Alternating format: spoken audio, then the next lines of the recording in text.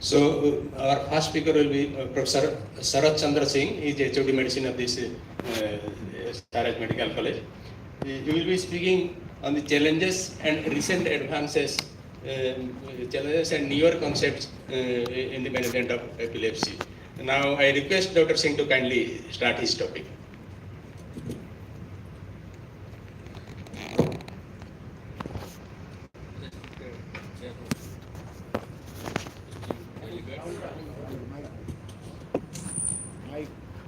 Delegates and friends and colleagues. Today, I have been assigned to work on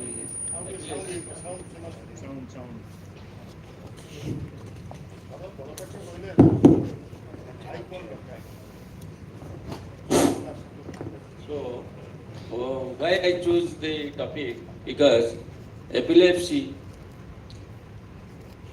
perhaps is a major issue. Hello.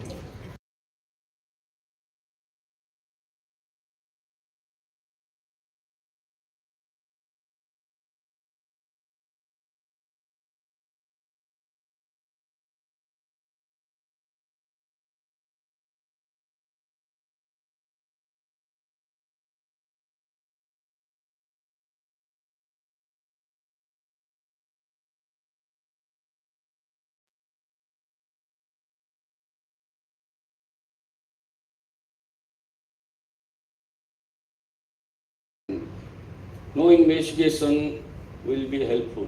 Almost 60% cases we will not get any investigation that will help our diagnosis.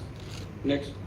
So, epilepsy is a clinical phenomenon rather than a single disease. Seizure, we know, the transient occurrence of sign or symptom due to abnormal, excessive or synchronous neuronal activity in the brain. And epilepsy, similarly, a chronic neurological disease characterized by recurrent unprovoked seizure or single seizure with abnormal EEG. Next. Global burden, the global burden is 50 million people affected, WHO 2024.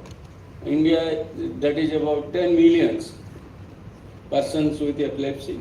Incident rate of world population is 0.3 to 0.5% and prevalence is 0.5 to 3%. Almost 5 to 10% of seizure occur at early age and adulthood. And it is the third most common neurological disease with significant impact. And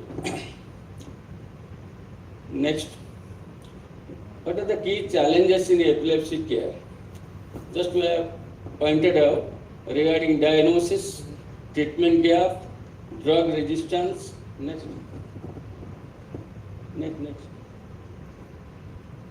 Social stigma and healthcare system. I will discuss later. Next.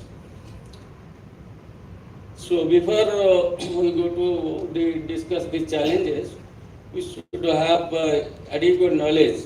What are the newer classification of epilepsy, that is International League Against Epilepsy Commission in 2017. That is simple classification, that is focal and generalized and unknown onset. So like that, focal depend upon one is the awareness, either impaired or intact, and nature of event. Another is generalization. Earlier we were telling secondary generalization, but that will evolve generalization. So impaired awareness is automatism, intact awareness with motor, tonic, myoclonic. Non-motor is sensory autonomic emotion. This sensory autonomic emotion, moreover, back. This focal epilepsy, that is non-motor, very confusing with other conditions. That's a 30 to 40% cases. We either miss epilepsy or overdiagnosed. Then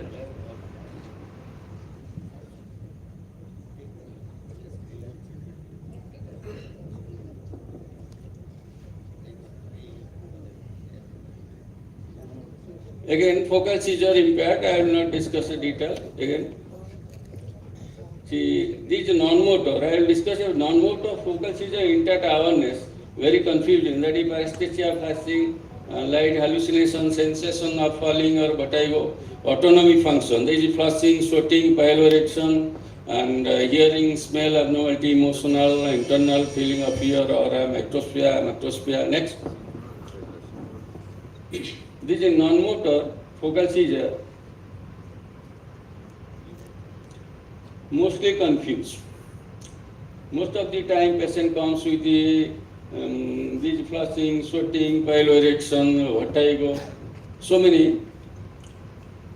Simply we prescribe our medicine and leave it. So we by that we are missing. Can it be seizure, disorder? So next.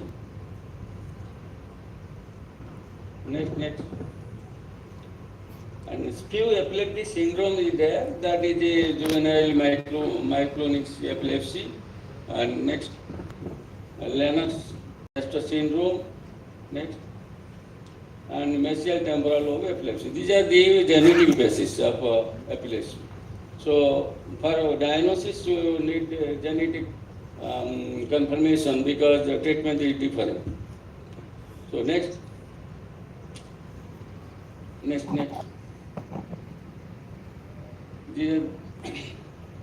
So general epilepsy, nothing to care, tonic, clonic, and next, myoclonic, and these are the next.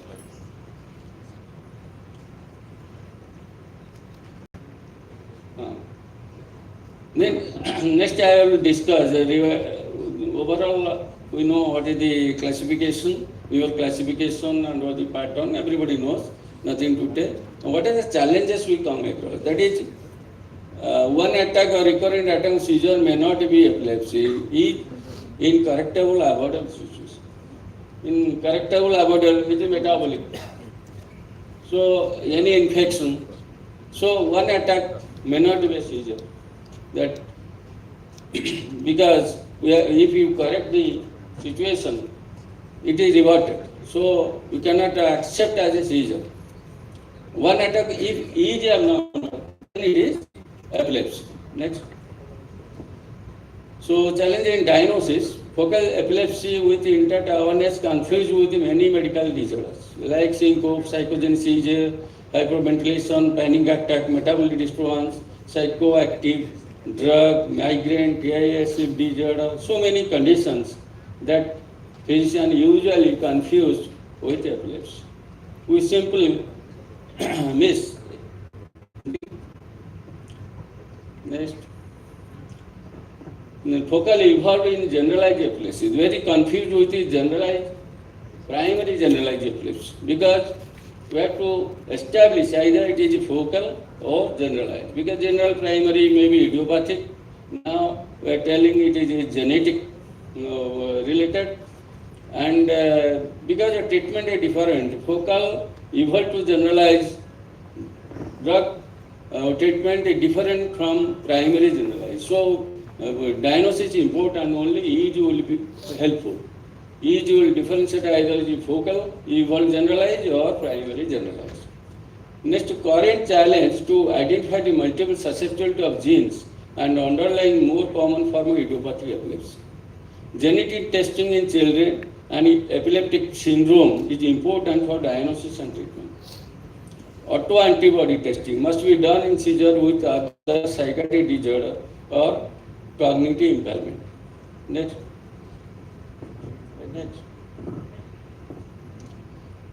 Primary goal for diagnosis of true seizure, thorough history taking. A diagnosis based on clinical, because most of cases 30 to 40% clinical examination and lab finding even is abnormal. 30-40% will not get anything. So focus on symptom before, during, after the episode in order to differentiate a seizure from other paroxysmal events. Seizure frequently occur out of hospital. Patient may be unaware of ictal or post-ictal phase, hence witness of the event should be interviewed properly. Next. Electrocardiography seizure, how ECG, how much beneficial for diagnosis? Electrocardiographic seizure activity during the clinical event, evident event, abnormal repetitive rhythmic activity, discrete onset or transmission established seizure. At least as a physician, we should know what is the pattern of EEG. The most important, because EEG just that recorded, that is externally we are giving electrode over the skull and electroencephalogram, that what are the waves. Usually normally is alpha, beta and theta, gamma and delta waves. So that is amplitude. So alpha, what is alpha, what is beta, everyone should know. Alpha means that is that is 2 to 3 hertz amplitude. During the eye close, once eye close, that will 2 to 3. Eye open, in beta, that will be 4 to 6 hertz. Like that, if you sleep, either delta or gamma. So like that, we normally EEG. So at least you should have knowledge regarding normal EEG. Then we will progress what is abnormal. Abnormal means spikes, high amplitude, spikes and with waves. So that depends upon focal or interictal phase, normal or continue. That will differentiate either focal or generalized. So absence of electrographic seizure does not rule out seizure of focus. The deeper cortex focus, specifically in focal seizure, focus remain in medial temporal lobe, inferior frontal lobe, far away may not be detected with standard skull electrode. So 30-40% case we miss is finding in case of focal epilepsy.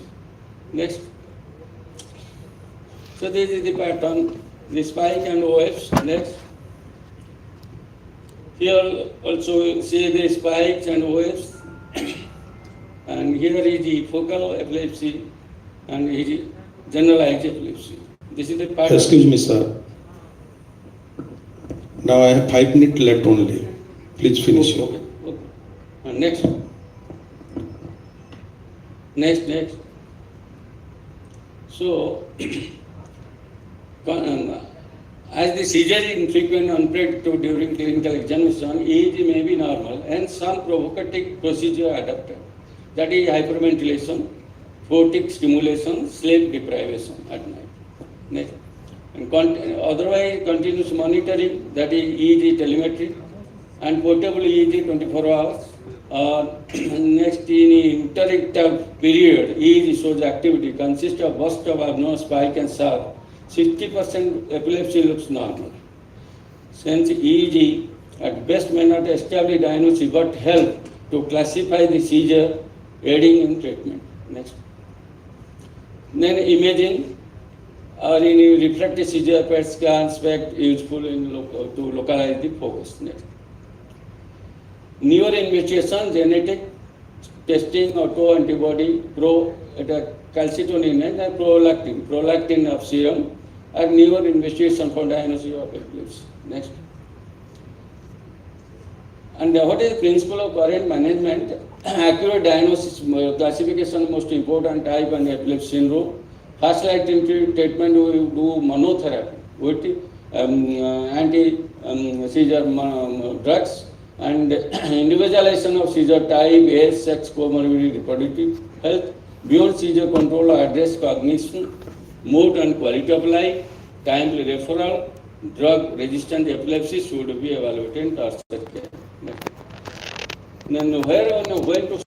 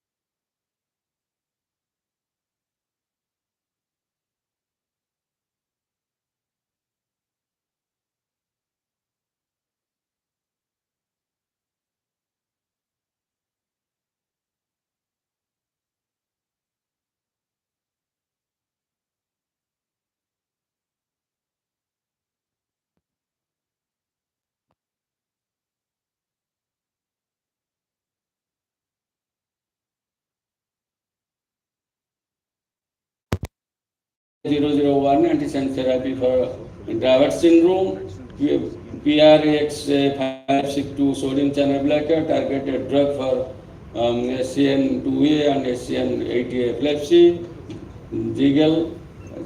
Next, future gene therapy in epilepsy move from broad spectrum SM, precision target intervention, potential for one-time treatment in childhood epileptic encephalopathy, integration with AI-based predictive model to identify response.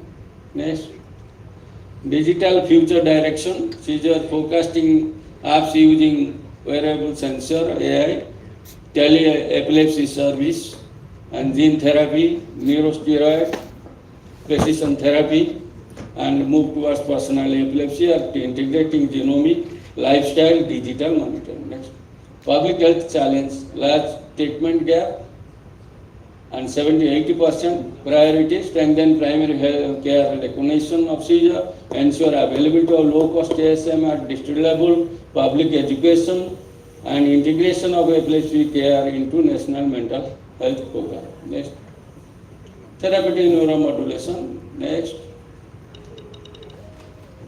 Sir, please, sir. Okay. Next. There are so many speakers.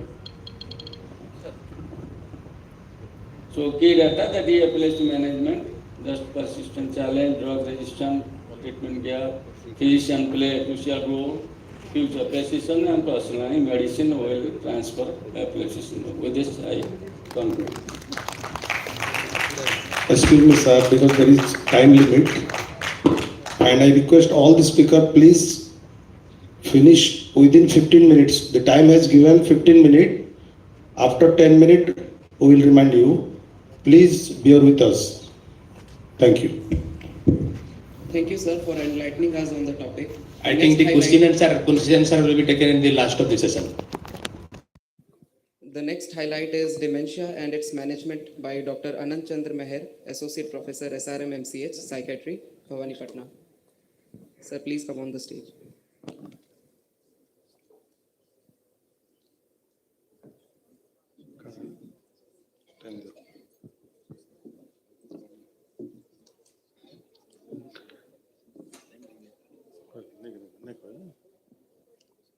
Nowadays, we are facing lot of problem in social and professional life. We are facing lot of dementia and pre-dementia patients. So this is a very good topic, and I request Dr. Meher to please highlight shortly within 15 minutes. Thank you.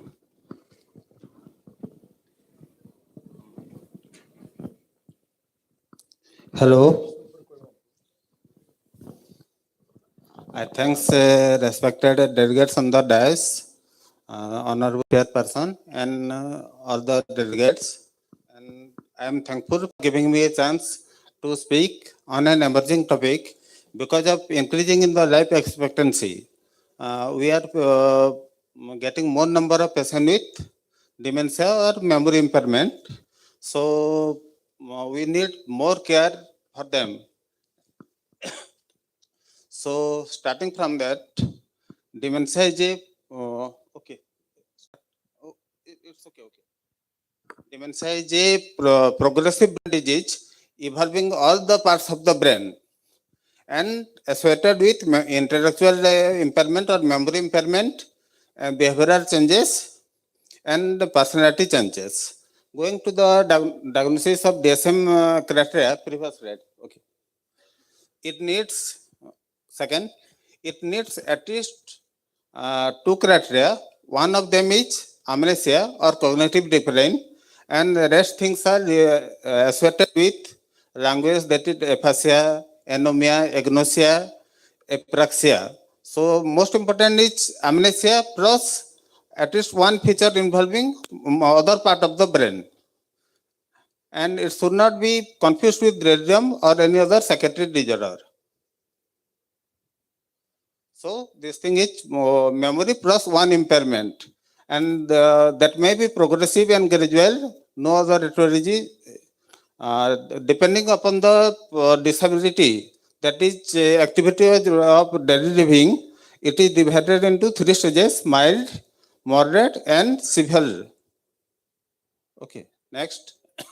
So, based on the brain pathology, because it is an organic disorder, based on the brain pathology, we can divide it into cortical and subcortical and anterior and posterior. Cortical usually involves the 4 area of the brain, that is frontal lobe, parietal lobe, temporal lobe, occipital lobe, and the hippocampus. Here the most features are, in addition to amnesia, there will be dysphasia or aphasia, agnosia, and apraxia. Apraxia means dealing with the daily activities like combing our hair, brushing the teeth, which we usually don't need memory, but we forget this how to do also. And in subcortical, it is usually associated with the rest of the part like basal ganglia, rostral brainstem, where motor involvement is more. So the feature will be more with like Parkinson disease or other motor disturbance like myoclonic jerk. Then coming to anterior and posterior. First one is anterior, that is involving the frontal premotor cortex. That will be associated mostly with behavioral changes like loss of inhibition, antisocial behavior, facile and irresponsible. That is sometimes we call it disinhibition syndrome. Where sometimes we see that the person is silent for the whole life, and after dementia he becomes aggressive. That is a disinhibition syndrome. Or sometimes patient becomes apathetic. That is mostly confused with depression. So the example are normal pressure hydrocephalus, Huntington disease, and other metabolic disease. Then coming to posterior lobe, where our usually disturbance of cognitive function, memory, and language, because Wernicke's Broca's aphasia is there, without marked changes in behavior. Okay, next. So coming to the subtype of dementia, most common is Alzheimer's disease, that is accountable around 60% of the disease. Then coming to most common preventable is cerebrovascular dementia or multi-infarct dementia, subcortical small vessel disease, amyloid angiopathy. Then coming to neurodegenerative conditions like dementia with Lewy bodies, Pick's disease, Huntington disease. We'll go slide by slide for this, just heading. Parkinson disease, then infectious like Creutzfeldt-Jakob disease, HIV infection or AIDS dementia complex, then progressive multifocal leukoencephalopathy, then normal pressure hydrocephalus. Some treatable and reversible causes of dementia are due to thiamine deficiency in alcoholics, vitamin B12 deficiency, or also B1, B6, and niacin deficiency, and folate deficiency. These are mostly rare cases, but after treatment, if these cases are found, including thyroid disease and other metabolic causes, this can be highly preventable. Other things are progressive, but these are 100% reversible if you find some deficiency. Then chronic inflammatory disease and sometimes trauma and tumor. So next. Alzheimer's disease, as you all know, this is the most common type of disorder, usually occurring after the 45 years of age. The cause is unknown mostly but genetic. Up to 35 cases are familial, that is associated with chromosome 21 and 19. Pathology is the presence of senile plaque and neurofibrillary triangle. We'll have some histopathology slide on that. Next. Multi-infarct dementia, also called silent stroke, because during the age process there are small ischemic changes going throughout the life. We just ignore it because there are no motor finding during that process. But sometimes it becomes at large, it becomes a multi-infarct dementia. Dementia occurs stroke by stroke. So sometimes it is called step-ladder dementia. There is one stroke, some memory impairment will be there. Patient will recover after that. Then after second stroke, then memory impairment will be severe with progressive focal loss of function.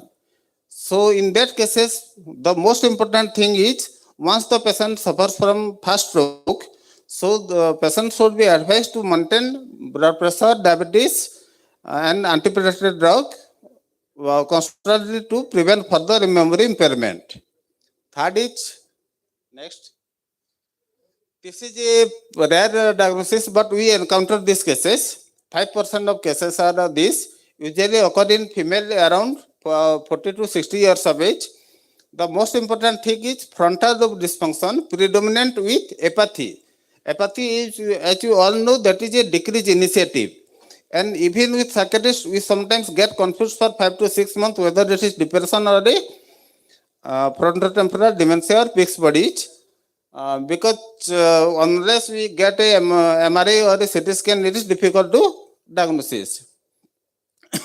CT or MRI scan shows frontal or temporal atrophy, often asymmetrical, and SPECT reveals hypoperfusion is usually normal.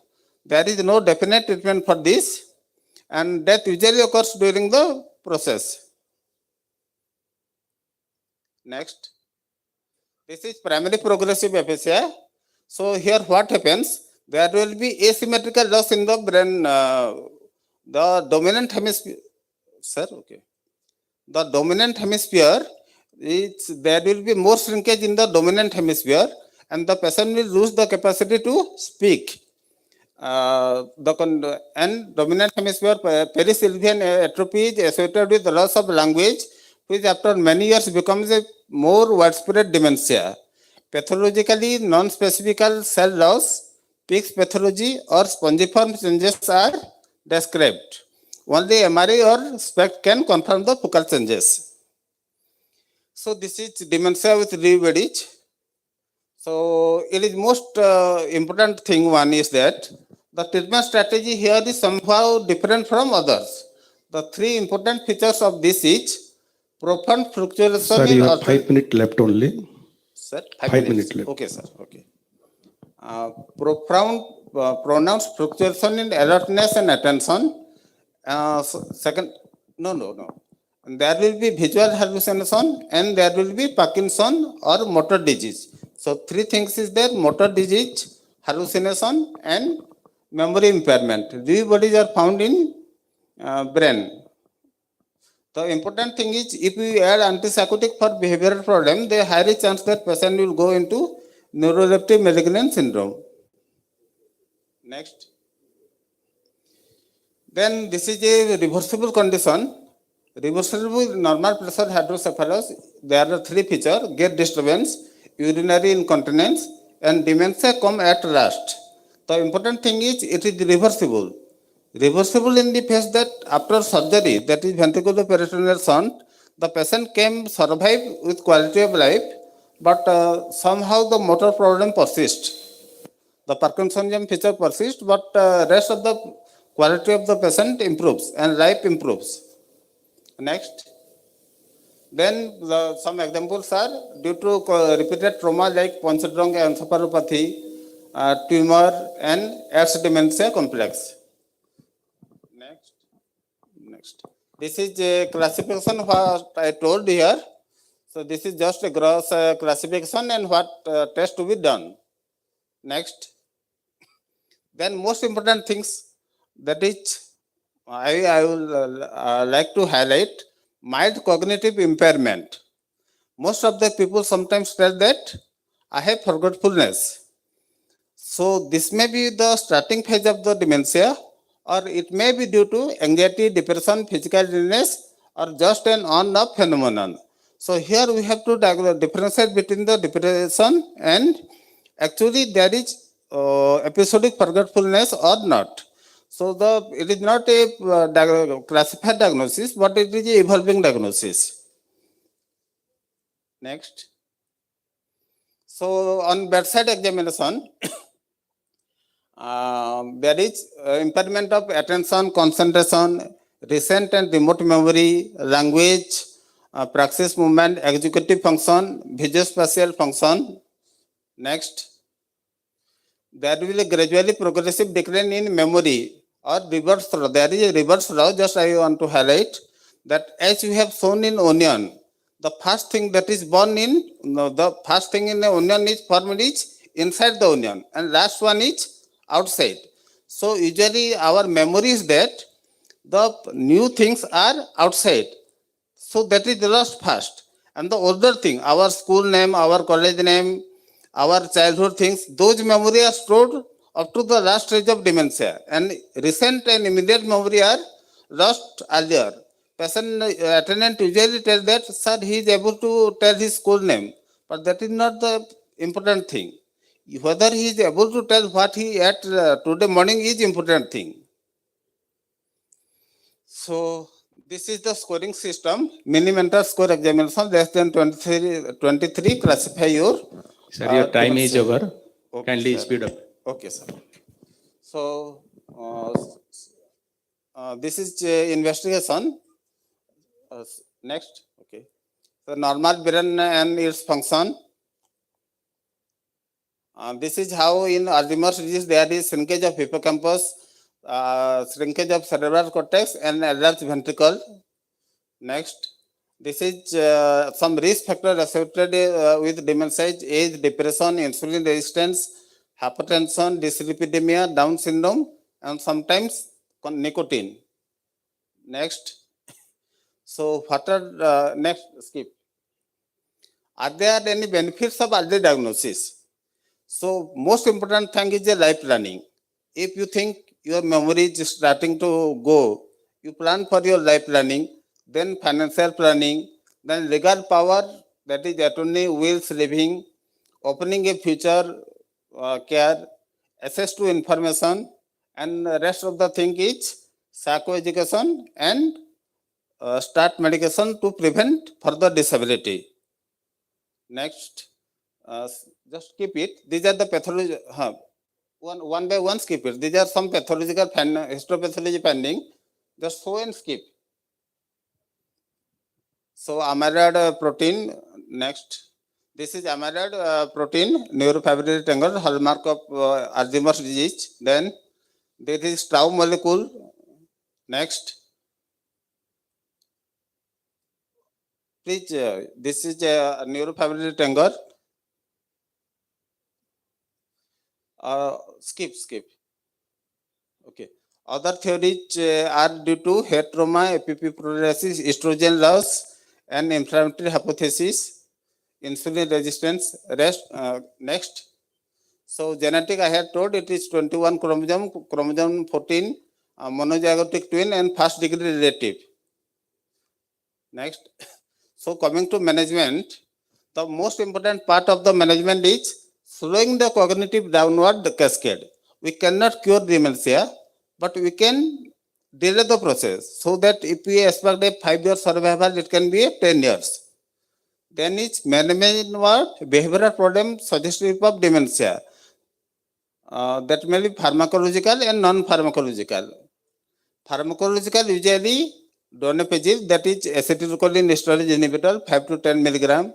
Then rivastigmine, that is butyrylcholine esterase inhibitor, and galantamine, that is pseudocholine esterase inhibitor. These drugs are time tested, but if there is bronchial asthma, you should avoid it. In those cases, next. In those cases, we can go for memantine, that is an NMD antagonist. Some other supportive evidence are vitamin E, estrogen, NSAIDs, and omega-3 fatty acid. Kindly wind up. Okay, sir. Thank you, sir. Thank you so much, sir, for your valuable guidance. Let's gain some knowledge on the topic of newer treatment regimen in the drug resistance of tuberculosis. Thank by you all Dr. for listening, sincerely. Be seated, please. So our next speaker is Dr. Let's gain some knowledge on the newer treatment regimen in drug-resistant tuberculosis by Dr. O.P. Das, Assistant Professor, Chest and TB, SRM MCH, Bhawanipatnam. So please come to the stage. So as we all know, the tuberculosis treatment is ever changing. The DAN TB, that DOTS treatment, then everything. Now the newer regimen has come, and Dr. Das will be doing justice to the topic. I will request him to kindly limit to the time and show us the important slides which are being changed. Thank you, Dr. Das. So good morning, respected dignitaries on the dais, my senior teachers and my colleagues. I'm going to talk about newest regimen in the management of DRTB. So before we go into the crux of the matter, let's discuss some definitions of DRTB as given by our NTEP. Any presumptive DRTB is a patient who is eligible for RIF-resistant testing. So that includes all the notified TB patients, all the follow-up patients who are positive on microscopy, those who are treatment failures, and those who are clinically non-responders. Isoniazid resistant TB, patient who has only resistance to isoniazid and has been proven sensitive to other drugs. Now, sir, sir. So what is extensive or severe form of TB? In adults, extensive TB is presence of bilateral lesion or there is extensive tissue damage on X-ray. Or in pediatric cases that is less than 14 years, it is presence of any cavity or bilateral lesion. And regarding severe IPTB, if there is presence of CNS TB or miliary TB or disseminated TB in adults, or in children, any form of EPTB other than TB pleural effusion and TB lymphadenitis is considered severe TB. Severe EPTB, that is. Again, RIF-resistant TB is my MTB strain which are resistant to TB, resistant to rifampicin but are sensitive to other TB drugs. MDR TB is when resistance to rifampicin and isoniazid both are established with sensitivity to rest of the first line drugs. And pre-XDR TB is the subset of patients who qualify for MDR TB along with resistance to any single fluoroquinolone, that is Moxi or Levo. XDR TB is when a pre-XDR TB fulfilling all the criteria is also resistant to any of the first line drugs, that is bedaquiline or linezolid. Now coming to the regimen itself, the most recent regimen that has been approved by NTEP is 6 to 9 months of BPALM shorter oral regimen. This was approved by WHO in January of 2023 and by NTEP Committee of India in August 2024. The second alternate regimen is 9 to 11 months of shorter oral regimen, and third is 18 to 20 months of longer oral regimen. But for today's discussion, we'll talk about the BPALM regimen. This is the integrated diagnostic and treatment algorithm. Please ignore the right side and let's concentrate on the left side. If any patient who is diagnosed with TB, on that sputum testing, if they're found to be resistant to rifampicin or fluoroquinolone, then we'll see if they're more than 14 years or less than 14 years. If they're more than 14 years, they are eligible for BPALM regimen. So they'll proceed with the BPALM regimen now. But if they're less than 14 years or come under any exclusion criteria of BPALM regimen for which they cannot be given that regimen, then the second choice for them is shorter oral. And if not eligible for shorter oral again, then they'll go for longer oral regimen. So why the new regimen? What is the advantage? As you can see, the pill burden in the previous longer oral regimen was significantly higher. The patient used to take almost 14,000 plus pill over a period of 18 to 20 months, which was very difficult to comply with even for the part of the patient and for the caregiver as well. With BPALM regimen, the pill burden has decreased significantly. There are less than 750 pills to be taken over a period of only 6 months. So what are the drugs? It is bedaquiline, bretomanid, linezolid, and moxifloxacin. Bedaquiline is a diaryl quinolil. It inhibits mycobacterial ATP synthase. Bretomanid is a nitroimidazoxazine. It is a novel drug. It has been approved by FDA as an orphan drug, and it has been approved only for the management of DSTB and DRTB. It has no other use. Linezolid and moxifloxacin, as we know, they have other uses as well. Coming to bedaquiline, it is a new class of drug, diaryl quinoline.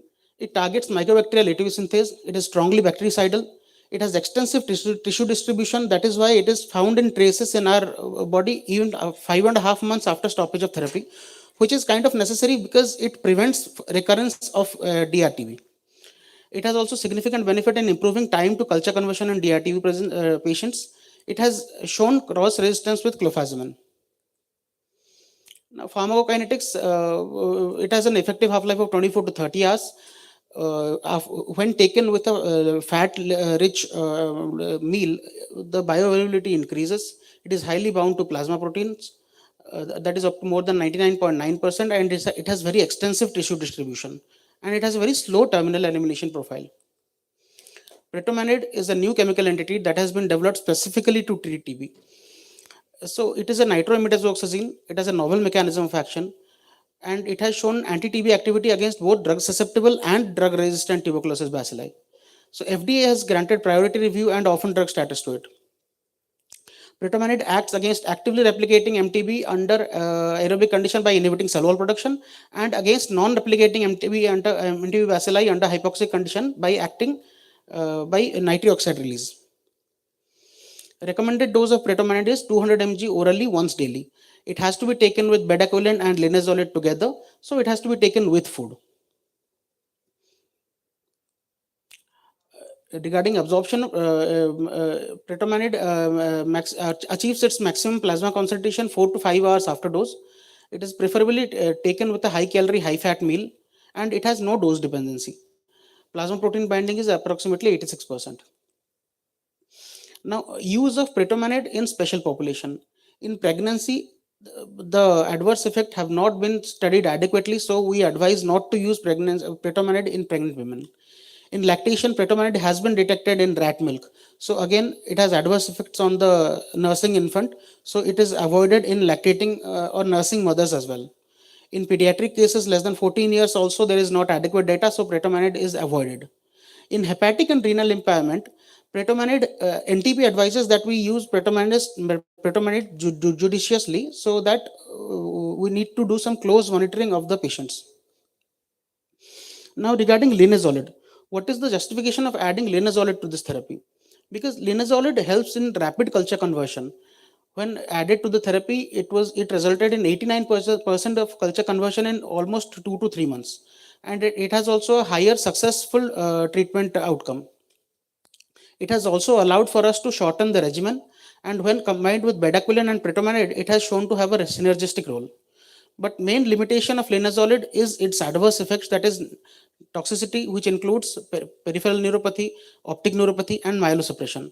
And if you see the data that shows the highest amount of grade 3 or severe adverse effects, linezolid is the single culprit which shows the highest amount of adverse reaction. Almost 17% patients who take linezolid end up having grade 3 adverse effects. So it may need dose reduction. Now, Moxi is a part of BPALM regimen irrespective of resistance pattern to fluoroquinolone. So it at the beginning of the therapy or any time during the therapy, even if the patient shows up to have fluoroquinolone resistance, moxifloxacin is still to be added, be continued in the regimen. Now, why is that so? This TB practical trial answers that question. In this particular trial, there were 3 arms: BPAL-M, BPAL-C, and BPAL itself. As we can see, the culture conversion in liquid culture at 8 weeks and at 12 weeks was higher in the BPAL-M arm, even when there was unknown resistance of fluoroquinolone, or there was resistance to fluoroquinolone established. Also, there was better treatment outcome, and sustained treatment success was there, and lower rate of recurrence of the disease, and there was protection against amplification of bedaquiline resistance. You have 5 minutes more, sir. Sir, rationale of again QTC interval was lower, safety profile is also better. This is inclusion and exclusion criteria. As we know, person has to be more than 14 years of age. They have to have proven they shouldn't have taken bedaquiline, linezolid, or pretomanid in the past, or if they have taken, they should have there should be proven sensitivity to those drugs. QTC interval should be less than 450 milliseconds in males and less than 470 milliseconds in females. Or when there is increased QTC interval, we should look at the electrolytes. If the electrolytes are abnormal, after correction, the QTC interval should come back to normal. As we can see, non-pregnant and non-lactating women should be given this regimen. Exclusion criteria: any person less than 14 years of age or with significant liver or kidney dysfunction or documented resistance. Also, in severe form of extrapulmonary TB or disseminated TB, also we should avoid BPALM regimen. Again, significant cardiac conduction abnormality, if the QTC is more than 450 and 470 respectively, even after correction of the electrolytes, then we should avoid BPALM regimen. This is the pre-treatment evaluation. As we can see, before starting the treatment, we should do all these battery of blood tests: RBS, CBC, HIV, liver function test, all the electrolytes are to be done. Urine pregnancy test is to be done to, in case of females, to rule out pregnancy. Chest X-ray and ECG to see the QTC interval. There should be extensive history and physical examination that needs to be done. Previous history of ATT to look for drug sensitivity and exposure to bedaquiline and pretomanid. Ophthalmologic neurological evaluation is to be done. These are the relative contraindications for BPALM regimen. So concurrent medication that can play with the drugs of BPALM regimen, like strong inducers or inhibitors of cytochrome P450 enzymes, drugs that prolong QT intervals like macrolides or antifungals or antiarrhythmics, or MAO inhibitors, antipsychotics, any drugs that can cause myelosuppression can also aggravate the myelosuppression caused by linezolid, or any oral magnesium containing substance. Other relative contraindication is if the patient has hemoglobin of less than 8, or by any other like thrombocytopenia or neutropenia, or abnormal hepatic function or abnormal renal function, or if there is severe neuropathy, because these conditions can be aggravated further by our drugs. Now this is the regimen. As we can see, bedaquiline is to be given from day 1 to day 14 at 400 mg once daily. From week 3, that is day 15 onwards, it has to be given 200 times thrice weekly.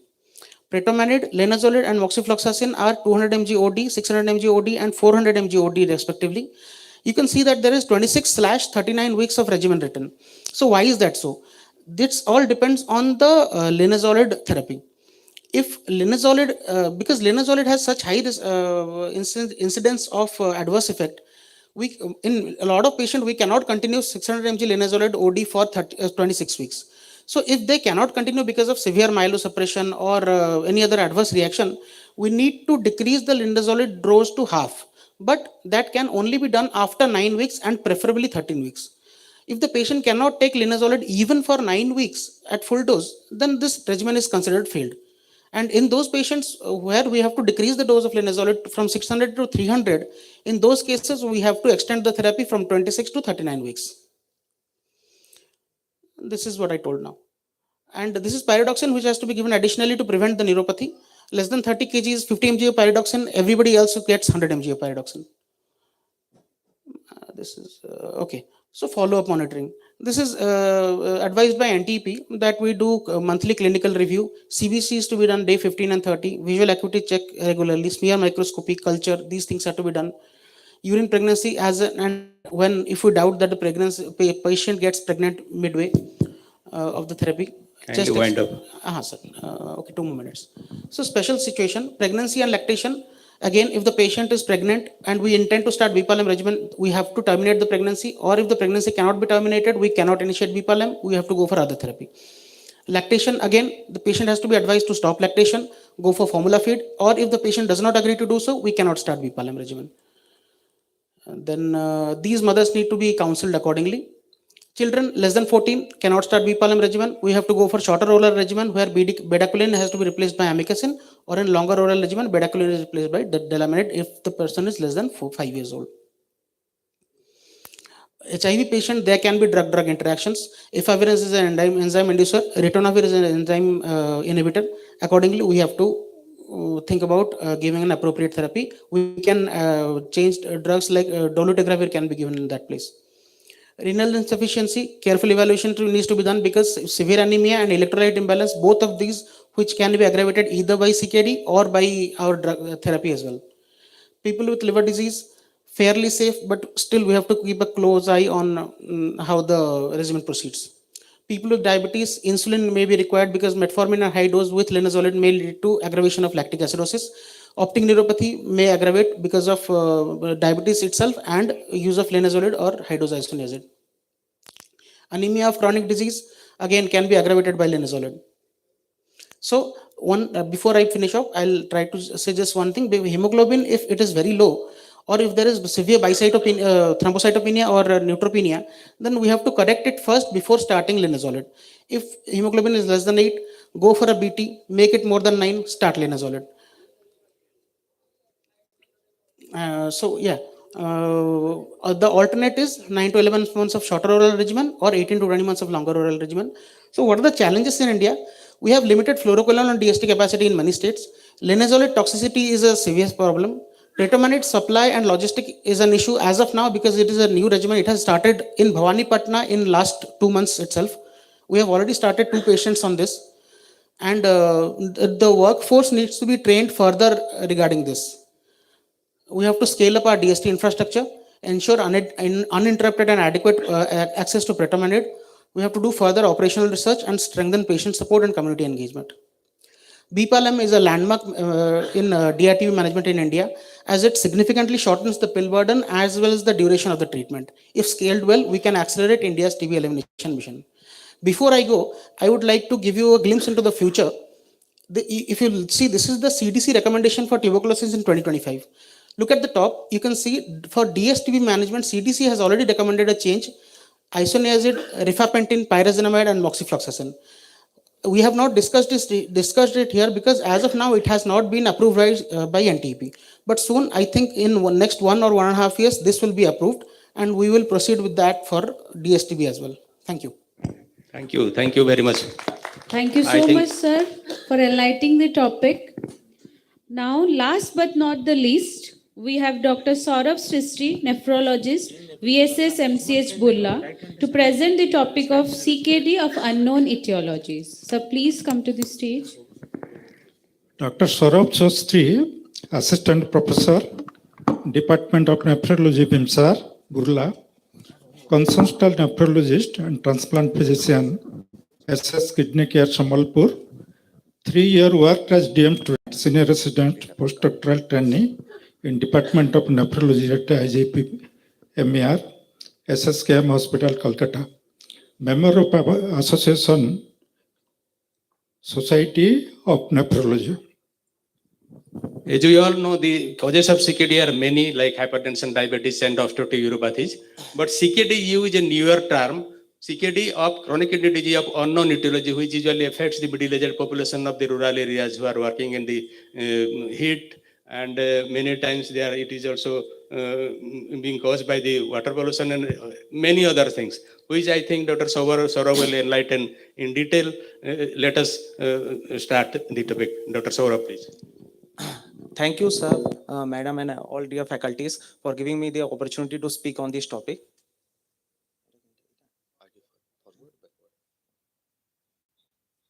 Today, my topic is CKD-U.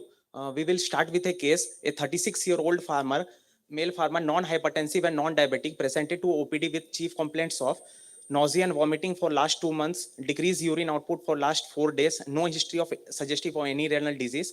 And we took the negative history. There was no periorbital puffiness, pedal edema, or frothiness of urine, hematuria, and dysuria. There were no extraneural manifestations, no use of any alternative drug, and he was a farmer by profession with history of repeated exposure to pesticides, fertilizer, and worked in excessive heat. Lab investigations showed increased urea creatine with creatine value of 3.6, and as the USG showed bilateral shrunken kidney, so we could not take the patient for biopsy. So what is CKD-U? CKD-U means U stands for unknown, uncertain cause and etiology, and it is a mysterious epidemic of kidney disease, and it is unrelated to known risk factors like diabetes and hypertension. It is also known as CKD-NT, constant interstitial nephritis, or kidney illness of unknown reason in horticulture workers. So there is a shortage of data in CKD-U, and some data from CKD-U registry shows that it is the second most common of CKD in India, with diabetics leading with 30% and CKD-U with 15%.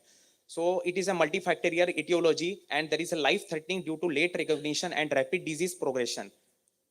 So who is affected? As I showed in the case, that it affects the young, middle-aged, and male persons. So mostly living in the rural areas, involved in agriculture, and it has become a silent killer with catastrophic incidents in countries of limited medical facilities and is huge socio-economic burden. So what are the risk factors? Risk factors are agriculture and physically demanding work in hot climate, exposure to pesticides and agrochemicals, lower socio-economic status and poverty, excessive use of NSAIDs, male sex, and infections such as leptospirosis, consumption of sugar containing rehydration drinks, and family history of CKD, exposure to silica, and some genetic mutations also. Other risk factors include inorganic arsenic, aristocolic acid, mycotoxins, hard water, trace and heavy metal, alcoholic drinks, and hypokalemia and hyperuricemia. So what is the pathogenesis? What is the pathogenesis? So people working in extreme heat condition with strenuous physical labor in areas with high ambient temperature, there is inadequate fluid intake. So all these lead to dehydration, and dehydration leads to volume depletion. So volume depletion leads to RAS inactivation leads to renal vasoconstriction, and repeated acute reduction in GFR leads to renal fibrosis and glomerulosclerosis. So dehydration also increases the plasma osmolality. So this plasma osmolality causes release of vasopressin, so it activates the aldose reductase enzyme, and this aldose reductase is the key enzyme of polyol pathway. So this polyol pathway catalyzes the conversion of glucose to sorbitol, and then sorbitol is converted to fructose in proximal tubule, which is the cause for increase of free radical and reactive oxygen species in causing the tubular injury. So fructose metabolism also leads to the increased uric acid in proximal tubule. So many of the physicians might be seeing the patients with CKD patients with high uric acid. So this is the cause of high uric acid in these patients with unknown where we cannot find the exact cause. They are non-hypertensive and non-diabetic patients, and this leads to hyperuricemia, and there is urate crystalluria. So this has been discussed. Also, the activation of RAS along with vasoconstriction also causes hypokalemia, and hypokalemia, as we all know, that it causes renal cyst formation. So if in these patients, if we do the sonography, we may also find renal cyst. So what are the other insults contributing to the heat stress pathogenesis exacerbating the renal injury? High fructose containing cold drinks, NSAIDs, rhabdomyolysis due to strenuous exercise, heavy metals, and pesticides.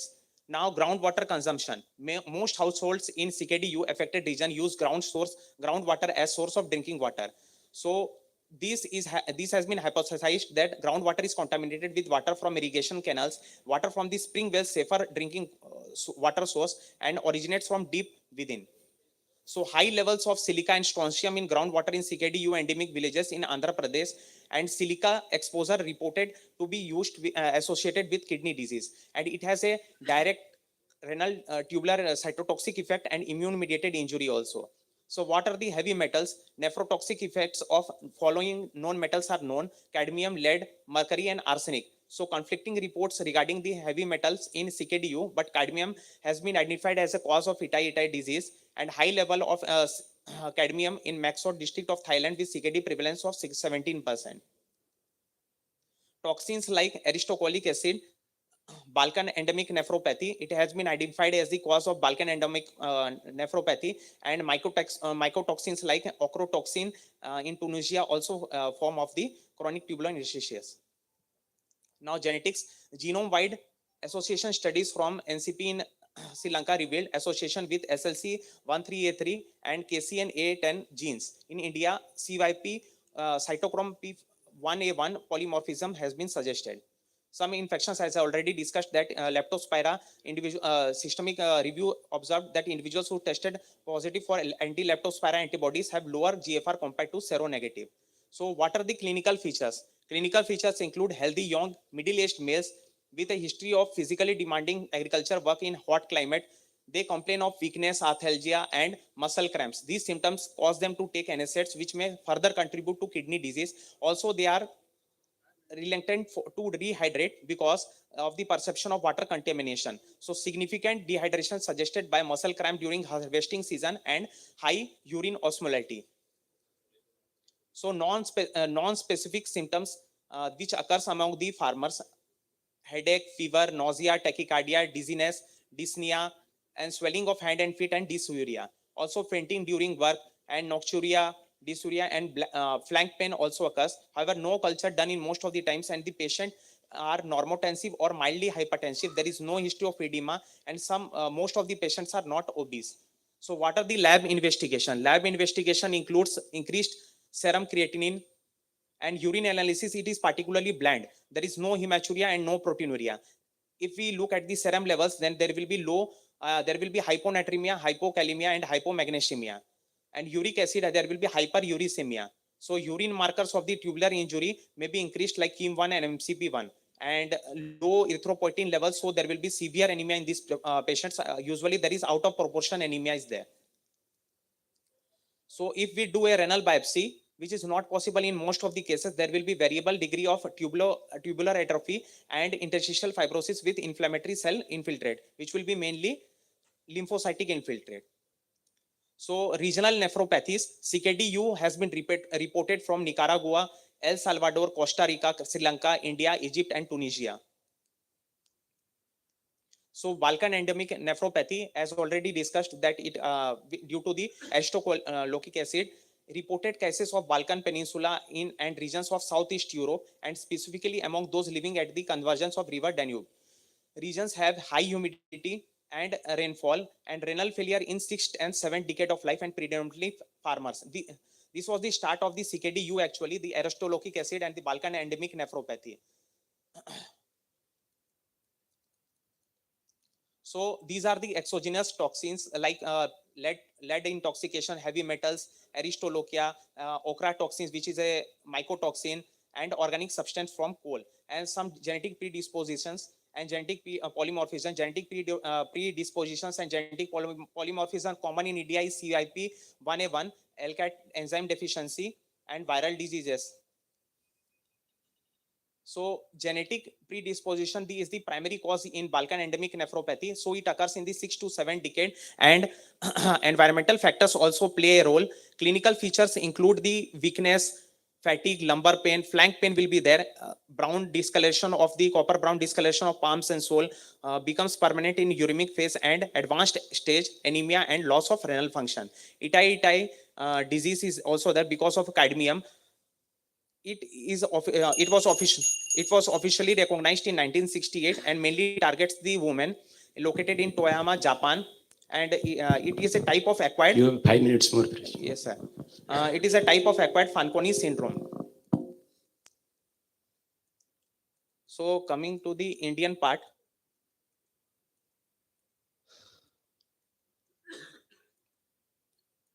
we will discuss only the Indian part. So CKD in India, so data from the Indian CKD registry shows CKD-U as the second most common cause of CKD after diabetic nephropathy, and preliminary effort to put together opinions of various workers in the field comprising of the epidemiologist, nephrologist, pathologist, and geneticists. And the proposed case definition, this is very important for the definition of CKD-U. The mandatory criteria as the definition of the CKD, eGFR should be less than 60 with urine protein of 1+ or more by dipstick. Exclusion criteria, one should always exclude the diabetes mellitus and any history of diabetic medications if he is taking, and if there is any polycystic kidney disease, renal stone, or history suggestive of GN glomerulonephritis. Criteria for mandatory criteria, there should be eGFR less than 60 and urine dipstick 1+ or more persisting for 3 months. Now coming out to the exclusion criteria, one should exclude the diabetes and hypertension and CKD documented by USG examination to be suggestive of renal disease of any known cause like obstructive uropathy, stone, vasculitis, and lupus. UPCR should be more than 2 gram per gram and hematuria more than 5 RBC. So this is the name of the Udanam endemic nephropathy in Andhra Pradesh.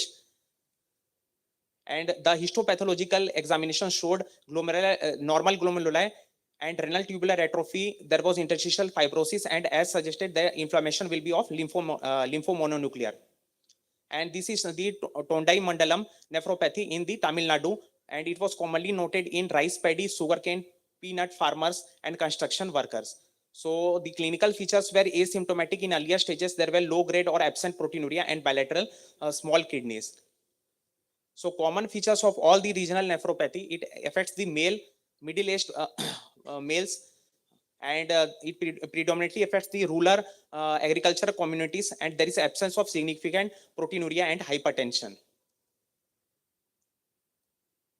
So what are the prevention strategies? In spite years of research, the mystery of use still evades the medical fraternity. Hence, no specific preventive measure is available. Primary prevention is improvement in working condition and access to clean drinking water, change in agricultural practices, and awareness among the health workers. So improvement in the condition of the farmers.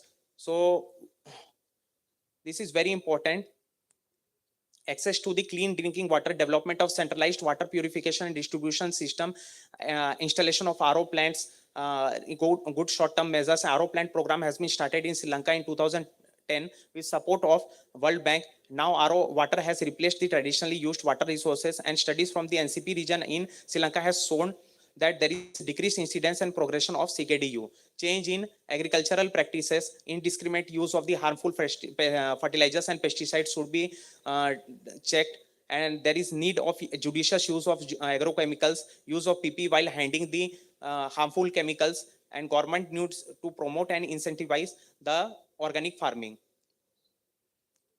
So promoting awareness among the public and the healthcare workers, awareness about the ill effects of illicit liquor, NSAIDs, smoking, and herbal medications.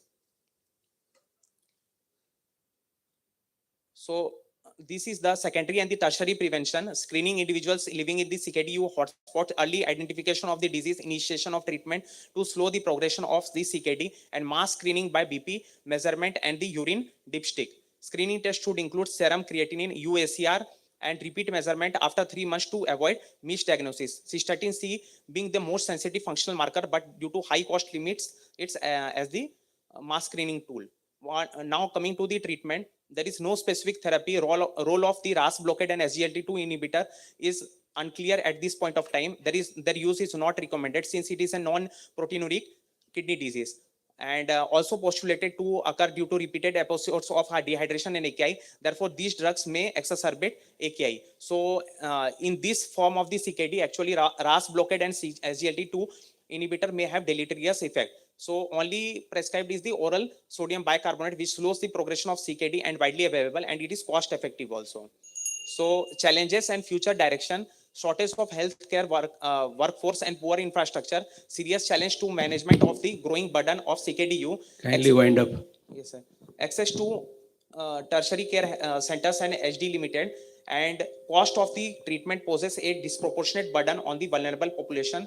Efforts to determine the casualty of the CKDU and determination of effective intervention for its prevention. Thank you, sir. Thank you very much, Dr. Saurabh. Now you I so request much, all the sir. speakers kindly come to the dais, please. All the speakers, please. Now I will request our honorable chairpersons to please felicitate the speakers. Just a minute. Is there any question to the speakers? Okay. Okay, thank you. Sir, after the session, all the sessions over, we'll have the question answers. Okay, thank you.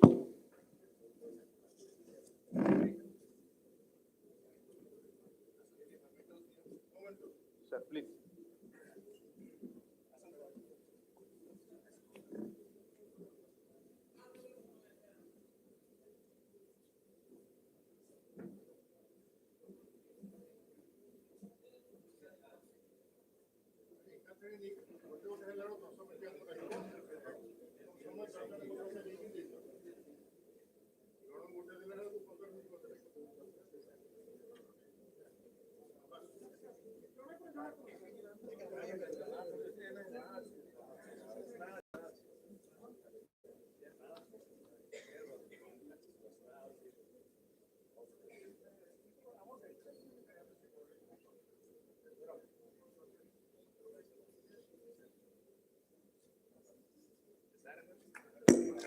Please give a big round of applause for our honorable chairpersons and our speakers.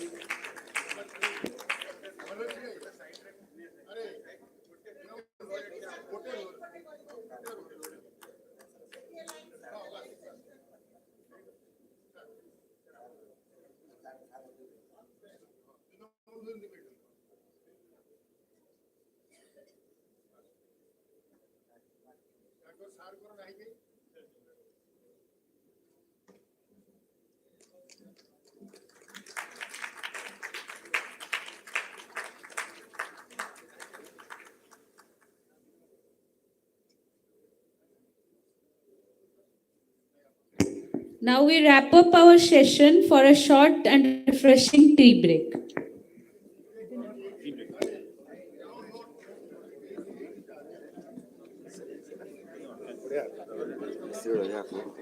Sir, please be in the stage. We are already late, so we will start the main inauguration function within 5 minutes.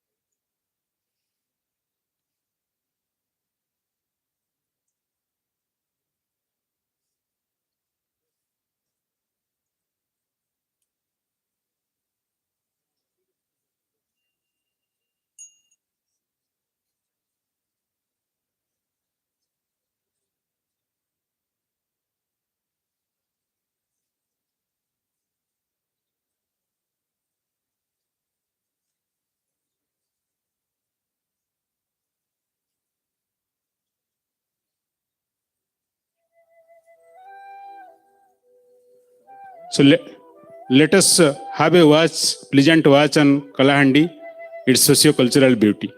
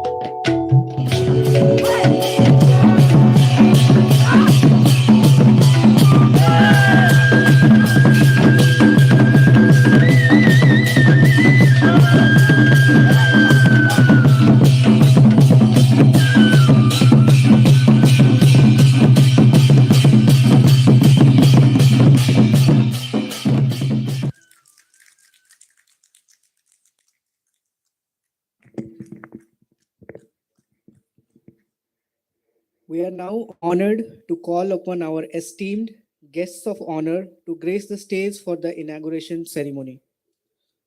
Professor Dr. R.K. Dalai, API Chairman, Odisha State Branch. Dr. A.K. Singh, Chairman-elect Scientific Committee. Dr. Amita Kerketa, Secretary, API Odisha State Branch. Professor Dr. Sarat Chandra Singh, Organizing Chairman of Medvance and HOD of Department of Medicine, SRM MCH. Dr. Niharendra Panda, in charge CDMO Kalahandi district. Professor Dr. Liti Mohanty, Superintendent SRM MCH Kalahandi. Dr. R.N. Senapati, Secretary IMA Kalahandi district branch.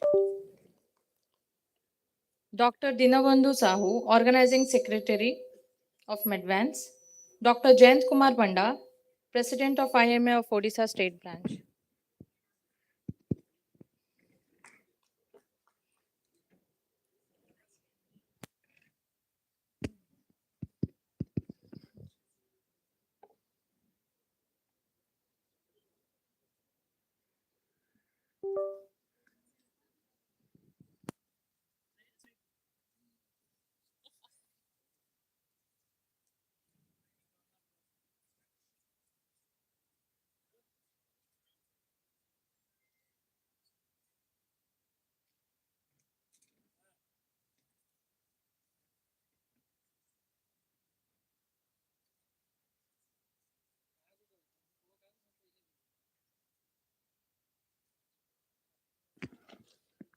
I request all the guests of honor to please come for the lamp lighting, and please everyone please stand for the lamp lighting.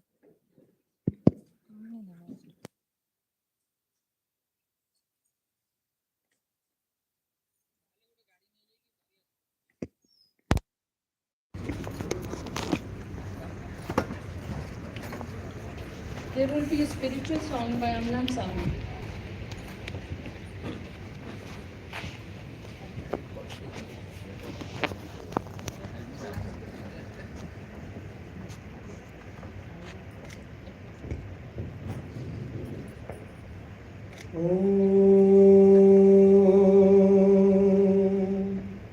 दीपं ज्योति परब्रह्मा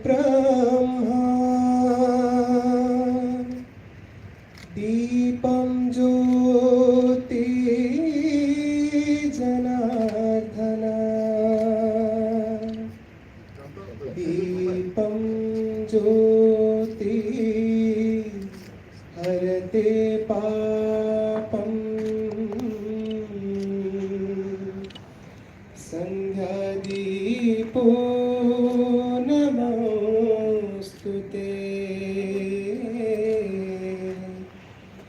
संध्यादीपो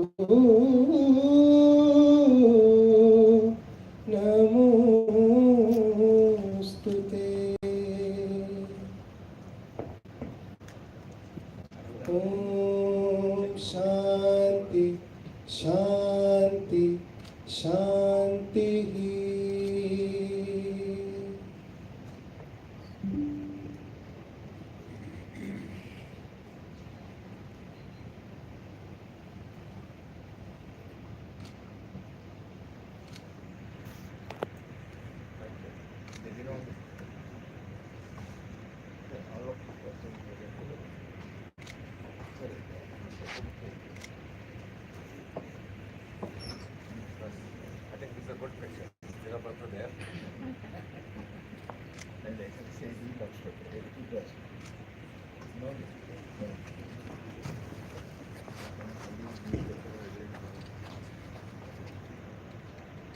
All the guests please be seated.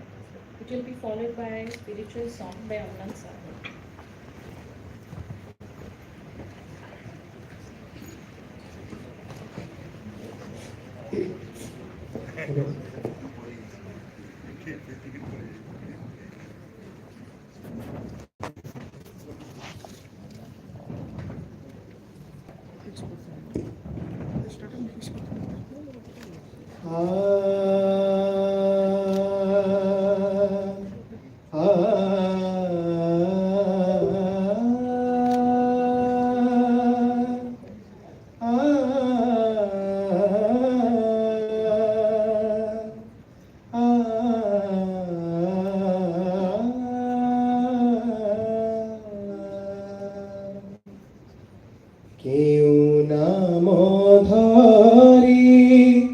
ডাকিবু তুমকু তুমি যে সর্ব নাম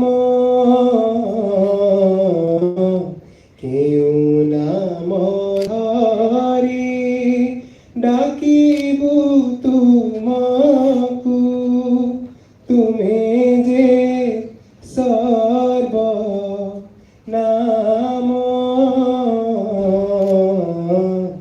কেউ নাম ধরি আ আ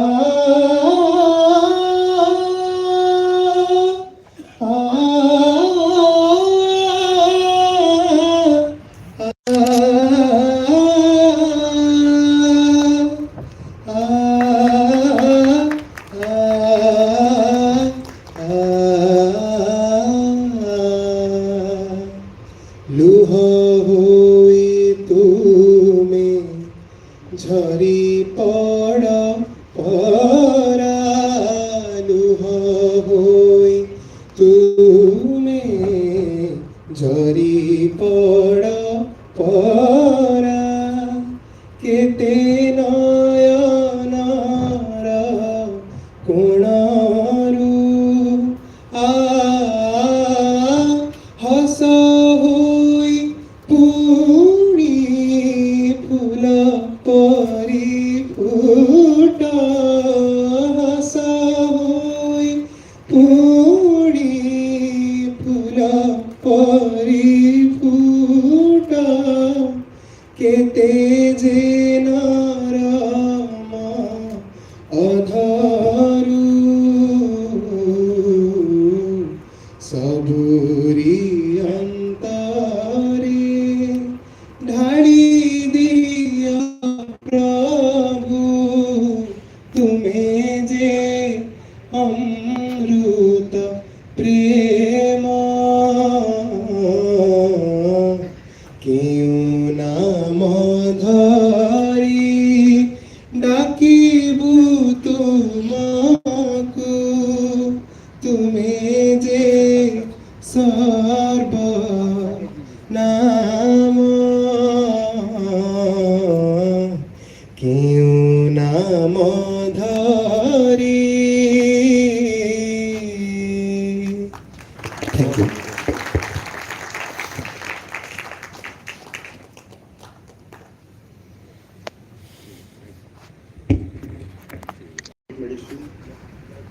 medicine. Dr. Jayanta Punda, my student, and now the IMA president. So he is the president of IMA Odisha. Dr. Kirkata, honorary secretary, our superintendent, Bhavanipatna Medical College, and IMA secretary, Mr. So this is one of my happiest moments of life. Welcome you all the physicians of Bhavanipatna, the IMA, the members of IMA, Kalahandi branch, that we can arrange one CME at Bhavanipatna. And my special congratulations, thanks and regards to Lambodar sir, who has come all the way in stretcher or in to attend this meeting. So Dr. Sahu, my happiest regards to you for attending this CME. And when we decided to have this midterm CME, that is the forerunner of that the wish of all the API, because you know that the API is the largest academic body committed for medical education, propagating research, and these healthcare services. And we committed that we should propagate this knowledge, scientific knowledge and research activity to the periphery in the form of CMEs and health camps.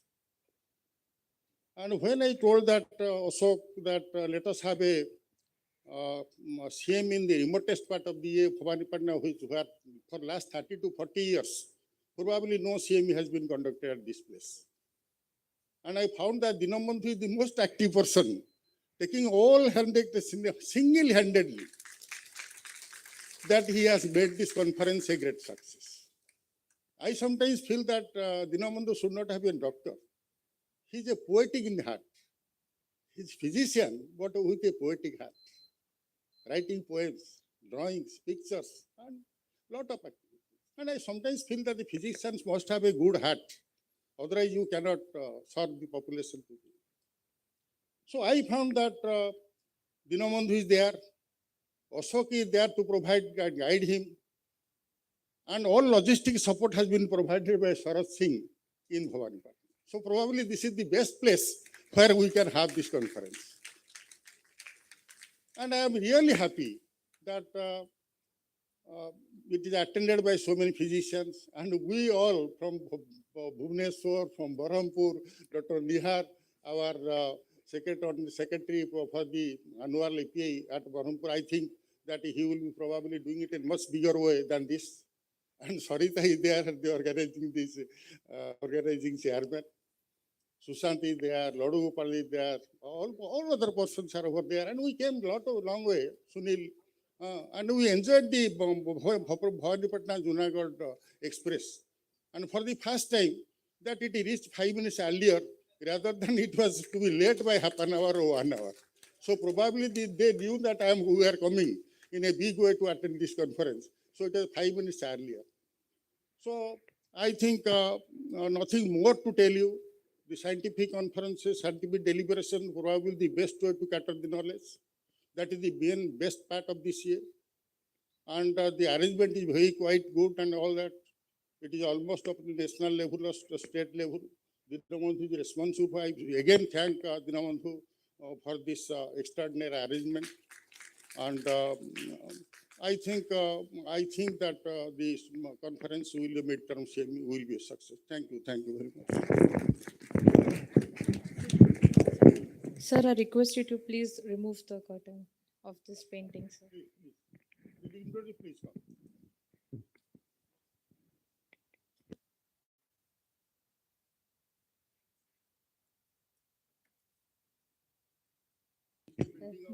This is a painting? Because as a teacher, I have said that my voice should be hard to the last. So that is my promise.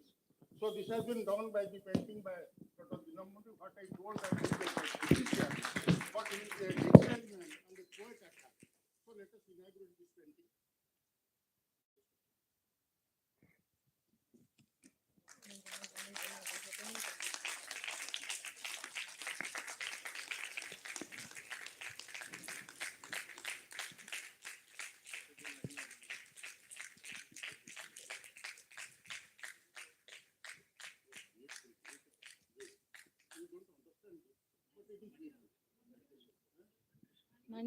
Let me tell few words on this painting. Actually, this painting is made on Chhattar Jatra. So when I am exposed to for the first time. So there is a change in my mind, in my thought. There is fear, there is devotion. So a mixed thought of psychology in each and every person what I have guessed. So I just tried to put that feelings and paint the event that is Chhattar Jatra of Ma Manikeshwari. So thank you, and I hope everyone is mesmerized with this beautiful painting. Now I request Dr. A.K. Singh, Chairman-elect Scientific Committee, to say few words. Sir.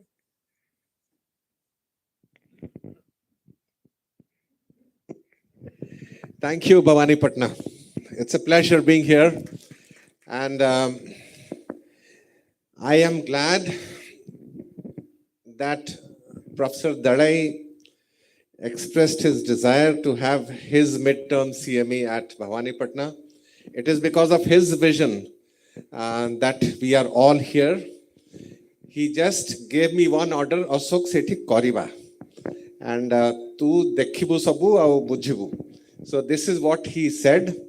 And I got Dinabandhu as my, what I would say, savior here.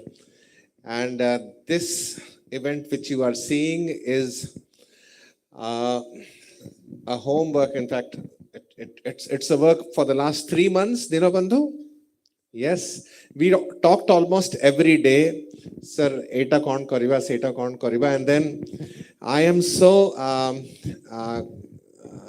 in fact, I would show my gratitude to Professor Sarat Singh because he agreed to get it done here. That was our forte, that we are doing it in the medical college with the support of the medical college. And it is because of him that we got this venue and this great auditorium. The attendance is thin. We were expecting this, but I'm sure next time when we have it at Bhavani Patna, the hall will be full. କାରଣ ଆଜି ଯୋଉମାନେ ଆସିଛନ୍ତି ସେମାନେ ନିଶ୍ଚୟ ଯାଇକି କହିବେ କି ତମେ ଯୋଉମାନେ ଆସିନ ସେ ମିସ୍ କରିଛ. So this is what I have in my mind today. We have the best of speakers from Berhampur, from Cuttack, from Bhubaneswar, from Sambalpur, and we had just 3 speakers from Bhavani Patna, the alma mater in which we are here now. So I think it's going to be an all-round activity here where we will be discussing many things. And why did we choose Bhavani Patna? Because Bhavani Patna re kichi hai nahi hai parjanta. Dr. Sarat Singh was telling that this is the first CME of this auditorium. So we should be doing more, maybe surgery, maybe gynec. So we have started it. Medicine is the best department of all faculties. We started it, and I'm sure other departments will follow. And our main intention, API ro main intention hela ki we have to spread the knowledge of medicine. So we are here to spread the knowledge of medicine. Jo mane bhi asichanti ethi, if they go back with some new things, that serves our purpose. Thank you very much. Thank you very much for being here. And thank you very much, Dinabandhu, for organizing this. But before I go back to my seat, I will call Nihar. Please come and just tell us something about the Berhampur conference which you are doing. Just invite everyone, because last week hi rahibe no rahibe valediction. So please invite them. Thank you, sir. First thing, I would congratulate Dr. Dinabandhu sir for organizing such a beautiful conference, state-like conference in Bhavani Patna. I would like to invite you all to Berhampur. We are hosting the state conference on November 14, 15 and 16. We will try our best to serve you, and it will be a good academic platform. Thank you. Thank you, Nihar.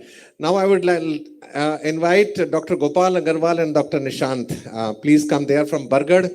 And we have formed a Sambalpur city branch, and they are organizing our midterm at Bargad. It's going to be very good. Let them announce the date so that they become serious.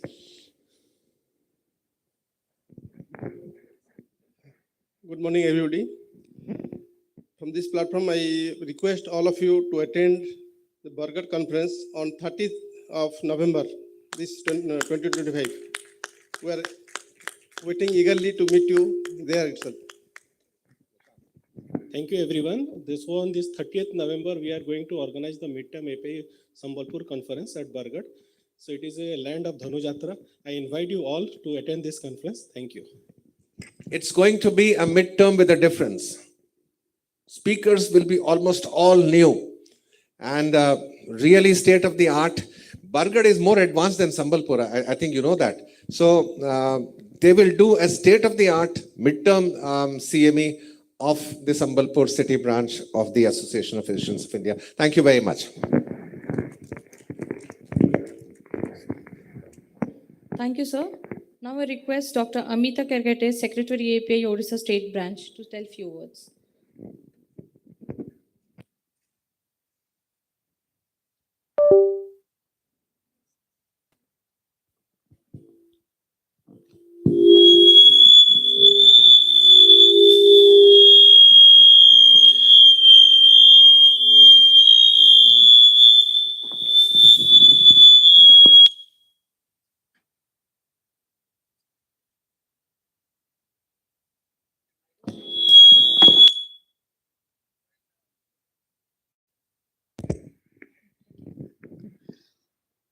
On behalf of API Odisha State Branch, I welcome all the delegates and especially our IMA members who have come in such a number.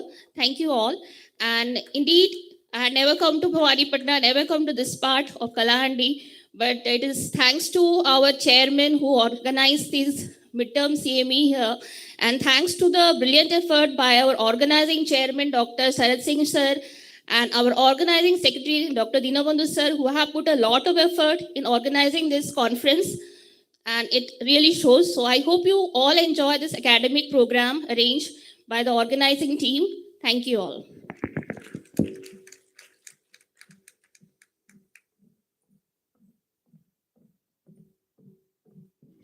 Now I request Professor Dr. Sharat Chandra Singh, organizing chairman of Medvens and HOD of Department of Medicine, to tell few words.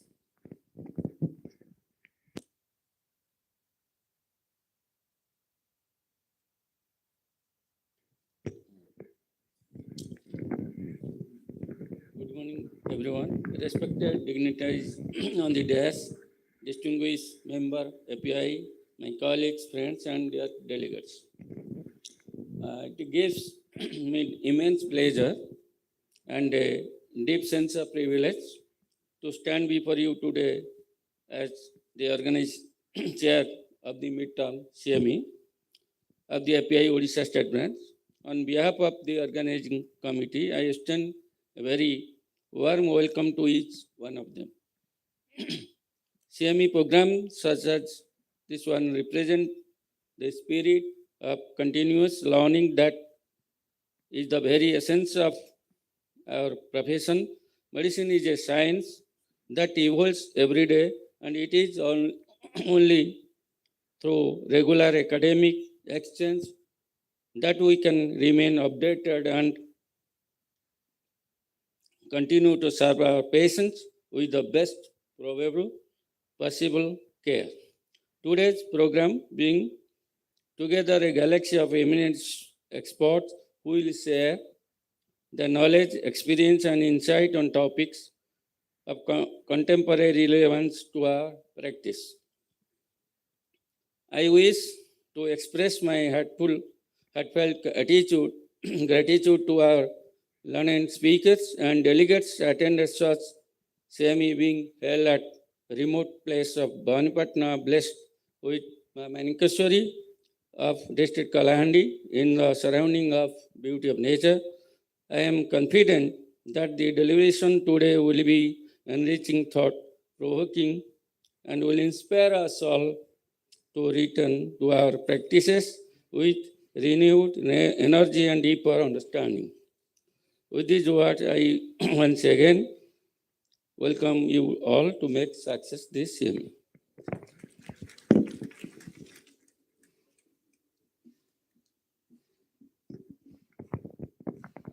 Thank you, sir.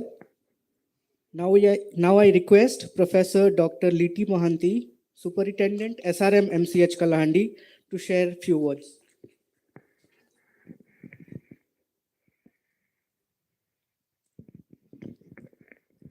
Good morning. It's going to be afternoon very soon, so I'll make it short. I have the privilege of welcoming you all as Medical Superintendent of SRM Medical College for this midterm CME 2025. I believe this is the first one of its kind, and I hope, starting with medicine, other departments will follow and take the advantage that we have to offer here. We live in times where medicine is evolving rapidly in terms of challenges, innovations, and especially AI. The only way we can keep up pace is through continuing learning like this, with exchange of ideas. I thank the organizing committee and the speakers for taking time and curating the sessions so beautifully, where there is not only exchange of ideas, but also practical usage. Now, so let us live up and reaffirm our pledge to learn, to heal, and to serve together. I once again welcome you to this CME and thank you.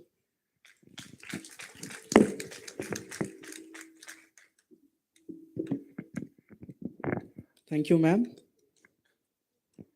Now I request Dr. R.N. Sanapati, Secretary IMA Kalahandi District Branch, to share a few words.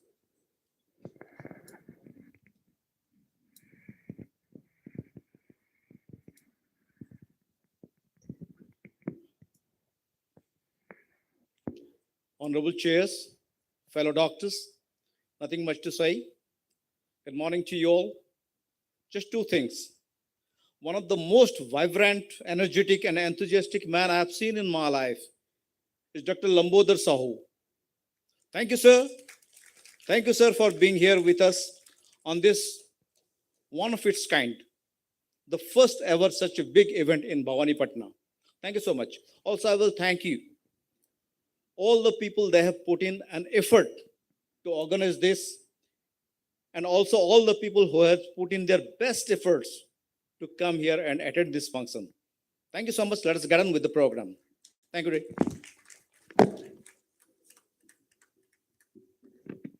Thank you, sir. Now I invite Dr. Dinabandhu Sahu, Organizing Secretary of Madvens.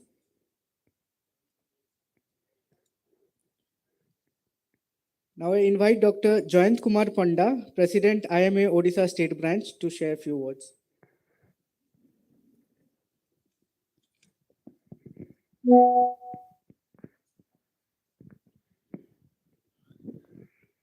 Most respected Chairman API Odisha, Professor R.K. Dalai, my teacher, the vibrant leader who has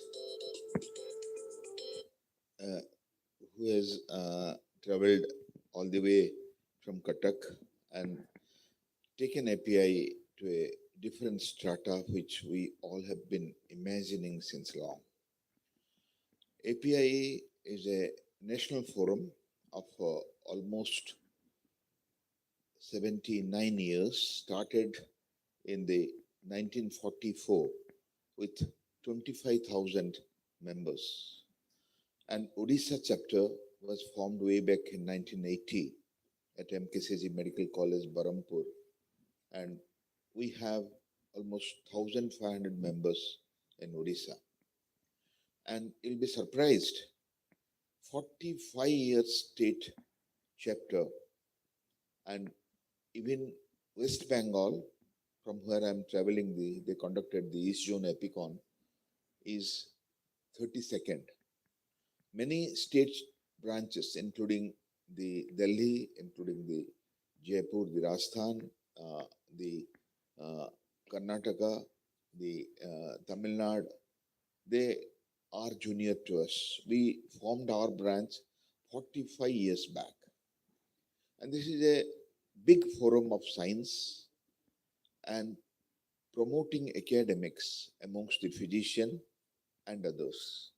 And as leader of the API, Professor Dalai has rightly taken the movement, starting from hypertension CME at Bhubaneswar, the fever CME at High Tech, to this medical advances in Bhavani Patna.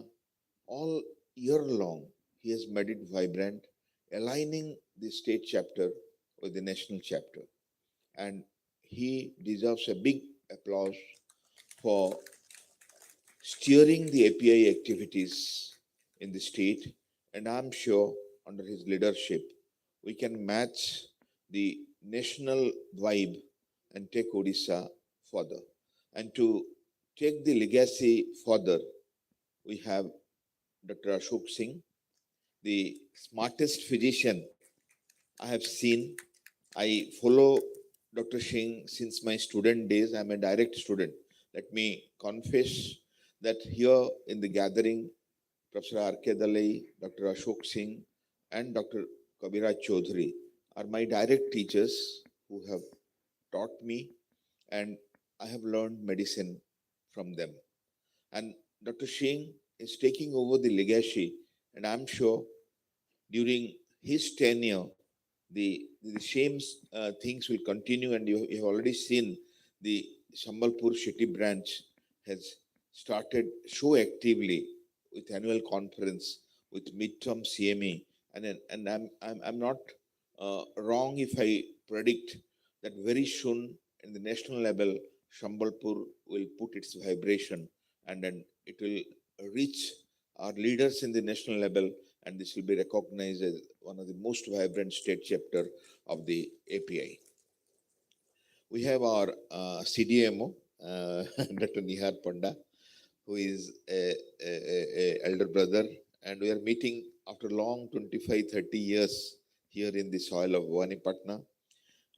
Dr. Ravi Shanapati, whom you met, is a dynamic secretary of IMA Bhawanipatna, and we have Dr. Lambodar Shahu, who is a leader throughout and leading the IMA Kalahandi. He is the head of the district branch, and Dr. Rabinaran Shanapati is the secretary. And we have Liti ma'am. Liti ma'am is the part of the family. She was at SCB during our good and bad days. We have faced the COVID together. We have faced the students' organizations together. And ma'am is the medical superintendent, and Krishna ma'am, who was our medical education cell chief, is the dean. She is not here, and she is also the better half of Professor S.K. Mohapatra, Shashikant Mohapatra, our past chairman of API Odisha. But then Dinabandhu, I need not tell, all have spoken about him. I remember the association with Dinabandhu sending his paintings, art, poems, and creativity. There are few people who are so creative, and good that along with profession, he has maintained that creativity throughout, starting from souvenir to the portraits, starting from the CMEs to the national conferences.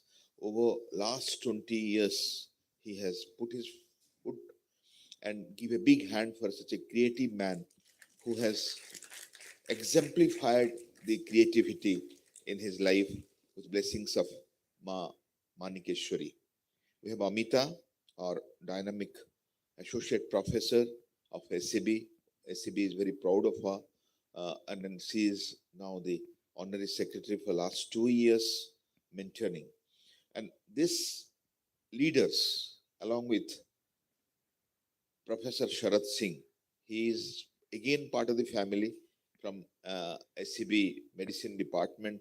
We have stayed together, and I remember 20 years before with a small bus traveling to Balangir, where Balram Shah was conducting a CME, midterm CME at Balangir. Dr. Singh and me, along with Professor Siddhar Das and Professor Niranjan Tripathi, went to attend that program, and he is with API activities since long, heading the medicine department here. So the galaxy you see on stage are who's who of not only medicine, of medical fraternity of Odisha. Give a big hand for them.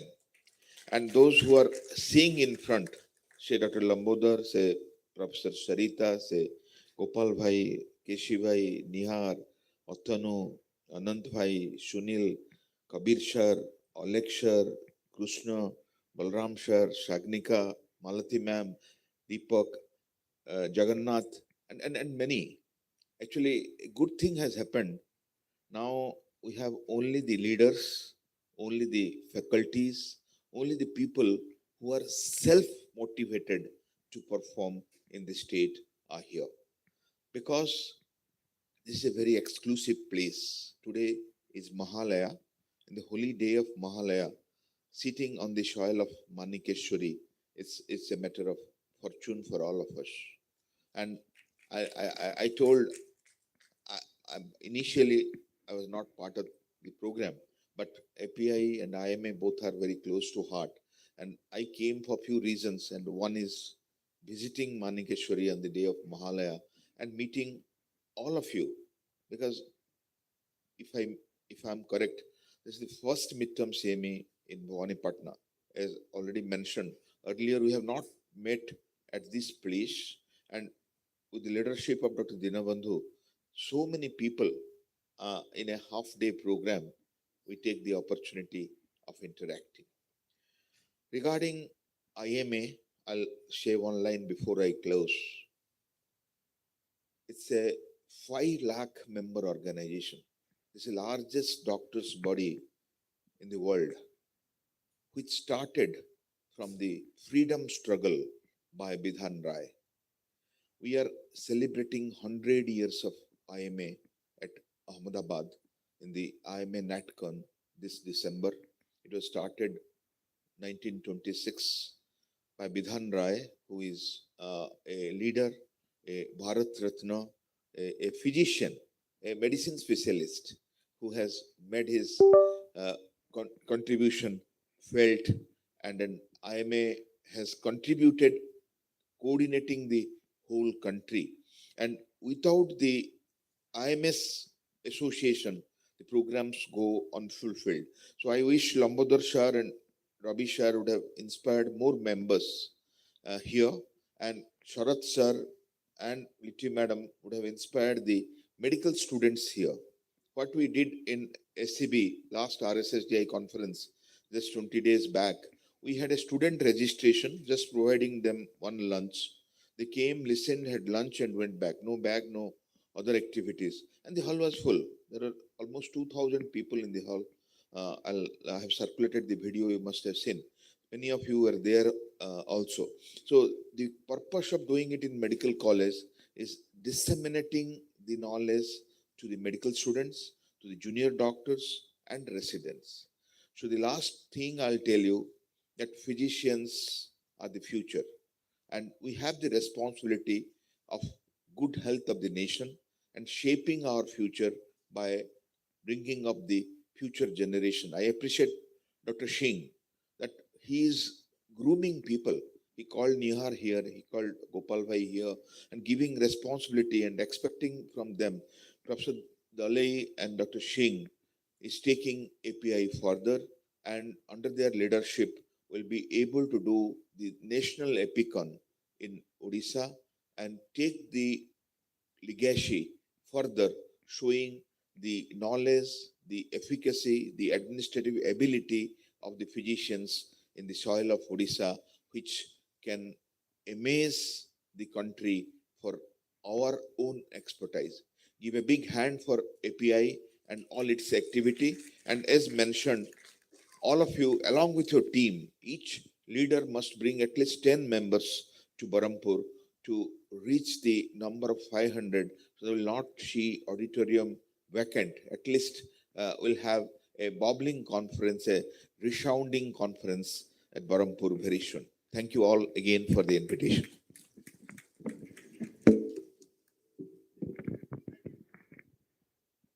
Thank you, sir.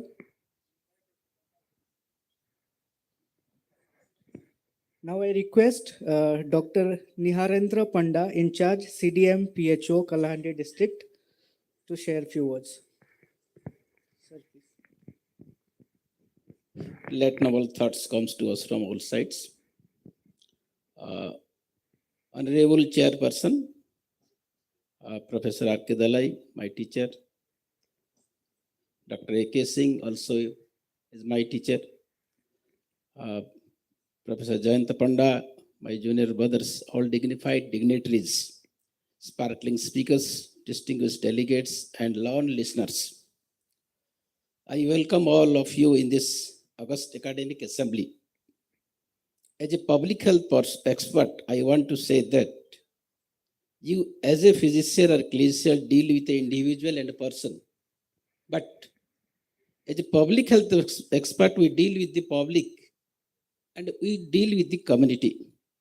While doing a good things or bad things to an individual or a person is harmed or healed. But while delivering a good things or better or better things to the public, the entire community is suffered, saved or suffered. So, in this August gatherings, You must have learned the best, the famous cardiologist is a best public health expert, Dr. Reddy. You must have heard. And it is our fortune that the one of the best cardiologists is now the public health director of this state. So we are not contradictory but complementary to each other. So my request is that today the society not only expect good treatment, but they expect good behavior from a doctor.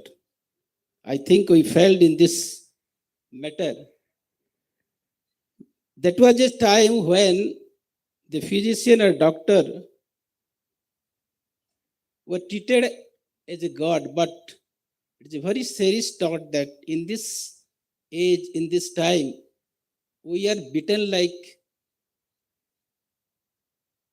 dogs also. So this is the dark side. So while discussing the CME, discussing a DG, we should not forget about the public health aspect. I expect in this August assembly, we should think about this. And I give my thanks to all the organizing persons, Dr. Dinabandhu Saha. Thank you, sir.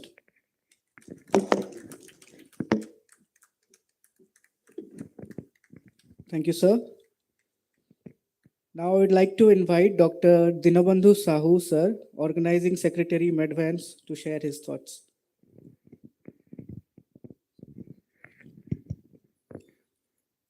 So good afternoon all. We are already late. So still I will tell few words definitely. Honorable Chairman API, Chairman-elect Dr. AK Singh sir, our State President IMA, Jayant sir, our HOD, Organizing Chairman, Dr. Singh sir, our CDM PHO, Superintendent of the institution, IMA Secretary, Dr. Senapati, and our IPI Secretary, Kirketa Madam. So all the dignitaries on the dais. Also, I heartily welcome all the delegates who have taken pain to attend this CME, come all along since from a distant place like Malkangiri, Sambalpur, Bargad. I think those who have informed, they all have returned to this place, turned down to this place. So I will tell few words. My warm wishes and welcome to all the dignitaries and delegates who are in front of me and on the desk. Dear colleagues, we all are chosen by God to be in this noble field, this prestigious field of medicine, which is an ever-changing science. What we learned in our college days, that is the foundation, but it is no longer sufficient to guide our daily practice. There is disease evolvement, new technology emerging with newer treatment protocols, which are constantly getting refined. The rapidly changing face of medical science with knowledge explosion, technological revolution, challenges in treatment, everything depends on our updation. For patient safety, personal credibility, ethical responsibility, we must stay updated. In this context, we have kept the theme of this CME, that is newer advances in clinical practice. The physician of tomorrow is expected to be ornamented with precision medicine, digital health and global collaboration. And for this, such CME technological integration, pure collaboration has immense importance. We are indebted for the ideas of conducting this API midterm CME. Dr. Ashok Singh sir has opted and relied on me, our Dr. Fellows of Medicine Department, SRM Medical College, to conduct this CME. Since last 3 months, I am in touch. Our API chairman, Dr. Dalai sir and AK Singh sir, they are also guiding me in each and every step. Our HOD, he is taking care. He is guiding me all along the journey since last 3 months. Also, all my colleagues, they have helped me a lot. The CME is planned to be organized in association with IMA, Kalahandi District Branch. I am thankful to the President of IMA, Kalahandi District, Dr. Lambodar Sahu sir, and also my elder brother, Dr. Senapati, who has also guided me and helped me in each and every aspect. Finally, our API Chairman, Dr. Dalai sir, we must give him thanks a lot from all our core of the heart to opt this Bhavani Patna to conduct this CME, midterm CME. So with these few words, I end my speech because we are already late. I am really thankful to all the doctors, those who have came to this Bhavani Patna. Also, I am seeing many of the media people, they are here. So I also convey my regards and thanks to them, to all the dignitaries and all the delegates. I conclude my speech with these words. Thank you very much. Enjoy the academics and enjoy the lunch. Thank you.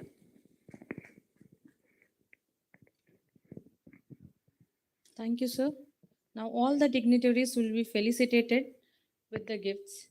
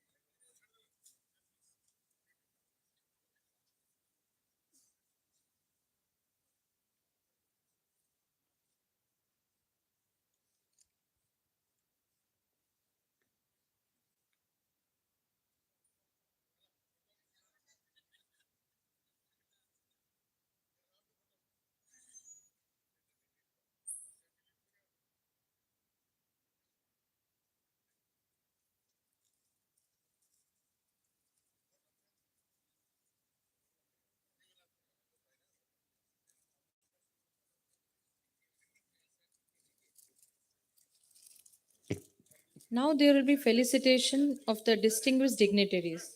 Dr. Lambodar Sahu, Senior Most Physician of Kalahandi District, President of IMF Kalahandi District Branch. Respected sir, the leader who is admired and respected is the one who is able to inspire and empower others, said by John Maxwell.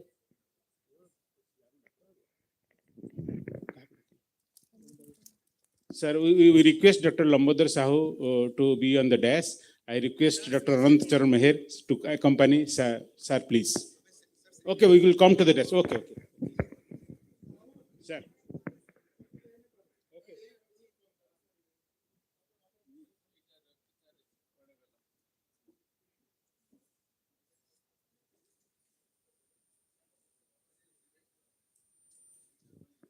As a senior physician, you have aptly observed this ideology and dedicated your whole life to the service of mankind.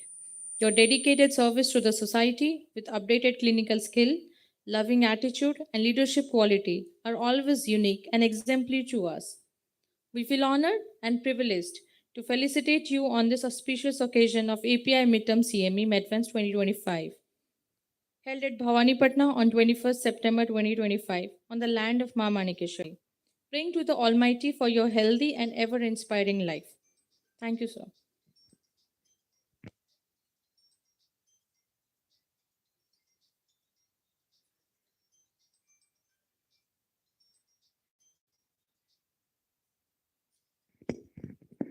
We would now like to felicitate Dr. Gyana Ranjan Padhi, sir, Senior Consultant Physician.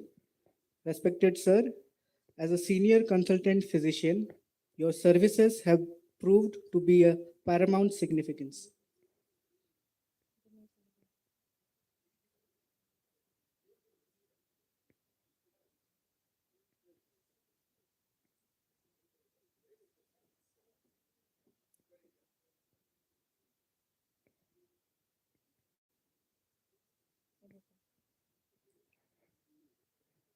Dr. Gyanaranjan Padhi, sir, Senior Consultant Physician. Respected sir, as a Senior Consultant Physician, your services have proved to be of paramount significance. You have devoted your entire life for better healthcare of the society we live in. Your working spirit and dedicated approach to the field of medicine are an exemplary inspiration to all of us. Your involvement in the Sickle Cell Project, an initiative in cancer care of the district, is truly praiseworthy.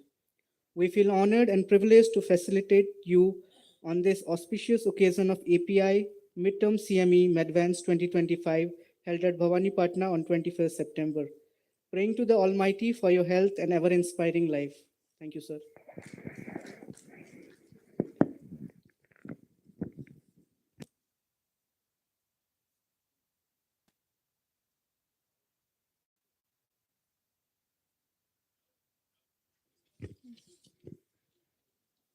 Now, Professor Dr. R.K. Dalai sir will be felicitated, esteemed personality in the field of medical education and health services, Chairman and API of Odisha State Chapter 2025. You have aptly observed this ideology and dedicated your whole life to the service of mankind and medical education in a brilliant and meticulous manner. You have not only taught medical students across the nation, but also created many followers of your humble and simple personality. Your in-depth medical knowledge, clinical guidance, loving attitude, and leadership quality are always unique and exemplary. We are honored and privileged to felicitate you on this auspicious occasion. Praying to the Almighty for your healthy and ever-expiring life, sir.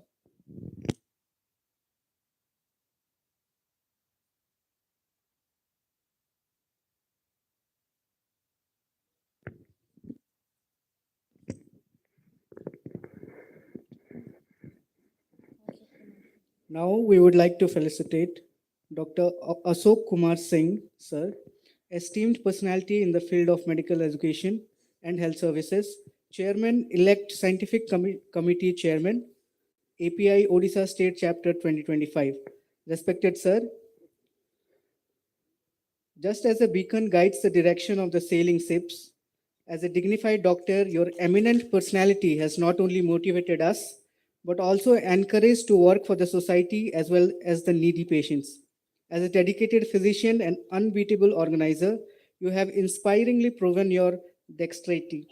We feel honored and privileged to facilitate you on this auspicious occasion of API Midterm CME Medvance 2025 held at Bhawanipatna, praying to the Almighty for your health and ever-inspiring life.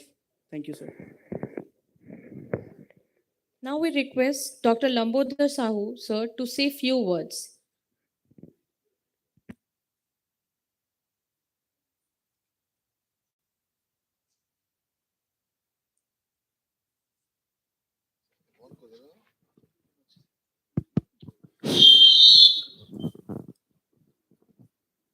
Thank you very much for giving me this opportunity to speak a few words. I am really, for last few days, I have been this rapid.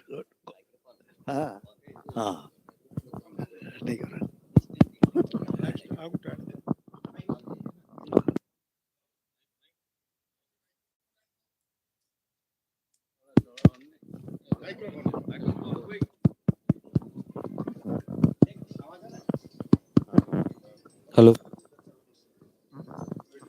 Hello. Hello.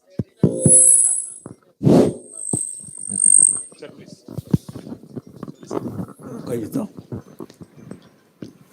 Thank you very much to give me this opportunity to speak a few words to you. I have been always hankering and after the medical association, but due to my ill health, or not exactly ill, not ill health, I can say, due to inability to reach each other. In spite of that, I tried for this meeting when I was healthy and when I became able to enjoy or manage this thing. I am already bedridden, so to say. But my heart is always with the heart to work with the medicine and my people. And I am very much, I cannot say any good words or any new words, but I am really happy. And I was very much grateful to the people who arranged this meeting and gave me a chance to talk to you and come to expose you all. Thank you very much. Thank you very much. Thank you, sir, for gracing this occasion and for your kind and inspiring words. Now I request Dr. Gyanaranjan Padi to tell few words.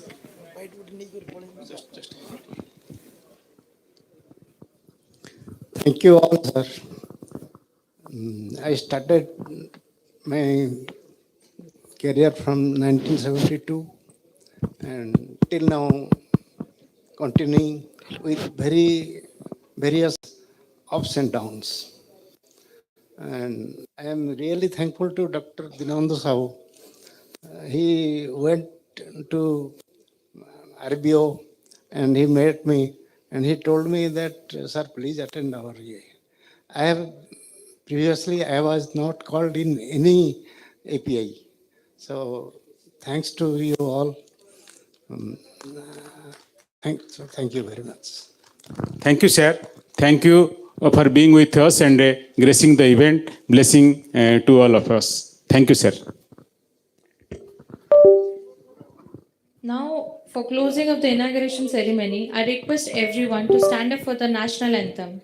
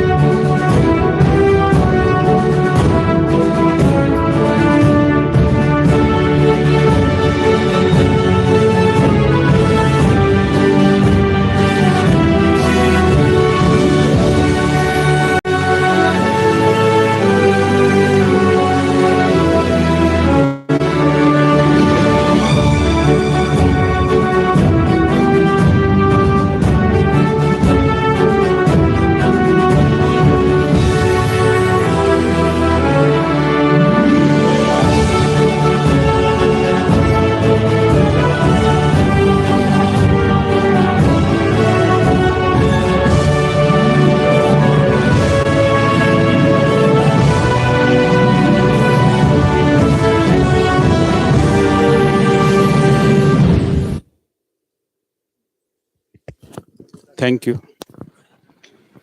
With this, we'll be closing the inauguration ceremony, and this is time for our plenary session 2.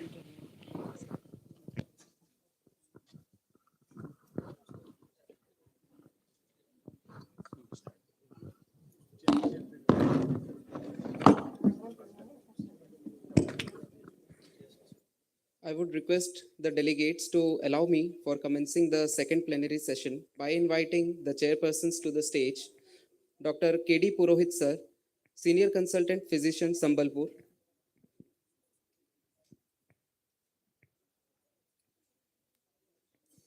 Dr. Gopal Agarwal sir, Senior Consultant Physician, Bargarh,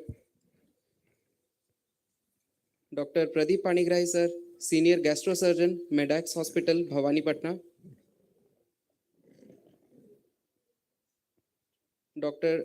Deepak Panigrahi sir, Consultant Physician, Sambalpur,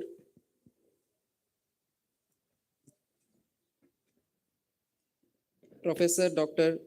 Sagnika Tripathi ma'am, VSS Medical College, Burla.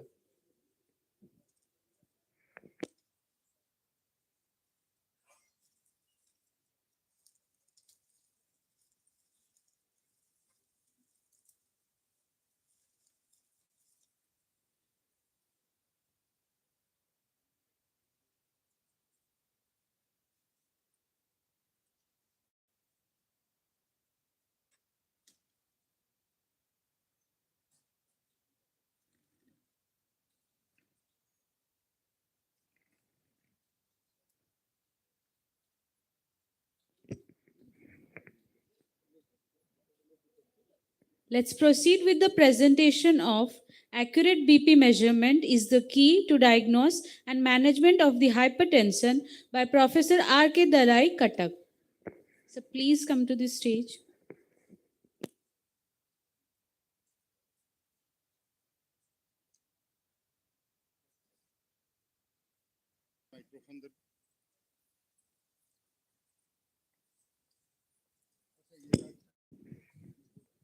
Good afternoon. Namaskar. We are really privileged today to have assembled in this hall. Today's Mahalaya. Let our blessings, let Ma Manikaswaris, Ma Samariswaris, Ma Patmasri blessings be on all of us, those who are present and those who have failed to attend. Today, I have the privilege to introduce Professor Dalai. He was my postgraduate teacher. To introduce him is just like showing a torchlight to sun. He was a teacher. I know his career, but many things may be unknown to the newcomers. Dr. Dalai is a polylinguist. He can speak Sambalpuri, Kotki, Balaswari, Anugulia, anything. You name it and he has it. Number two, he has not changed a bit. What he was in 1986, today at 2025 is same. No weight gain. The same shirt may be using, the same number of size and pant shirt may be using. Third thing, I have never seen him getting angry on anyone. Let it be a postgraduate student, let it be a nurse, not it be a class 4 servant. I have hardly seen him losing his temper. And the last thing, the everlasting smile on his face. Welcome you, sir, to speak on hypertension. Hypertension, as you all know, is a very easy to diagnose, but it is most underdiagnosed, undertreated. A simple BP instrument and a stethoscope or a automated BP instrument can diagnose BP. But hardly any of us may be knowing how to record BP. The WHO guidelines says that if you want to record BP, at least this chart strip should not be on. But which physician here is recording the BP by removing the charts or the blouse? None. So if we follow the guidelines we are not following, and further details will be given by my teacher, Professor Arandalai. Welcome you, sir. Thank you. Thank you, Kabir, for a good note. এটা ঠিক গোটে minute তো হ্যাঁ বাস so my dear delegates, so we have gone through a long way and science has gone a long way and the progress is much faster. We have come from prescription medicine, we have reached the AI based medicine and the precision medicine, but in the meantime we forgot the clinical medicine. The undergraduate, postgraduate, even doctors do not know how to physically examine this. The COVID taught us another thing, to reach at a distance of 6 feet and examine the patient with a stethoscope of 6 feet long. The husband having the stethoscope for the wife's chest and the doctor examining from 6 feet distance. So that is how we have made a distance from the patients. So I will remind you, how exactly the blood pressure to maintain, which 100% I am sure we do not know, do not follow. The agenda, there are some agenda, but I will skip all over this and I will speak the most important things. Now, as you know that accurate blood pressure measurement is the key to achieve the objectives. It is an integral parameter which guides screening, diagnosis and management of hypertension. But unfortunately, it is the most inaccurately performed procedure in clinical medicine. Surgeons and super specialists feel that the job of the physician and nurses do not have the instrument to examine the blood pressure. And 90% or even it may reach 100% physicians, nurses and other healthcare professionals do not follow the guideline for accurate BP measurement. This leads to underdiagnosis and overdiagnosis of hypertension. And automatic, semi-automatic, lot of devices are available. Guidelines are plenty, but it is not followed. Now the indication, there are some indications of blood pressure measurement, you know, so let me, and there are some contraindications you must know, that whenever there is lymphedema, paresis or paralysis, or there is presence of arterial or venous lines, we should not. But there are some absolute indications, dialysis on recent surgical wound and mastectomy, you should not do blood pressure measurement. Now, I will just skip out that what are the classification, different types of hypertension. Sometimes we are satisfied that that there is only essential hypertension and secondary hypertension. But you shall have to know the essential hypertension, the secondary hypertension, the isolated systolic hypertension, where the systolic blood pressure is more than 140 and diastolic more than less than 90. Isolated diastolic hypertension also, that the systolic is more, but diastolic is less. Now, white coat hypertension is most essential challenge to us. That whenever a patient go to the doctor, whenever we examine at the office, sometimes the patient out of fear, there occurs rise of blood pressure. So the inaccurate blood pressure leads to diagnosis management. So the home blood pressure management is probably the best. And another thing I want to mask hypertension. This is the isolated ambulatory hypertension. This is just the opposite of this white coat hypertension. The blood pressure is normal at office, but elevated at work. That I have to note. Now, nocturnal hypertension, there are some, whenever you sleep and all that, the blood pressure comes down. But sometimes it goes off. So there are some dippers or non-dippers. So they have to, and this ambulatory blood pressure instrument can tell you whether you have nocturnal hypertension. Resistant hypertension, another term.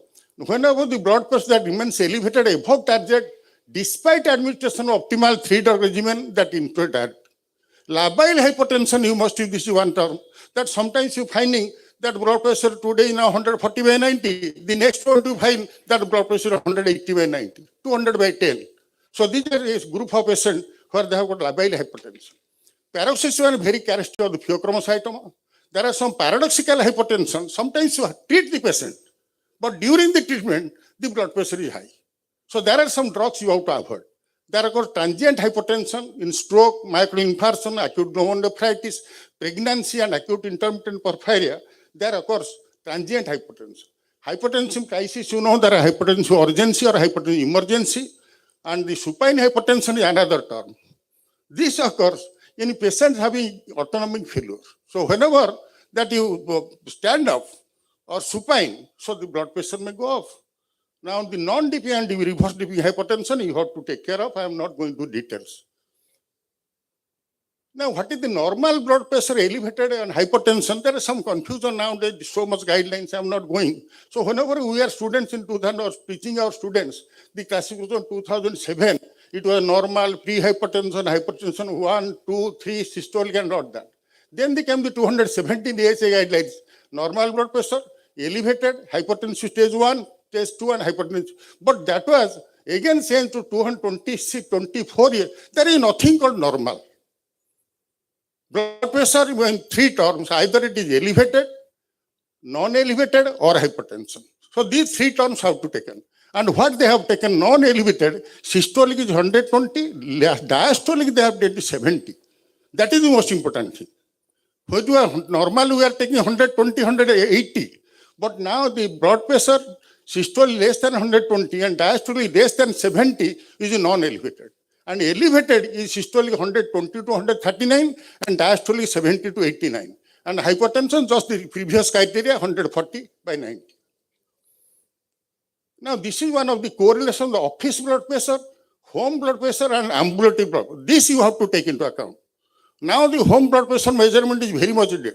And ambulatory blood pressure measurement is very much accurately needed to know hypertension or other hypertension. Just two things. Whenever the 140/90 office BP is equivalent to 135/85 by home BP. So that you have to take into account. The home BP more than 135/85 is equivalent to 140/90, and the daytime ABPM is also like that. Now, blood pressure measuring devices, I do not weigh that sphygmomanometer, which is now the gold standard, but still then, due to mercury and all that, is going to be obsolete. By 2030, it may be that the world will not have sphygmomanometer in use. Now, there are some electronic devices, wrist and finger monitors, oscillometric devices, tonometric devices, smartphone devices, wearable sensor and cough devices are also available. Now, what I wanted to impress, these were the most important things. What the physicians must do. Blood pressure measurement depends on body position, arm size, blood pressure cuff size, time of measurement, placement of measurement, whether it is office, home or work, device used and technique applied.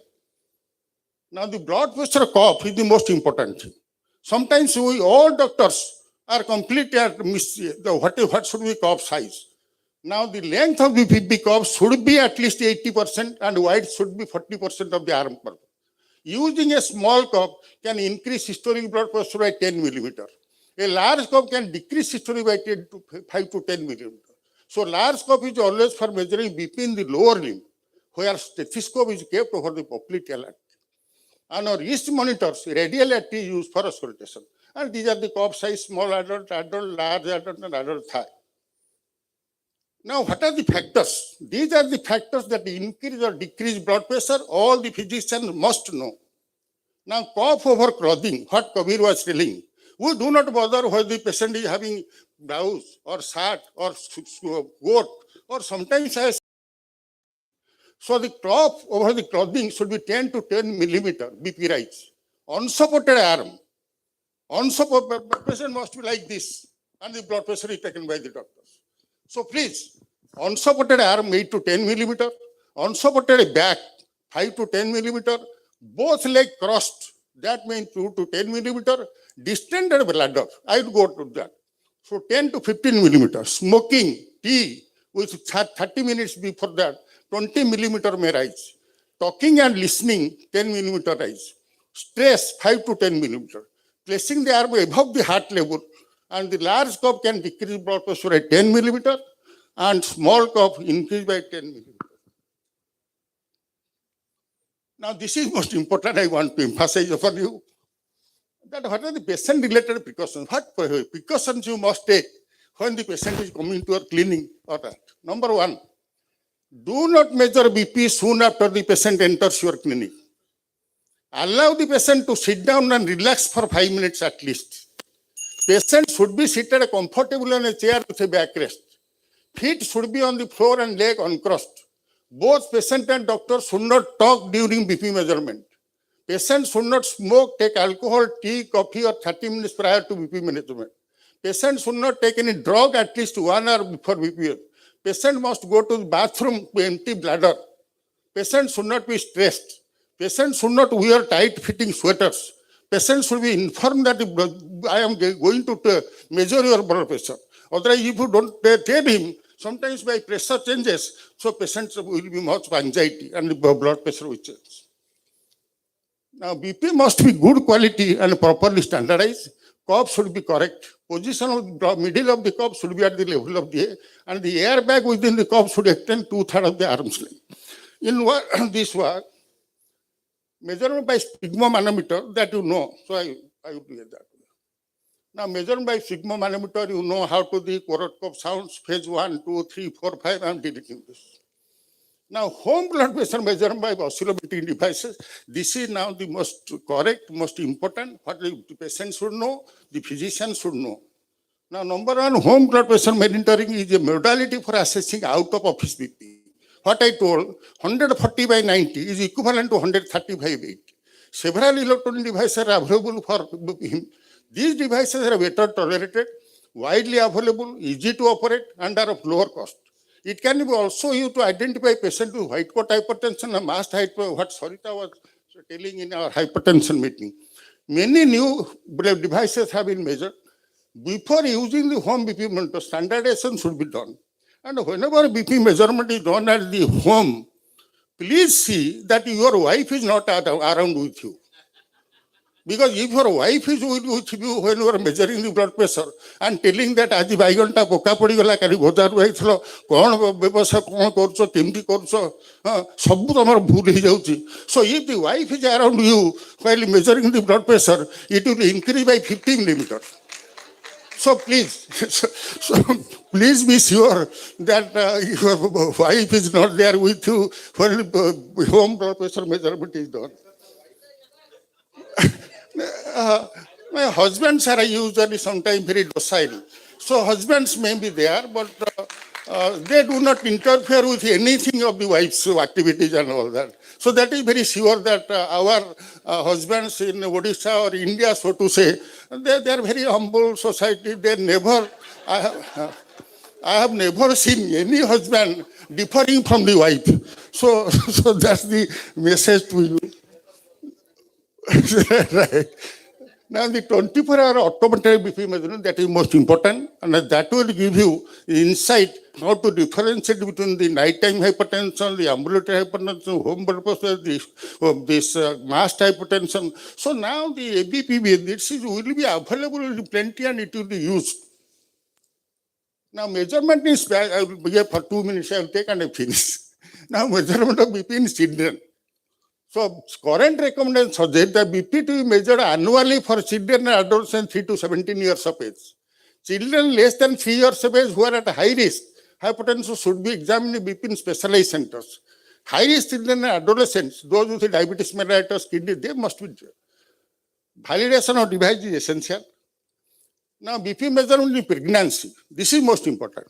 Now mercury spectrometer is the gold standard for recording BP in pregnancy. Oscillatory devices are to be validated for pregnancy. BP should be measured in a seated position, either before pregnancy or in early pregnancy. BP measurement in left lateral position is probably recommended for late pregnancy and labor. BP measurement in obese patient, that you know, that is sometimes very difficult in our clinical practice to measure the blood pressure in obese patients, because there are no cuff nowadays which is available for the obese patients. In obese person, arm circumference must be more than 50. So an appropriate cuff and bladder size is prerequisite for measurement to be. Even extra large cuff may not be sufficient. In this case, wrist BP is to be measured by putting the cuff 2 inches above the wrist and placing the stethoscope over the radial artery. A Doppler probe may be useful. Blood pressure measurement in older individuals is also very challenging, because you blood pressure by supine position, maybe supine hypertension, there is autonomic failure. Whenever there is postural hypertension, blood pressure may rise. Patient may sometimes fall during the blood pressure measurement. So you have to take lot of care for BP measurement in elderly. BP measurement is pseudo hypertension. Pseudo hypertension means that sometimes that whenever the arteriole is so thick that whatever amount of pressure you give to obstruct this, that will not be possible. BP arterial fibrillation, that you know, and Porcelain syndrome, IMA. So there is a term I want to, the BP variability. Just like glucose glycemic variability, there is a term called BP variability. Sometimes the patient will tell, sir, I had gone to some doctor, he told that the blood pressure is 160 by 90. Now you are telling it 130 by 90. Some other doctor is 200 by 90. So what is this thing? I mean, so this sort of thing happens. So you have to take and the home blood pressure measurement, that will be probably steer clear of all difficulties. Now the take home message. Number one, normal blood pressure need to be redefined. Preferred terms are non-elevated, elevated, or hypertension rather than normal pre-hypertension or hypertension. Hypertension defined systolic more than 140 and diastolic more than 90. 99% of the doctors, nurses, and 100% of the MBBS students do not follow guideline for measurement of BP.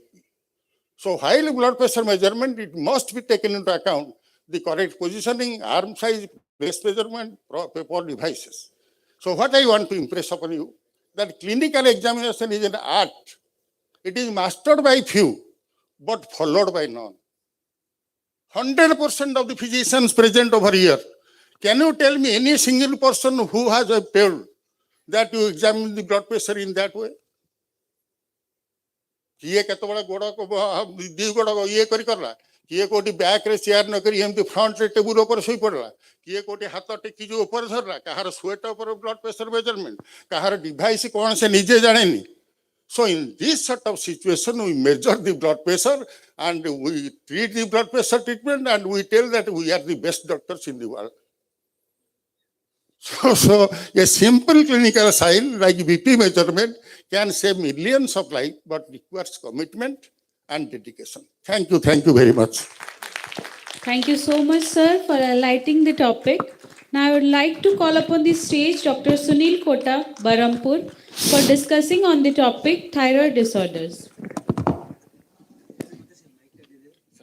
As you all of you know, the thyroid disorder is more prevalent in the world. Millions of people, they suffer from thyroid disease, but thing is that they suffer it silently. They are underdiagnosed. So to highlight that on this issue of thyroid, I request Dr. Sunil Kota to come to the dais and start. Sunil Kota is a consultant endocrinologist at Swasthya Sadhan, Barampur, Odisha. He has many publications, awards, and what to say.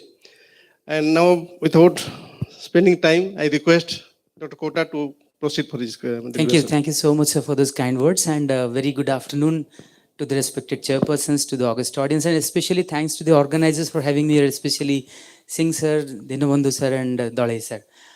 Yes, can we have the slides? So my job is to take you through thyroid disorders. That was the initially assigned job, but then I have cut short looking at the time allotted. I will be only speaking on hypothyroidism. I have a lot of images to share with you. And why it is important, we all understand that post-iodine supplementation, we are witnessing a surge in the autoimmune thyroid disorders.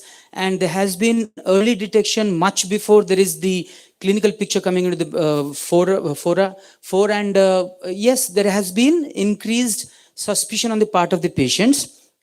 And I am challenged here. I am not able to change the slides.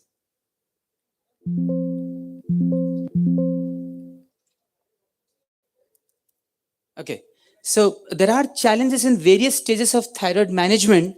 One of the very important aspect is to look at the associated disorders, because you would see a lot of times the patient is euthyroid, but as far as the symptoms are concerned, the patient is not feeling good. Symptoms and signs, a long list is there to follow, but I always use this battery, because the thyroid gland acts like a battery in our body. If the battery is not functioning properly, you have all these symptoms. But what is important is to look at the points mentioned, the red fonts. Those are the points where you need to be a bit more alert. I am here to tickle your thinking cells when you need to think of hypothyroidism. So these are the points: carpal tunnel syndrome in 20 to 30% cases, peripheral neuropathy in 5 to 10%. There can be frozen shoulder, there can be diastolic hypertension. Classically, our teachers have taught us. And this is one interesting case: puffiness of face, amenorrhea. Scene 1 looks all good. TSH normal, T3 normal, T4 normal. But then still you have that suspicion of hypothyroidism. So scene 2, what is happening over here? The TSH is normal, T4 is low, T3 is low. So this is a case of secondary hypothyroidism, central hypothyroidism. So what might have happened in the first scene? The lab person might have done only the TSH, normal TSH. Retrospectively, without testing, the T3, T4 might have been put as normal. But when you redo it, T3, T4 are normal, low, and TSH is normal. So all those things are pretty well known to us. The primary hypothyroidism, the subclinical thyrotoxicosis subclinical. But what is important, it is not very uncommon to find central hypothyroidism where you have low T3, low T4. The TSH theoretically should be low. It can be normal, and sometimes it can be mildly elevated, but the elevation is not in proportion to the degree of reduction of T3 and T4. So again, I am going to take you through a series of slides where hypothyroidism comes to the fore with these uncommon presentations. So patient has coarse facial features, thick lips, enlarged tongue that couldn't be shown, and you can see the hands are enlarged. You can see MRI, the pituitary is also enlarged. When you evaluate for acromegaly, the growth hormone IGF-1 axis is normal. Here also you would see that hypothyroidism by virtue of deposit of myxedematous tissue and mucopolysaccharides can give rise to a pseudo-acromegaly-like picture. This is pericardial effusion. enlarged heart, water bottle shaped, smooth borders, and when it is associated with bradycardia, you have to think of hypothyroidism. This is again a 16-year-old boy came to us. This was one of our publication during my residency. Heart is enlarged, the borders are not smooth. You can see pulmonary venous congestion, the ventricle arterial molar enlarged in the echocardiogram, and we reported it is a 16-year-old boy presented to us with dilated cardiomyopathy, and once the thyroid was treated, the hypothyroidism was treated, the patient was all good. Hypothyroidism, there is elevation of TRH as well, which stimulates prolactin release. Prolactin can give rise to male galacturia. This is a case of facial puffiness, swelling of hands and feet, creatinine, 2 elevated reports at the end of 3 months apart. Urine was insignificant. There was no risk factors for chronic kidney disease. We had a wonderful talk today morning. Ultrasound, normal sized kidneys, the CMD is maintained. TSH is more than 150. Low T3, T4. So hypothyroidism can also present to you with a pseudo CKD picture. Reasons are two. First of all, there is a reduction of cardiac output, reduces the renal blood flow, and on top of that, there is this myopathy which damages the muscle, and muscle also releases creatinine into the circulation. This is a fat streak known as mediastinal lipomatosis. This can also be found, and we also had a mediastinal widening in asymptomatic type 1 diabetes. We reported it way back. So the most common pivotal disorder that comes to the fore with hypothyroidism is the delayed puberty or the PCOS-like picture. But sometimes hypothyroidism, there can be accumulation of the myxedematous tissue in the Sertoli cells. There can be enlarged testis. There can be also precocious puberty with breast enlargement in a girl. The reason again is here, the TSH, which is elevated in hypothyroidism, also acts on the FSH and LH receptors. That gives rise to precocious puberty-like picture. And here also you can see a girl having enlargement of breast, 4-year-old girl, multicystic ovaries. This is called Van Wyck-Grumbach syndrome. The precocious puberty generally have a advanced bone age, but when it is associated with hypothyroidism, you have a delayed bone age. But then the more common presentations are the delayed puberty, and you all know that PCOS, whenever you're dealing, you have to rule out primary hypothyroidism. Child with failure to thrive and micropenis, you need to suspect hypothyroidism. This is Sheehan syndrome. We all must have seen n number of cases. You can see the CSF seeping into the cilia turcica. This is a case of Sheehan syndrome. And short stature, here also you can see TSH normal, low T4, central hypothyroidism. The patient also had secondary hypothyroidism giving rise to short stature. The classical, this is Hoffman's sign. Hoffman syndrome, muscular pseudo-hypertrophy and hypothyroidism. And when you see eyelashes being lost, the Hertog sign, you can also suspect hypothyroidism.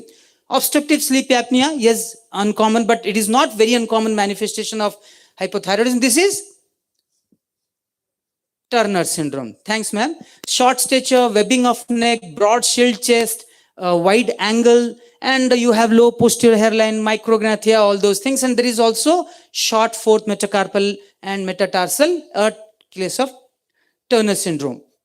Other metabolic abnormalities, when you have a dyslipidemia-like picture, total cholesterol going up, LDL going up, TG going up, what happens? T3 expresses the LDL cholesterol receptors on the liver so that the cholesterol is taken up from the circulation into the liver.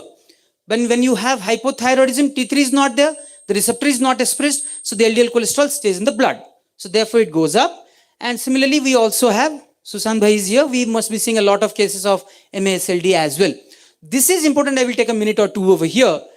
Whenever the patient is having clinical euthyroidism, the patient is not getting symptom-free or a good quality of life, you have to think of other coexisting disorders. Most probably we end up finding a coexistence of a connective tissue disorder. These all are the possible scenario. This is sclerosis, and also we also have to think of the addition disease whenever the patient complains of unusual weakness, body aches, vomiting, and postural dizziness.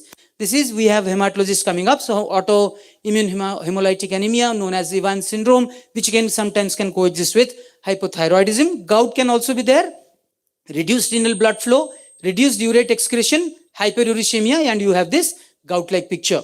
Obesity also does have connection with hypothyroidism. As the obesity goes up, TSH goes up. On the contrary, other way around, metabolic syndrome also does have higher chances of hypothyroidism. Management, I won't take much time to talk to you about, but this is where I'm going to spend some time. Lot many times you would see that you are giving adequate dose, but the TSH is not coming to normal. So compliance is the first thing, whether they are maintaining the 1 hour gap between the food and that thing, and malabsorption. And very importantly, lot of the times you would see that the patient would be on PPIs, calcium, iron, anti-epileptics. So these are the things to be avoided. Still, there is something called thyroxine absorption test, which I would not go detail into, but then the alternate things are supervised once a week. If the person is on 50 microgram, give her 350 microgram under your supervision.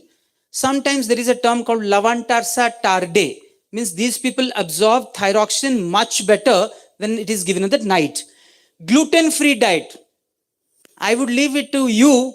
What are the diets which have gluten, including ice cream? That also has some amount of gluten in it. H. pylori infection, celiac screen. And sometimes when you start the treatment in a child, it has to be slow. Half dose for about 10 days, followed by full dose. Otherwise, you would be potentiating irritation. And before pregnancy, we also need to be very careful. The TSH has to be below 2.5. During pregnancy, what has to be done, I would be telling you. Congenital hypothyroidism. The prevalence as per the recent Indian data is 1 in 800 to 1200 newborn children. So newborn screening of congenital hypothyroidism must from day 3 to day 4. And these are the symptomatology list. This you all can get it from the net. But this is the face. Dull looking face. The tongue is protruding out. The hoarse cry, constipation and all those. And when the child presents to at a juvenile stage, disproportionately short, and other typical features of hypothyroid, they do come up. Can you guess the age of this patient?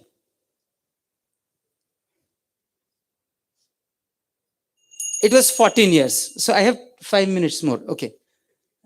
So 12 years boy, and he's lying like this. So this is a book, this is an image from our book, but I have personally seen 2 children who have come to me at the age of 14 years. They were like this.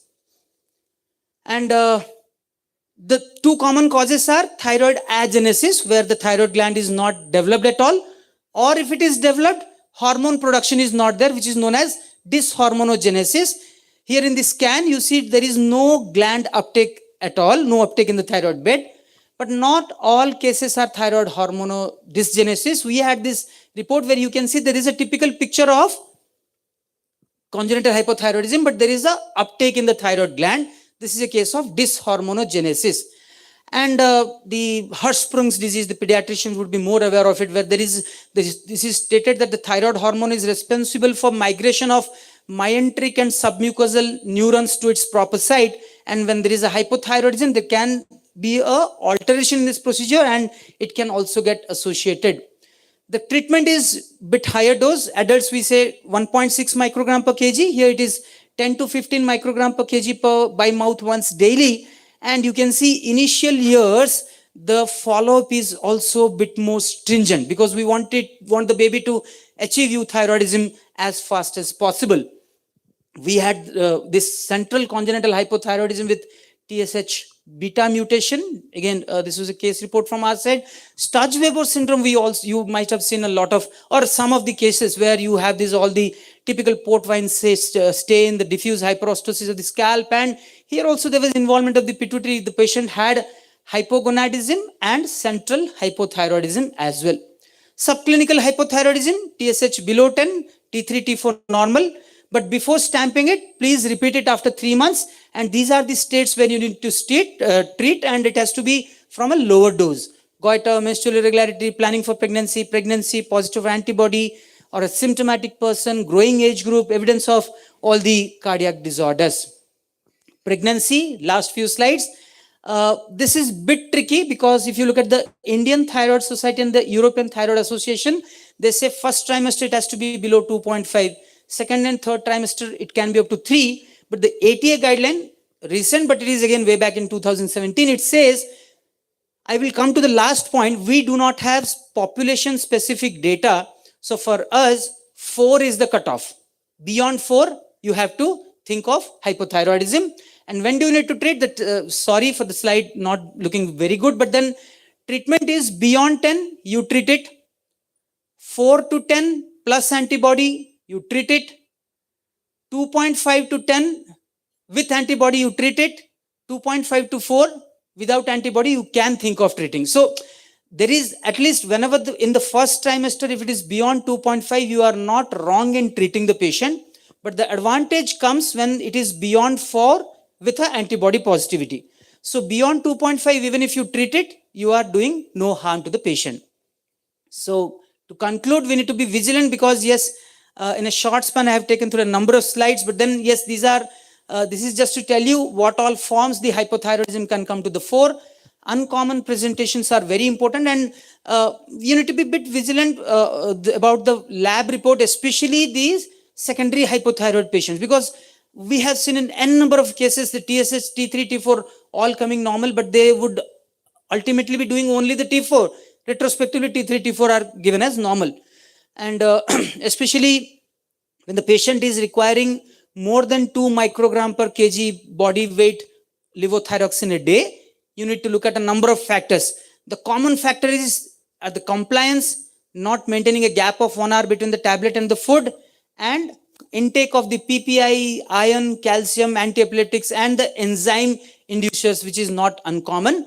Subclinical hypothyroidism, elderly people, you need to start at a lower dose, and there are specific indications to start.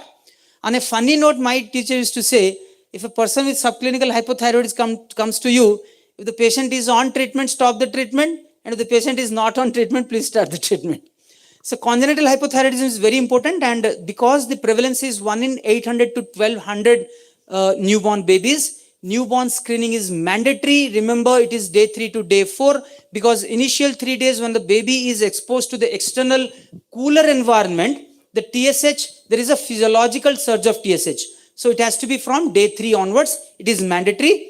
And during pregnancy also, it is very important. There is a 30 to 40% increase in dose, because you have to also supply the fetus growing inside. And the follow-up is very bit more stringent. Initial 5 months, once in a month, then 7th month, then after delivery. Jai Jagannath, and thank you all. Thank you so much, sir, for throwing this light on this highlighted topic. Now, to discuss upon tackling a GI bleed, we will like to call Dr. Sushant Sethi from Bhubaneswar to discuss upon the topic. I should say the GI bleed is not very uncommon, but it's very, very challenging as well in diagnosing as well as managing. So I now invite Dr. Sushant Kumar Sethi, who is a senior consultant and head of the department as well as academics department of gastroenterology and hepatology at Apollo Hospital, Bhubaneswar. He has a lot of things to his credentials, particularly the Best Gastroenterologist Award for Odisha. Then he established best practice management in Eastern India, which he has been honored. And he heads as Secretary General of Society of Gastroenterologists as Gastroenterologist of India, which is a chapter. So, Dr. Sushant, can you take over the mic? Can I make slides? So thank you very much for a kind introduction, the chairpersons. And at the outset, I am thankful to the API State Chapter and Kalahandi branch for inviting me for this CME.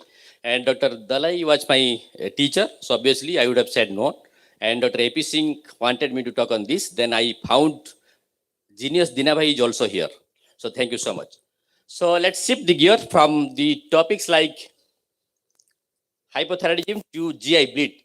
GI bleed is one of the common emergency we encounter in day-to-day practice. So we have to promptly identify the problem, then resuscitate. Otherwise, once somebody is having blood vomiting or black stool, the patient thinks that I am gone. I am all over. So it's a common emergency. It requires prompt resuscitation and management, and structure approach is rigid, and risk stratification enables specific treatment. When we are talking of GI bleed can be upper GI bleed, lower GI bleed. What is upper GI bleed? Upper GI bleed is the bleeding from nasopharynx, esophagus, stomach, duodenum, that means above ligament of Treach. In contrast, lower GI bleed is below ligament of Treach. Now, they are classifying ligament of trees to IC valve, which as mid-gut bleed. Many times we are not able to pinpoint what is the source of mid-gut bleed, so we call it obscure GI bleed. So 50% of admission of GI bleeds are upper GI bleed, 40% are of lower GI bleed. They are from ideally from colon and rectum, and 10% are obscure bleeding. Severe GI bleeding is defined as the documented GI bleeding accompanied by shock or orthostatic hypertension. As you know, if somebody loses more than 30% of blood volume, then patient goes into frank shock. That means we have to act quickly. Otherwise, if it is between 10 to 25%, then maybe there might be orthostatic hypertension. So it is a predominantly symptoms, or else it is a stable. That means if it is 5 to 10% of blood volume is lost, then probably the patient will be more or less stable. So a decrease in hematocrit and decrease in hematocrit value at least 6% or more than 2 grams of hemoglobin, follow-up hemoglobin is ominous signs, or transfusion of at least 2 units of blood in 24 hours. So it's not moving. Yeah.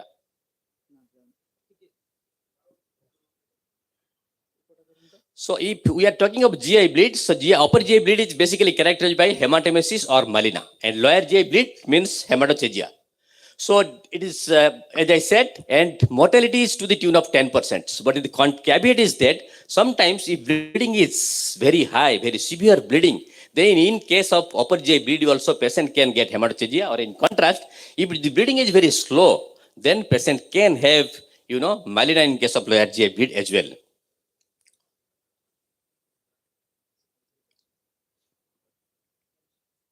So, despite of the advances, whatever we are having today, the mortality is to the tune of 10%, which is pretty high in case of GI bleed is concerned.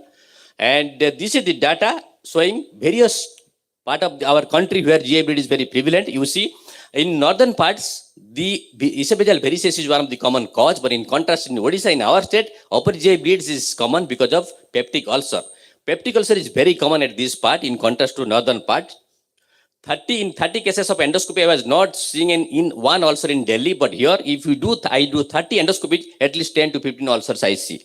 So there are different reasons for this. We may not discuss here, but upper GI bleed, the most common cause here is peptic ulcer bleed. So apart from peptic ulcers, these esophageal varices, gastric varices, esophagitis, dulafel lesions, upper GI tract neoplasms, and they are the causes. But however, we have to differentiate between variceal bleed and non-variceal bleed. How do you differentiate between variceal bleed and non-variceal bleed? When the patient comes to the clinic, you are to the emergency, then you have to quickly take the history, whether the patient is a case of chronic liver disease or not, history of alcohol is there or not. And if ascites is there, portal splenomegaly is there, then you suspect patient might be having variceal bleed. In contrast, if patient is having some NSAID use and some other history of peptic ulcer disease, then you think, then maybe the patient might be having the bleeding due to peptic ulcer. So this picture, one is non-variceal, one is variceal. You have to actually act very urgently in case of variceal bleed. I will be going detail into that. So clinical presentation is, in addition to externalization of blood like blood vomiting and black stool, sometimes patient will come with syncope, fatigue and shortness of breath. That means there might not be seen sign of blood unless you put the Riles tube in, you cannot see bleeding. Or else you may not see any bleeding if it is just below the ligament of Treach. So examination revealed tachycardia, orthostatic hypertension and frank hypertension, etc. and abdominal pain, hematemesis, coffee ground emesis, passing melena on starry stool. So those are the clues for this GI bleeding. So initial management is after thorough clinical history and clinical examinations. After all this, then you have to assess how much blood loss has been done. Once blood is assessed, then you have to divide the treatment into pre-endoscopy, endoscopy, and post-endoscopy. In pre-endoscopy, what do? You have to take care of the 3 things in any emergency like airway, breathing, and circulation. When you talk of airway, so prophylactic intubation doesn't reduce incidence of pneumonia, length of stay in hospital, risk of mortality. What this slide shows, if patient comes as unconscious state, having blood vomiting, that means you have to protect the airway first, or else the patient will aspirate and patient will die. You lose the patient. If patient is unconscious, then you have to protect the airway. That's what it is saying. The airway has to be protected. If patient is not unconscious and not having profuse bleeding, then airway need not be protected. Once you protect the airway, then you address the issues of bleeding. Once the bleeding issue is settled, then remove the airway as soon as possible. Once average is there, then you have to put supplemental oxygen also. If somebody is having some anesthesia, you have to put supplemental oxygen. That's the recommendations. Then after that comes breathing, air and breathing we are taken care of. Then comes the circulations. As far as circulations comes, then you have to put 2 IV cannulas on antecubital fossa, ideally 2 IV cannulas, one large bore needle. Then you have to give the fluid. What fluid and how much? The fluid is, there is no consensus on what fluid you are going to give, but crystalloid versus colloid, there is no significant data or advantage of colloid over the crystalloid. And crystalloid you choose that especially Ringer's lactate, which is more isotonic with body fluid. So the target systolic blood pressure should be maintained to 90 to 100 milliliter of mercury. And as I said, once crystalloid versus colloid, then you have to give 500 ml of crystalloid in less than 15 minutes in unstable patients. And if patient is unstable, then keep the patients in SDU or ICU. Then comes blood transfusions. As you know, the cutoff of blood transfusion is 7 gram per deciliter. Like earlier, we used to think if somebody comes, irrespective of hemoglobin, you go on bank of fluid. Nowadays, we know excessive fluid administration is detrimental. In each and every conditions, you should not give excessive fluid. The fluid has to be optimized. What is the optimum level? 7 gram is cutoff.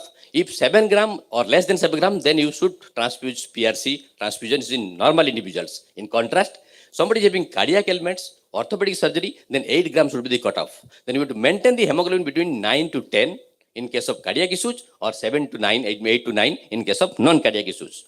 So this is this slide saying that restrictive transfusion is better. You should not go bang with fluids. Coming to platelets, there is no guidelines which suggest that this platelet level you should give platelet transfusion. However, 50,000 we take as a safe limit. If less than 50,000, then you should consider platelet transfusion. So factor 7 recombinant, some studies are also there. And regarding coagulation profile, same 1.5 INR should be the target, but there is no study which is suggesting in case of bleeding, then you give this much of transfusions. Of course, in case of chronic liver disease, you have to judiciously decide regarding the transfusions. So once we do this, we have to assess these systems, whether by these scorings, Ruckle scoring, AM scoring, Glasgow Blatcher score, full Ruckle, etc., etc. Why these scorings are meant? These scorings are so that will tell us how to prognosticate the patient, how to triage the patients, how to tell the patient's attendant what we are going to do with these patients. Those we need the scoring system. The scoring system have been developed for this. The most important scoring system what we use is the Glasgow Blatchford score. There's need for clinical intervention because this is the highest discriminatory ability for hospital-based intervention or death. No score good at rebleeding or death at predictions. Pre-endoscopic ABC score better predict but requires further validation. Pre-endoscopic risk scoring enables patient avoiding admission. If your score is something between 0 to 23, that means you may not admit the patients. What does the GBS score it says? In the range of 0 to 23, it is composed of 7 variables. One is hemoglobin, urea, heart rate, systolic blood pressure, comorbidity and presenting symptoms, syncope and melena. If Glasgow Blatcher score is 0, then 99 to 100% sensitive. That means you may not admit the patient. Patient may not require any further more intervention. So that is what it is saying.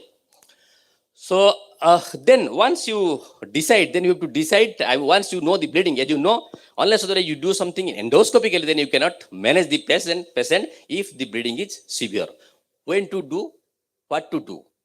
So this issue has been addressed, whether urgent endoscopy, early endoscopy or semi-urgent endoscopy. So urgent endoscopy has been defined as endoscopy within 12 hours. That means, suppose Friday evening or Saturday evenings in USA, UK, all developed countries, they are not working 7 days in a week. And unlike us, they are not available. The patient comes with GI bleeding, when to come for emergency? That is one question that needed answered. So early endoscopy is defined as endoscopy performed within 24 hours and preferred time of endoscopy should be within 24 hours. The randomized trials have shown no difference in mortality rebleeding rate in early versus delayed endoscopy in low risk patients. So what does it say? Well, it depends upon what bleeding is that. That means it is variceal bleed or ulcer bleed. Suppose it's a variceal bleed like this. If the doctor or the endoscopist will choose to sleep about the patient's bleeding, then obviously the patient will not see the sunlight of next day morning. So this is variceal bleeding means you have to act urgently or quickly. In contrast, in case of ulcer bleed, you can wait till 24 hours. That means when your setup is ready, your armamentarium is full, then you can give justice to the patients. So varicose bleeding I took, this is told that this is non-varicose bleeding. This is the type of first classifications: arterial spotting, oozing, visible vessels, adherent clots, flat pigmentation, etc. So what does it recommends in case of arterial jet or oozing? That means you have to have some endoscopic therapy. What therapy I am going to tell? So in case of visible vessels, you also it warrants therapy, but in adherent clot, you have to see whether visible vessel is underlying or beneath the adherent clot or not. Nowadays, AI is going to tell us whether visible vessel is there or not. With some other test also to test, check Doppler or endoscopy whether visible vessel is or not. If visible vessel is there, then you treat. In case of this ulcer or flat pigment ulcers, then they do not need any endoscopic treatment. Before endoscopy therapy, what you should do? In ulcer bleeds, PPA infusion 80 milligram IV start, then 8 milligram per hour to be continued for 72 hours. What it does, it raises the pH beyond 6.8, which is required for platelet aggregation and fibrin formation. So that is how PPA scores over your S2 blockers for a stable clot formations. Now that the PCAP, the studies are showing PCAP is also doing the same. We can use that. So this is endoscopic approach. The injection therapy, we can give the injection therapy, which dilute epinephrine 1:10,000. It causes tamponade effect. Then we can have mechanical endoscopic therapies like clip. Here I put a clip on this esophageal ulcer. These are the bleeding. When I put a clip, the bleeding is stopped. So these are the mechanical thing. So here I putting ergon plasma coagulation. Its clip is there. And so we have a hemostatic forceps also. We can hold that forceps so that bleeding will stop.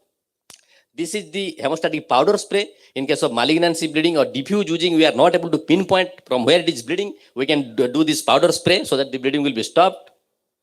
So these are the endoscopic therapy, and APC, cryotherapy, radiofrequency ablations, they are all heat therapy. So therapy includes either it is mechanical therapy by clip or a thermal therapy by argon plasma coagulation, cryotherapy, etc., etc. So if bleeding is not stopped, then we have to do some radiologic embolizations also by this topical hemostatic spray, and finally you can do surgery. So this is the Doppler I was talking about. So you can know the vessel is there underlying. So in case of severe GI bleed, history, physical examinations, admission into ICU, type of cross-match, hemodynamic resuscitations, gastro consultations, octreotide this for varicose bleed and PPI therapy for ulcer bleed. Then you do EGD for varicose as soon as possible, within 6 hours or so, or else within 24 hours. Now, quickly going through the lower GI bleed. Lower GI bleed, the common causes, as you know, are internal hemorrhoids, fissures, etc., etc. But excessive bleedings are usually because of ischemia, diverticulosis, and other causes. The difference is with that, in case of lower GI bleed, then you don't have to severe lower GI bleed. You don't have to do colonoscopy quickly because you cannot see anything. Actually, you have to do some radiologic tests like embolization or something like that, so that you can know. Once you pinpoint the bleeding or as do this bowel preparations, then only you can do. So what is the gap of knowledge today? With 2 slides to the left. Role of FFP in the correction of coagulation, GI bleed with cirrhosis, optimal timing for urgent endoscopy, what to do, how can we predict subset with have a protected course, whether we have something, AI will be helpful. AI is coming in a big way. As I said, AI is nowadays used in everything. So you can actually predict. These are the subset of patients, those who are going to bleed first. Second, you can put a cannula with AI and robot without any human. You can put a cannula now so that they will identify the vessels and they will put the cannula.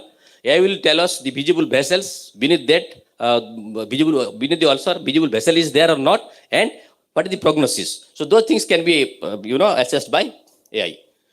So, ladies and gentlemen, to conclude my talk, I will be saying acute GI bleed, which can affect both upper and lower GI tract, poses a significant challenge and global healthcare challenge. And despite of all our researches, today also the mortality to the tune of 10%. Pre-endoscopic management involves resuscitation and installations of airway, breathing, and circulations.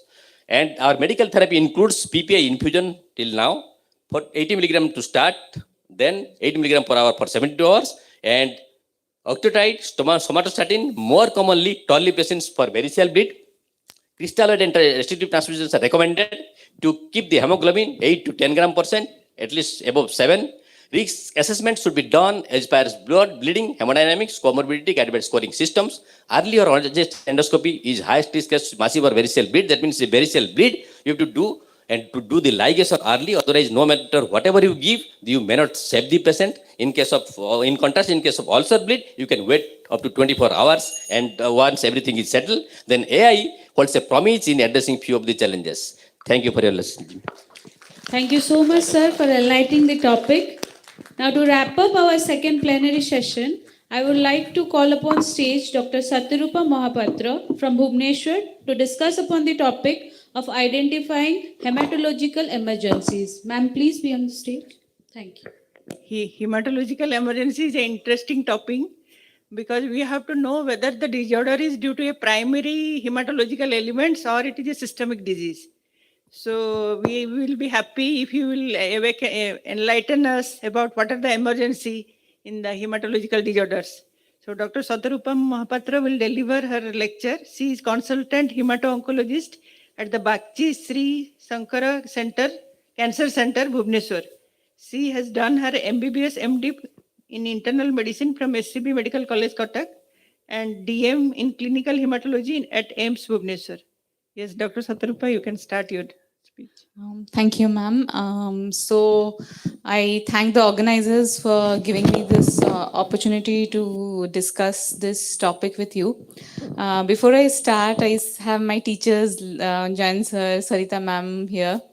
And I'm reminded of, like we had a midterm, this was 8-9 years back. I was a resident in medicine. It was a midterm API at Keonjhar. So Sarita ma'am, me, Manoranjan sir, I was the comparer for I was the master of ceremony there. So that was the first API event that I anchored, and I'm thankful that I've gotten to here where I can talk a little bit.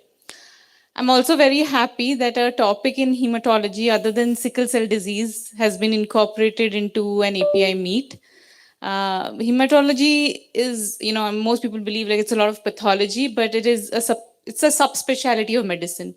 80 to 90% of work that I do daily on a clinical basis is what I've learned in medicine, and it's just an extension of that. So everything is medicine. Can I have my slides, please?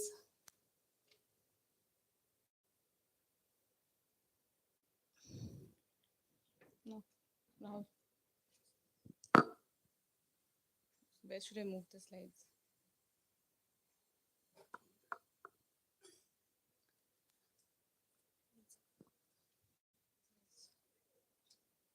Okay, sorry for the delay. Okay, so it's a case-based discussion. I have 5 cases, and that's why I have to see. I don't think it's coming. Yeah. So I have a 56-year-old male comes to the ER, may come to your OPD also. So at 1 a.m. with fever, no other complaints, just fever. History of B, acute lymphoblastic leukemia, is on chemotherapy. Last chemotherapy was 10 days back. We usually advise our patients to stay around near the hospital while they're on chemo, but they do not listen, they go home. And so he's visiting his village, he has fever. He comes to the ER, pulse, just mild tachycardia, temperature 101, every systemic examination was normal. So the resident at 1 a.m. decided, okay, take PCM and go home. Okay. So what happened? Patient comes to the emergency again at 8 a.m. Visibly sick with tachycardia, tachypnea, now in shock.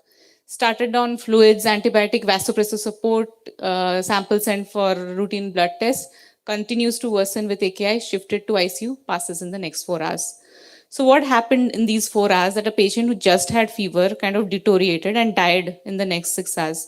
So we'll blame the resident. They did not see, they did not check, but maybe they did not know what to check. So let's see what happened there. So I'll go to the CBC here. I'm not sure if it's visible, but the hemoglobin is 8.7. The total count is 270, a platelet count of 35,000, and an neutrophil percentage of 19%, which gives an absolute neutrophil count of 50. So this brings me to a very important entity, which is febrile neutropenia, fever plus neutropenia. defined as fever more than 101 Fahrenheit or 100.4 for 1 hour plus ANC of less than 500 cells per microliter. Occurs in up to 80%, very common, very important entity. 80% with hematological malignancies. Mortality ranges from 5 to 20%, and if untreated, even higher, potentially reaching 50%, because the body's defense is just not there.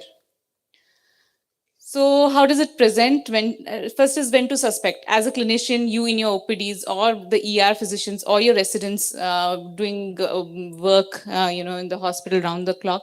So any patient with recent chemotherapy or on immunosuppression or neutropenia due to any cause presenting with fever, rigor, just routine like we have our fevers, rigor, malaise, unexplained tachycardia. Some patients just present with tachycardia without any fever, hypotension, tachypnea, and routine cough, dysuria, diarrhea, sore throat, skin lesions, perianal pain. What I want to emphasize here, even mild symptoms. This patient at 1 a.m. only had fever, and that is just fever. And it may signal infection because typical inflammatory signs are blunted. There are no neutrophils. Remember, no neutrophils, no inflammatory cytokines, no other manifestations. So just fever with a ANC, with a low ANC, you must act. So what do we do? What can you do? So we have something called a risk stratification, a mass score. I just won't go through it and I won't ask you to remember it, but it has certain parameters like hypotension, COPD, outpatient presentation, age, and all of that. Like we have various scores. You go to MedCalc, you just put in mass score risk index for febrile neutropenia, you will get a score. A score of more than 21 is a low risk patient. Why do we need it? Because should we start oral antibiotics? Should we start IV antibiotics? So more than 21, low risk outpatient oral antibiotics. Less than 21, high risk. If you cannot calculate, just assume they are high risk. That is better than the patient dying in another 4 hours. Most very important, initial management within 1 hour. Now this patient waited 4 hours, like 6 hours, but within 1 hour you have to get blood cultures. I think that is something which is very important, which we neglect often in our medicine days. So we'll get all blood culture and you start empiric antibiotics. What antibiotics to choose? High risk patients, IV anti-pseudomonal, cefepime, piptaz, or carbapenem. And in low-risk patients, the recommendation is to give a combination of Cipro plus amoxiclav. So this patient at 1 a.m., the sleepy resident maybe was not thinking about the underlying malignancies and could not start therapy. And how do you do until a febrile for 48 hours and ANC is more than 500?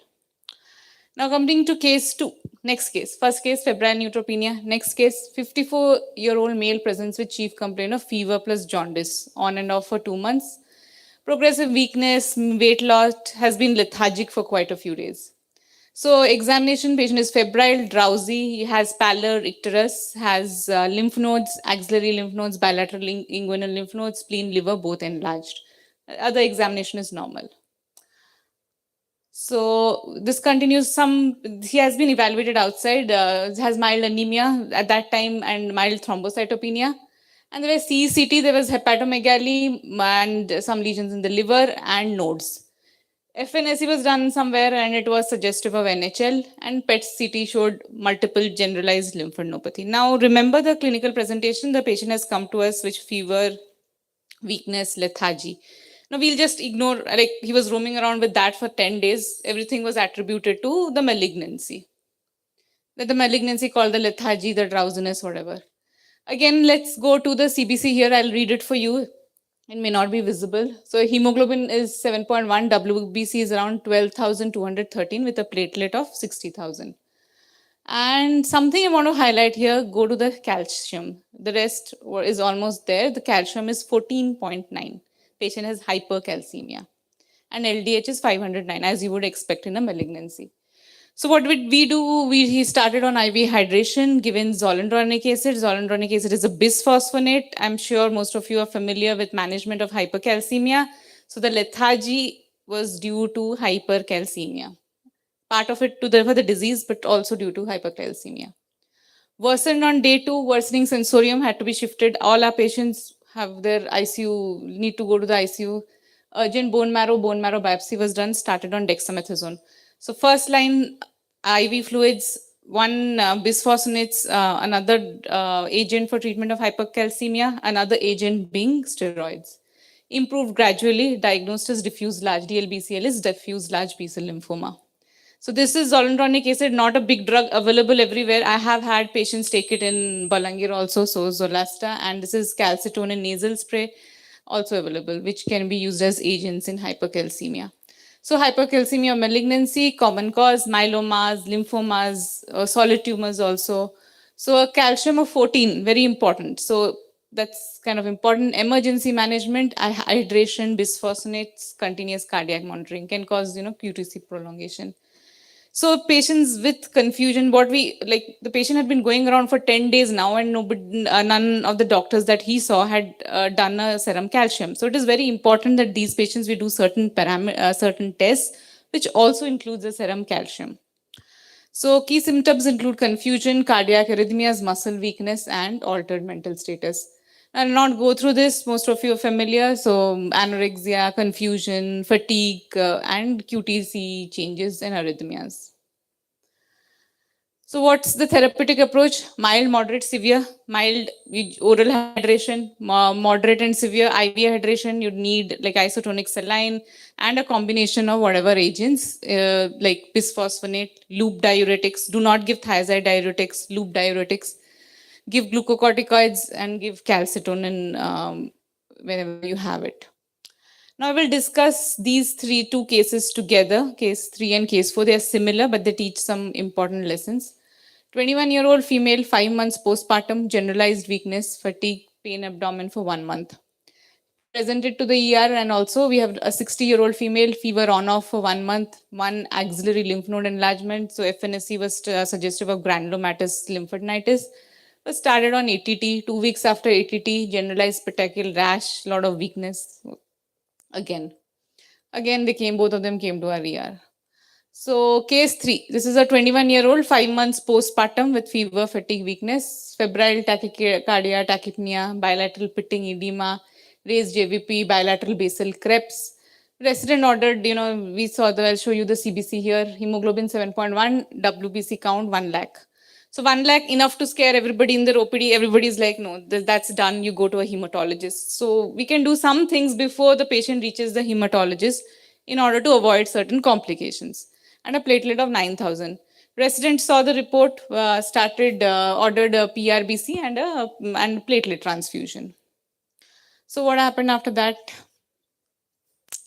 Diagnosed as acute leukemia on from the peripheral smear, transfused 1 unit packed RBC, 4 units RDP. Following transfusion, patient became more tachypneic, fall in saturation. Referred to us, an admission worsening tachypnea, shifted to ICU. We saw a count of 1 lakh. We started on hydration, cytoreduction, and supportive care. Dyspnea gradually revolved and started on therapy. So why did this patient following transfusion became more tachypneic? We have our transfusion reactions, some reaction or fluid overload. These will be the differentials that we'll think of first. We'll go to that. Then case 4, you have, now this patient has been roaming around with this leukocytosis and blast for like 10 days now. She's a 60-year-old female, started on ATT. Came to the ER only when worsened, then was diagnosed to have acute leukemia. They saw 90% blast. When they came to our ER, patient was irritable, altered sensorium, diffuse petechia purpura, marked periorbital hemorrhage, no urine output for 6 to 8 hours. And this is the report. So the hemoglobin was like 10 days before they presented was already WBC was around 27,000 and platelet was around 19,000, but they did not do anything. Severely anemic, WBC is now 4 lakhs. Platelet 41,000. Biochemically, urea elevated, creatinine elevated, potassium elevated, uric acid highly elevated, 15.3. Calcium 8.4, phosphate normal, LFT normal. And this was the peripheral smear. So if any of you remember from any time, these are all, blasts. These are all typical cells, all leukemic blasts. So she was admitted, started on hydration, rasburicase, platelet supports, and alicot of packed RBC. She passed away. She passed away in a few hours in the intensive care. We could not survive. And the altered sensorium, as you can see, she has a CNS bleed. Okay. So this brings to me, there are two entities I'll discuss here, hyperleukocytosis and leukostasis, and a TLS.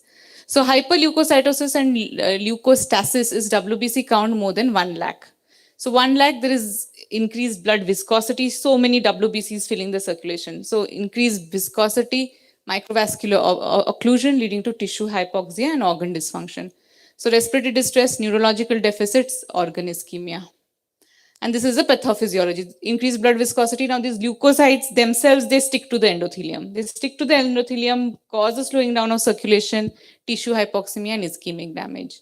So CNS, confusion, lung, shortness of breath. So the first patient I talked about, when you give WBCs, which is again another viscous extra fluid that you are adding, with a hemoglobin of 7, reasonably good hemoglobin, you are causing more viscosity, causing the patient to be tachypneic.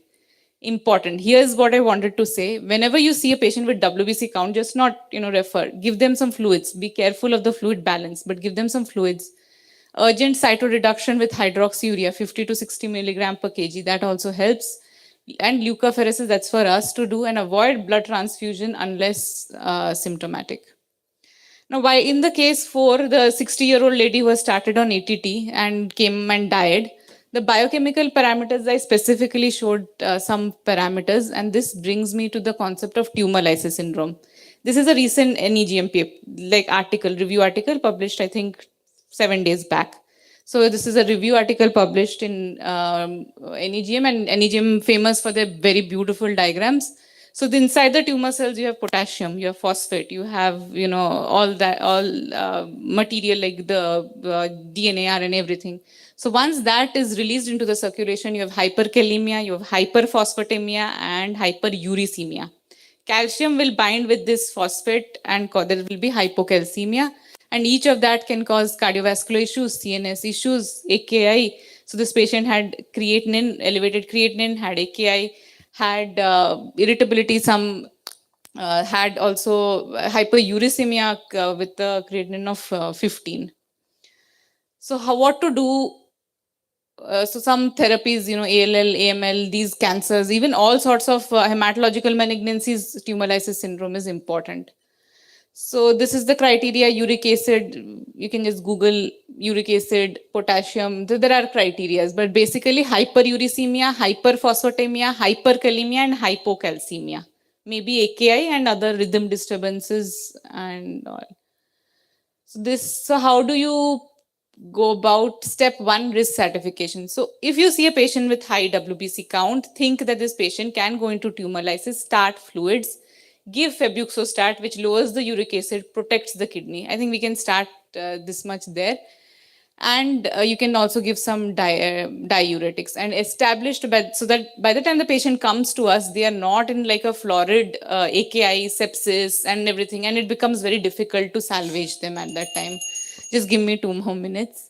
So early and quick referral. If presenting with very high counts, start IV fluids, avoid transfusion unless symptomatic, and platelet transfusion, yes, very important, to avoid major life-threatening bleed. So quick early intervention saves lives. This is an interesting case. I'll end with this. This is our favorite topic, sickle cell disease.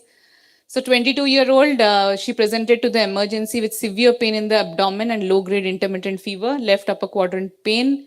She's sickle cell disease with alloimmunization. And on examination, anemia, tachycardia, tachypnea, massive splenomegaly. She's 22.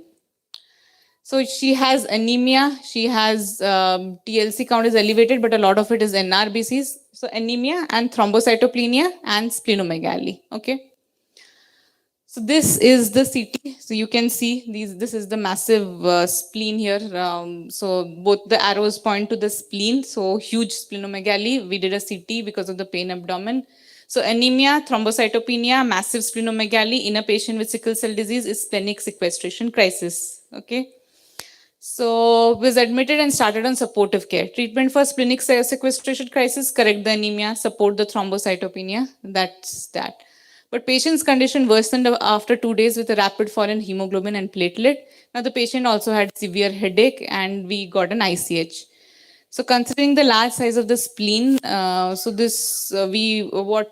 this patient is not improving on supportive care, because we are giving her hemoglobin is dropping even with transfusion, we decided to do a splenic artery embolization.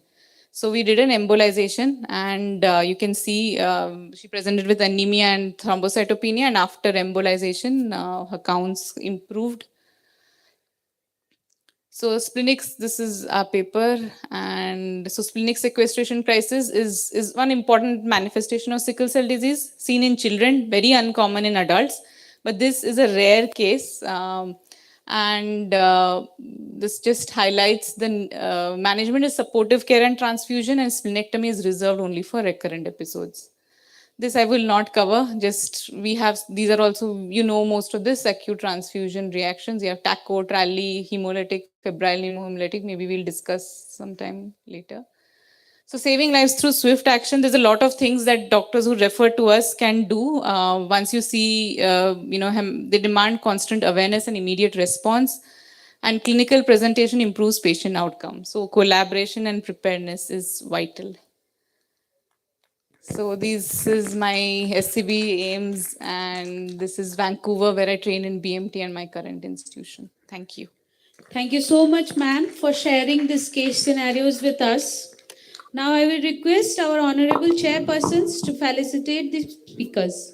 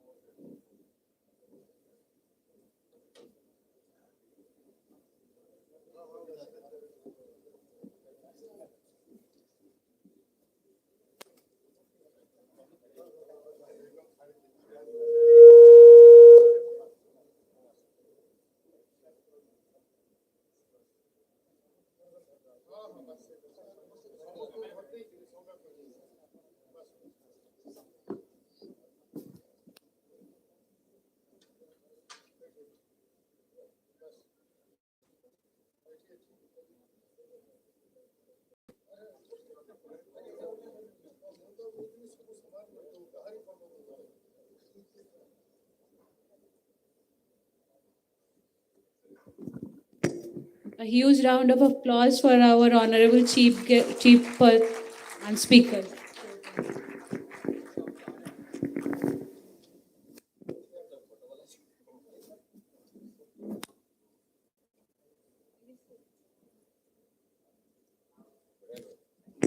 So now we will go upon for our third plenary session.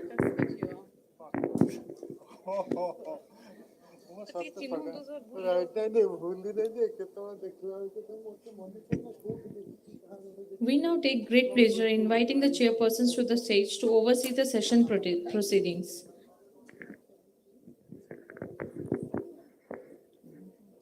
Professor Dr. Sarita Behra, Senior Faculty, MKCG Medical College, Berhampur. Professor Dr. Malati Murmu, Faculty, VSS Medical College, Burla.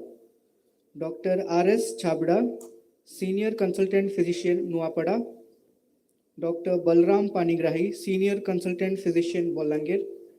Dr. K.C. Mahapatra, Senior Consultant Physician, Malkangiri.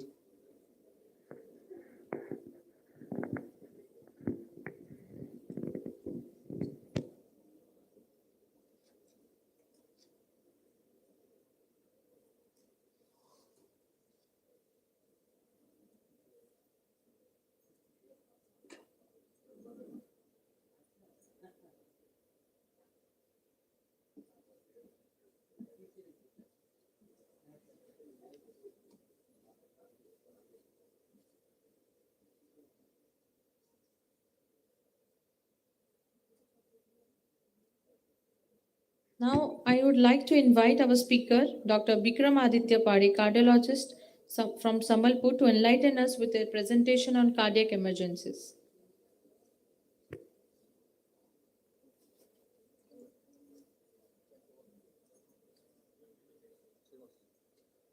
Dear delegates, please bear with us. We are getting late. Anyway, we will complete the third session and we will move for the lunch.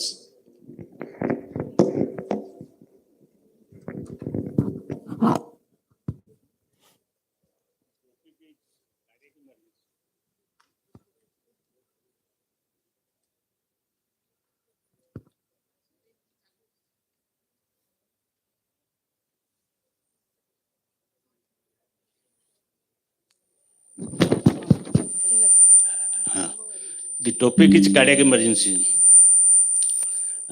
With respect to this topic, I want to speak few words regarding the emergency part, as it is occurring off and on nowadays.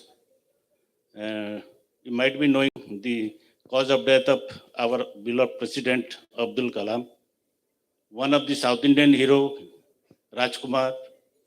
Another things, one KK musician died at West Bengal during performance of singing. And this type of emergency, cardiac emergency, is occurring off and on during sports, dancing, singing, etc. nowadays. And every day you will see the news, this type of emergency, and mostly it is cardiac emergency. And the cardiac emergency is a sudden and serious medical events of the heart, needs immediate intervention. And mostly there are two common causes. One is heart attack, another is cardiac arrest. In this topic, I am requesting Dr. Vikramaditya Padi to speak on this topic, and Dr. Padi in DM Cardiology, Sri Jayadav Institute of Cardiovascular Science, and ex-assistant professor, Samandip Vidyapit, Vadodara, Gujarat. I am inviting Dr. Padi to speak on cardiac emergency vividly. Thank you so much, sir. Actually, we are precisely going to discuss that. Cardiac, as you said, heart attack and cardiac arrest. My special focus will be on a proper CPR, because that is the thing which can live, which can, we can prevent many sudden cardiac deaths. So basically, cardiology itself is an emergency branch, and we can go about many emergencies, but I'll be focusing on these 4 emergencies. And acute coronary syndrome, as you said, heart attack, we commonly know it as, then acute LVF or pulmonary edema, sudden cardiac arrest, and arrhythmias, which are often very synonymous with each other. They present in similar presentations. So during the course of our discussion, our goals will be to identify features associated with acute coronary syndrome and recognize ECG changes indicating ACS, because now ACG used to be a luxury in the past, but it is easily available to everyone nowadays. And with recognition of important features, we can initiate timely interventions and save many lives. Then identify signs and symptoms associated with heart failure. We all know what are the red flag signs.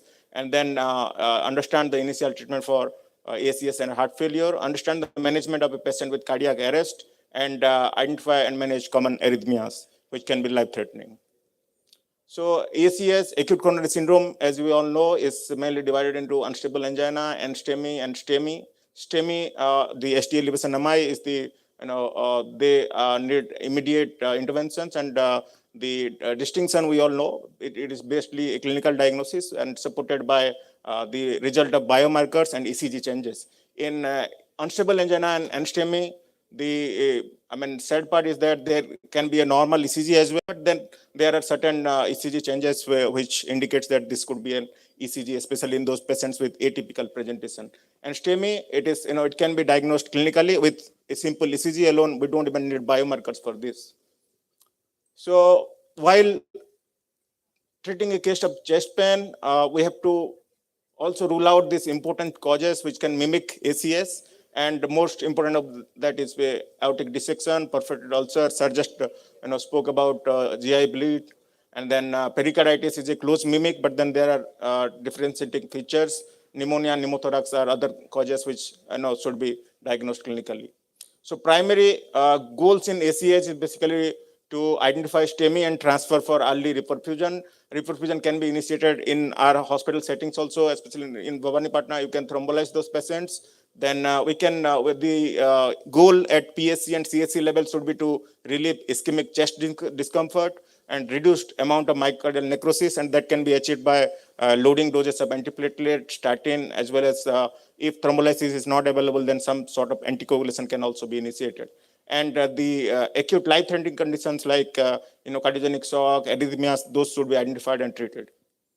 So basically, now you have to have a high index of suspicion, and patients with chest pain and severe epigastric pain also, especially those presenting with substernal compression or crushing chest pain, pressure, tightness, heaviness, cramping, burning sensation, unexplained indigestion. Many patients, they think that it is acidity, but could be something else. And all this chest pain can be associated with dyspnea or may present with dyspnea also, which is a angina mimic or angina equivalent. And then these patients can have diaphoresis or may present with diaphoresis alone and can have nausea and vomiting, and sometimes that can be the predominant feature. So basically, these patients straight away should be triaged into the red category, and if there is any life-threatening event, then you should follow the resuscitation procedures. And the new order is that first you have to establish the circulation, then airways, then breathing. And examination, it can be normal, but then you have to auscultate for a murmur, because pansystolic murmur of VSR and MR, it should be identified so that you can initiate the specific treatment for these patients. And you have to identify heart failure. Tachycardia is a precursor of heart failure, and those patients should not be having heart rate reduction in those patients. In fact, you should be looking to decongest that patient. So STEMI, by definition, any new ST elevation of the J point in two contiguous leads of more than 0.1 millivolt in all leads except lead V2 and V3, because in lead V2, V3, the J point is normally elevated, and in men 40 years older, it can be 0.2, more than 0.2, should be designated at STEMI, but up to 0.2 is normal. And young men less than 40 years of age, up to 0.25 millivolt elevation is also considered normal, and in females, about 0.15 millivolt is normal. So while reading an ECG, we must have a segmental approach, and this is how we should be reading the leads in tandem. And anterior lead is basically anteroseptal leads are V1 to V4, and lateral is lead 1, AVL, and V5 and V6, and inferior is lead 2, 3, and AVF. While because if you don't take a segmental approach, then you may miss certain subtle changes also. So, for example, this is a patient of 60-year-old, and he presented with chest pain of 2 hours duration. You can clearly see that here lead 2, lead 3, and AVF, there is ST elevation, and there are reciprocal changes also. Wherever there is ST elevation, there will be reciprocal changes in the reciprocal leads, and that also many times what happens, this ST elevation is less prominent than the say reciprocal changes of ST depression, and you have to have an eye for it, and you should not be missing it, because then you can miss STEMI. And this is a 52-year-old male, chest pain of 4 hours duration. You can see the amount of ST elevation. This is called a tombstone sign. Basically, you can, it is like tombstones only. And if not intervened, probably this patient won't reach Sambalpur or Bargarh from Bhavanipatna. You have to intervene here and here itself, and you have to institute some sorts of thrombolysis, at least loading doses and antithrombotic therapy. And here you can see, basically this all looks normal. But then if you see closely, the T is, this is basically patients who have presented within 1 hour, and there is only T wave changes. This is called hyperacute T, and there are reciprocal changes in 2, 3 AVF, and hence this is actually not an NSTEMI, this is actually a STEMI. This is a full-blown antiviral MI, and if you load this patient with antiplatelet and thrombotic agents, or even this is a candidate for thrombolysis, so please look at the ECG very carefully, and do not miss this hyperacute changes, which is very early changes. So ACS management, basically, ischemia management, like we discussed, you can institute oxygen if the oxygen saturation is less than 90%. You can give morphine, which is not easily available, but what is available is sublingual nitrate, and you can give it for 3 doses at 5 minutes interval. And if the BP is good, then you can initiate the patient on nitroglycerin infusion also. But please be careful if there is RVMI, especially in infraval MIs, where you are suspecting RCA territory infarct, then in those patients, please avoid nitrates. And even if you are giving nitrates, then please monitor the BP because the patient can crash anytime. So these are the antiplatelet agents. Aspirin, the loading dose is 325 mg, and in elderly you can have it. Then clopidogrel, and the loading dose is 300 mg. But if you are planning the patient for a angioplasty, then you can load up to 600 mg. Prasugrel, generally not given unless you have defined the coronaries. And ticagrelor is the most potent agent, and it can be given as a 180 mg loading dose. IV antiplatelet therapies have gone out of fashion nowadays, and anticoagulation, unfractionated heparin is the agent of choice, but then it should be given as infusion, so may not be logistically possible at times. And what is possible is enoxaparin, which can be given as a BD dose, subcutaneous BD dose, 40 mg or 60 mg formulation twice daily.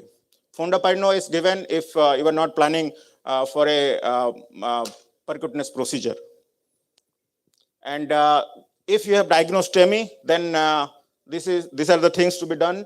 And basically, you have to judge whether you are near a PCI capable facility or not, and whether the transfer from your center to a PCI capable center is less than 90 minutes. If it is less than 90 minutes, then you can transfer the patient to a PCI capable center.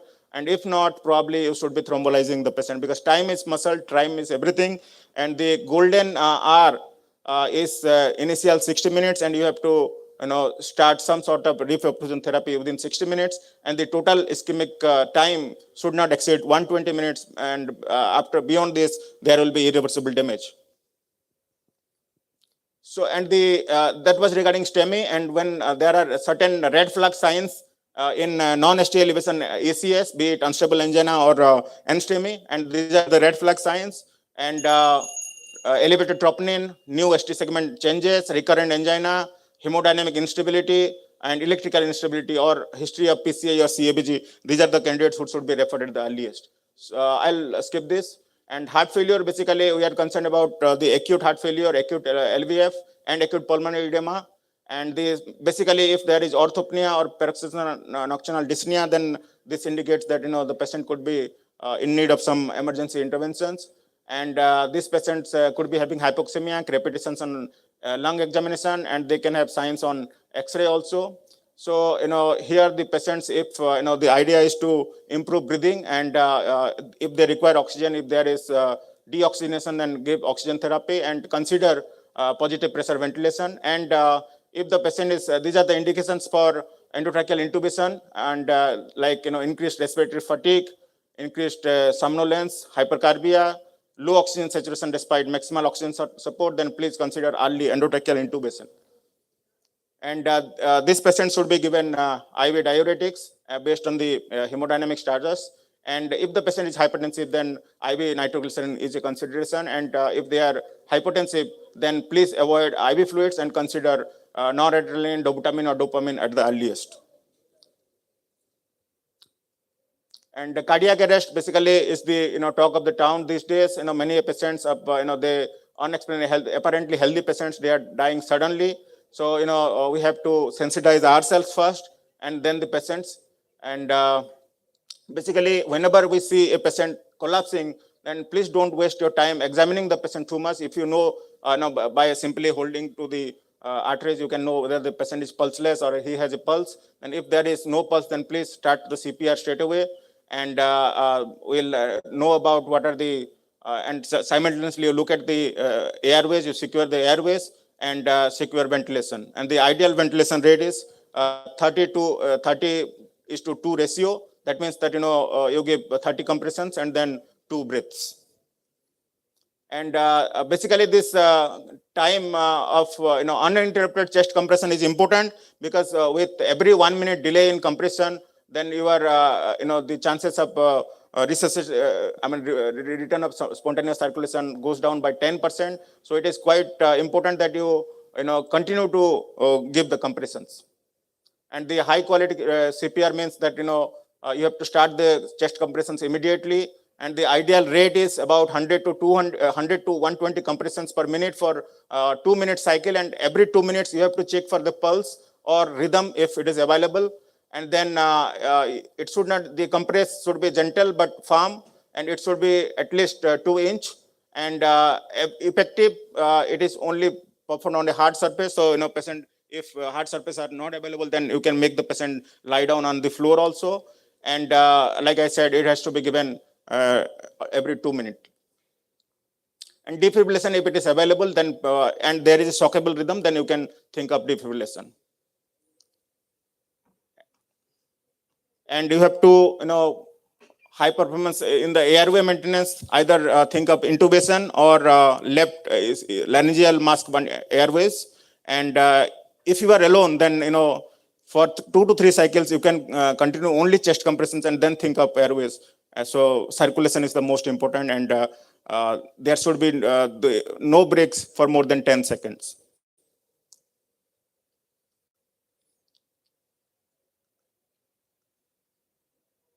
And these are the reversible causes which should be identified at the earliest, like hypovolemia, hypoxia, acidosis, hypo or hyperkalemia, any electrolyte disturbance, tension pneumothorax, tamponades. These are the reversible causes, and unless you correct them, then you cannot maintain a spontaneous circulation. So common arrhythmias, tachyarrhythmias and bradyarrhythmias. Of this, the most troubling ones are ventricular tachycardia, ventricular fibrillation, and probably atrial fibrillation, and the bradyarrhythmias, CHBs. And the most important aspect of management of any arrhythmia is the hemodynamic stability. So if the patient is in hypotension, then they require immediate attention. And if patient is in hypotension, he is in shock, then patient can be given DC shocks. Otherwise, there are antiarrhythmic agents which can be employed. And for bradyarrhythmias also, if the patient is symptomatic and is in hemodynamic instability, then you can give atropine, and followed by, if it is not improving, then either you can give the inotropes, or you can think of temporary pacemaker. So basically, the summary of cardiac arrest is that CAB is the ideal priority sequence, and you should emphasize on high performance CPR, and early defibrillation, if it is a shockable rhythm, should be attempted. And as far as cardiac arrhythmias are concerned, just determine the hemodynamic stability, and accordingly refer the patient at the earliest. But if they are unstable, then please stabilize the patient and then shift. Thank you.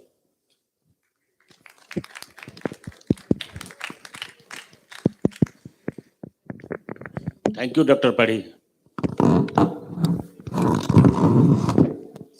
For next session, I think because we are running short of time, so questions, answers, we can have discussion during lunch hour. For next session, that is sickle cell disease, epidemiology to complication. I feel privileged to call Dr. Atanu Kumar Thakur, Associate. Oh, sorry, Mitalikara Madam Aschandi. Okay. Management of stroke. Okay, stroke. So I'm sorry. For the next session is management of stroke. For this session, I would like to invite Dr. Mithali Karo, madam. She is senior consultant neurologist, Care Hospital, Bhubaneswar. Area of interest is epilepsy, movement disorder, and stroke management, especially involved in various corporate activities and in post-stroke neuro rehabilitation. Without wasting much of time, I would like to request Dr. Karo to start his. Thank you, ma'am. Thank you, Bhavani Patna, for being such a nice host. Finally, yesterday I missed my train, and then I had to fly in a very small aircraft today with a pounding heart that Bhagwan, I should arrive and then go back alive with my friends who are going to be with me in the train today. So quickly, I'll be going into the topic. Just as my previous speaker has told that in cardiology, each minute is like a muscle. In neurology, we say time is brain because time is neuron.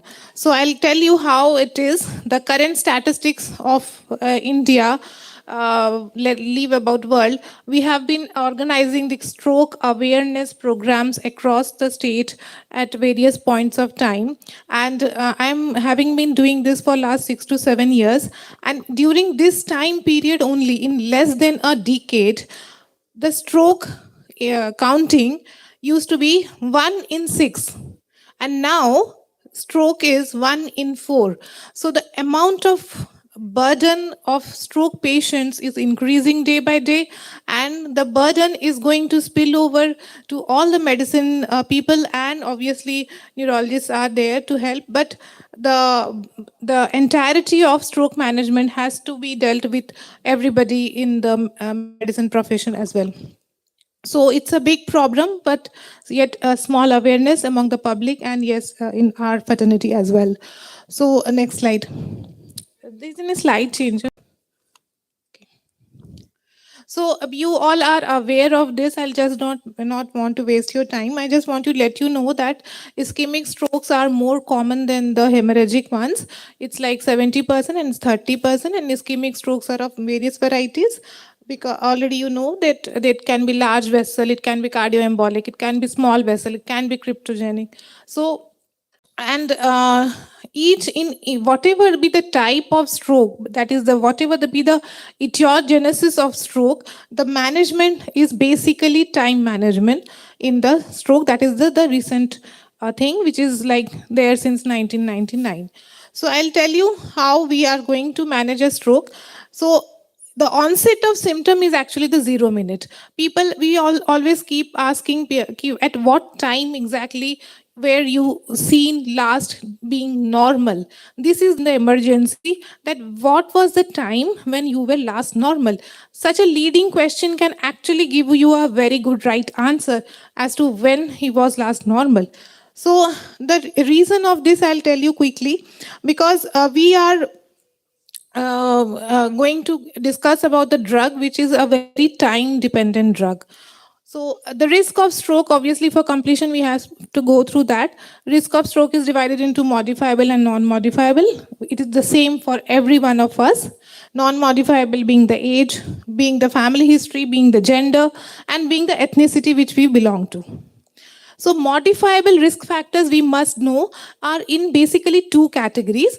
Some where doctors can help the patient to modify, and the second is where the patients can do something to modify. For example, they can stop smoking, stop alcohol, and have a better diet, and avoid drug abuse, and physical inactivity has to be avoided. So this is something which patients can do, and which we have to tell them in our encounter when they come to us for their regular BP or sugar checkups. So what we are modifying at physician level is diabetes, the hypertensive. We are seeing them in day out basis, and that is a time when we must inculcate that the importance of the modifiable risk factors which is in the patient's hand.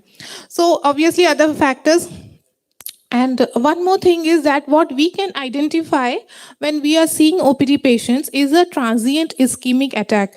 These are the small symptoms which come and go away and without leaving any deficit. So transient ischemic attack has to be identified when the patient is talking to us for suppose a regular BP checkup, or whenever they come for the sugar workup. That there was a transient numbness, jim hotla, godo kamzor hi gala, these kind of things, then please ask a second question, that till what amount of time did it last? Was it associated with any actual damage which is still persisting? To identify TIAs, so that TIAs, as you are all aware, is a forerunner of stroke. Means that it is a nature's warning that this person is about to get a complete stroke. So let us have a pledge that we will identify TIAs through a very good second question whenever they tell some vague, supposedly vague questions. So when we have to be suspicious of a stroke? These are the common symptoms, which includes a loss of consciousness, which primarily can also be a symptom of stroke. So this dizziness, weakness of hand, leg, slurring of speech is very common, and you are all aware of it. So if you identify any of these kind of symptoms as a TIA, or a symptom which is lasting for more than 1 hour, then you must think that this is a possibility of stroke, and we, as American Association is suggesting, we must start acting fast because it can make a big difference. So for residents, it can be like a small mnemonic, that is be fast. If there is any issue with the balance.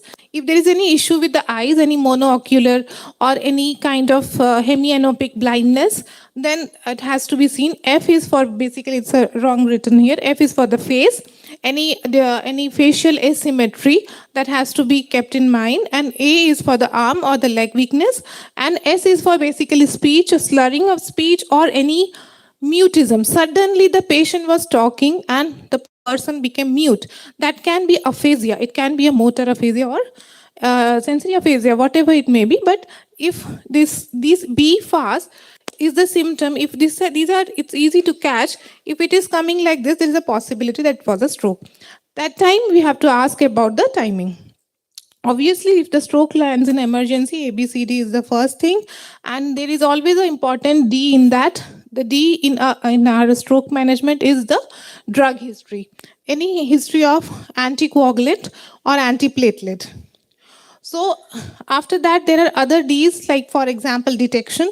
We have to recognize the signs and symptoms of stroke, as I told, and then we have to dispatch the patient as we are in a primary or a tertiary care, in a CHC level. We have to dispatch the patient to a tertiary care.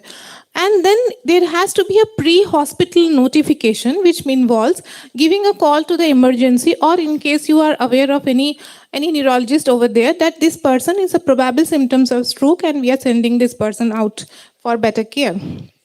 In emergency, it's our duty to do immediate triage, put up the ED data, and we have to decide about the appropriate therapy. And the therapy which we want to quickly discuss is about the thrombolysis, which is a very, very old therapy, I must say. Why we are discussing it in advances? Because this drug was approved in 1999, even before the phone which you are handling in your hands. Before that, the drug was approved by the FDA. But don't we think that the use of the drug is really, really underused? The awareness of the drug is less because we are not very prompt in giving these drugs. The spoke and wheel pattern of stroke management has not yet developed so well. So the patients are not reaching on time, and the drug is being really, really underused. A very good, highly effective therapy of actylase is not being used.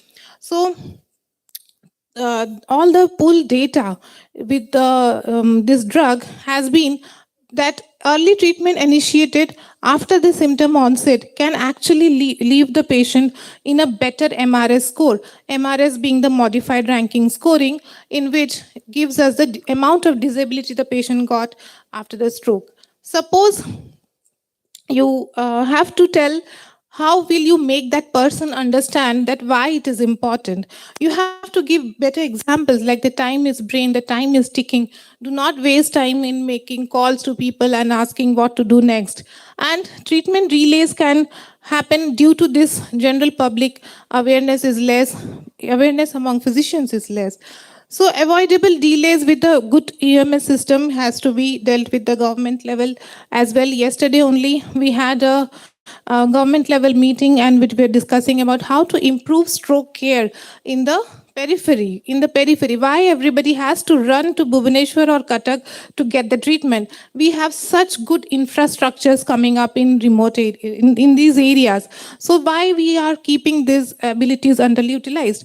Because then at that point we were discussing that the main reason is the underconfidence among the doctors who are actually seeing the patients, and that is coming because we are not going out and holding hands and pulling them upwards. So I'll quickly, so with stroke assessment will include getting an CT brain. Just a CT brain is good enough to see whether the size of stroke is very big or not. If it is a smaller size stroke, it can be thrombolized at a tertiary, at a periphery level as well. So what are the minimum tests which are required for thrombolysis? The only test which is actually required is blood sugar level. Rest all, that's why I showed you. All our recommendation 1C, 1B and 2B recommendations. Only test is actually blood sugar level, which can be done at any tertiary, at any peripheral level hospital. So you do a CT, you see a hypertensity or you see nothing, but the patient is actually having a weakness or a facial paralysis or slurring, then actually you can go ahead with IV thrombolytic therapy. That is class 1A evidence, and nobody will take you as wrong. So the time window is 4.5 hours. And if at all you are planning for better techniques, the time window can be up to 24 hours, but at this level that is not possible. So door to needle time is actually 4.5 hours, and that has to be kept in mind. So here the NHS recommended this is the whole thing, whole summary, that you suspect a stroke, that is the time of started 0 hour, and that patient goes to the medical immediately to the ER in less than 10 minutes. It is evaluated. Stroke team is ready in less than 15 minutes. A CT scan has to be done in less than 25 minutes. And CT and lab, that is lab is the only test is the RBS, which has to be done. And if it is very high, it cannot be thrombolized if it's very low, because stroke mimic, hypoglycemia is an important stroke mimic. So that's the reason why RBS is the only test important. And then you can actually thrombolize with full confidence, and keeping a neurologist on call or on a video call, you can actually thrombolize and then later shift the patient out. So this is the flow chart, which you can actually see later. The other important vital monitoring is about the BP, the blood pressure. If it is more than 185/110, then you cannot thrombolize. You have to give labetalol, that's the easiest drug, and if you have to get it down, and then you can thrombolize. So there are no roadblocks, only the roadblock is in our mind, and we can actually develop and strengthen our systems to get stroke treatment at a center which is evolving, which has a CT brain facility at least. So that's it. Thank you. I would love to have questions, because it's a very important thing, I guess. Thank you, Dr. Kara. It is nice to listen, to finish in time also. That is most important. And you have touched all the salient points. I think I have also question, but I am not putting it now. We will take the question during Thank you, lunch ma'am. hour. Yeah. Thank you.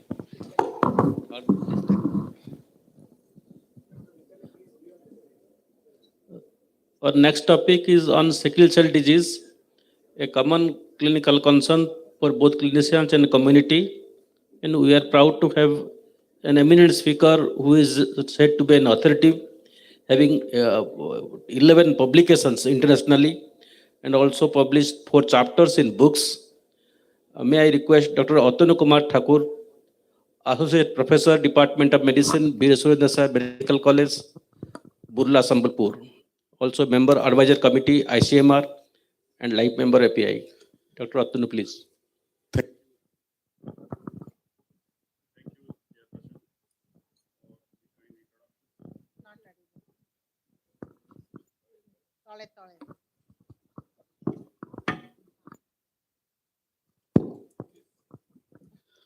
Thank you, chairpersons, for the kind introductions.